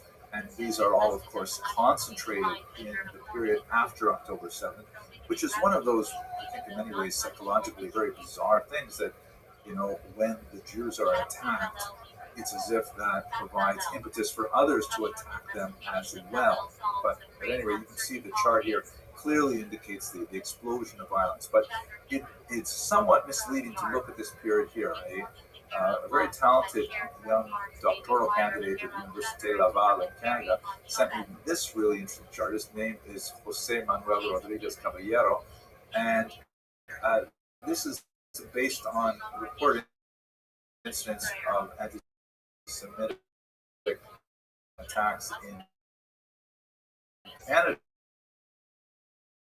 And as you can see, the dots indicate the actual number, and then that gray line and that black line indicate the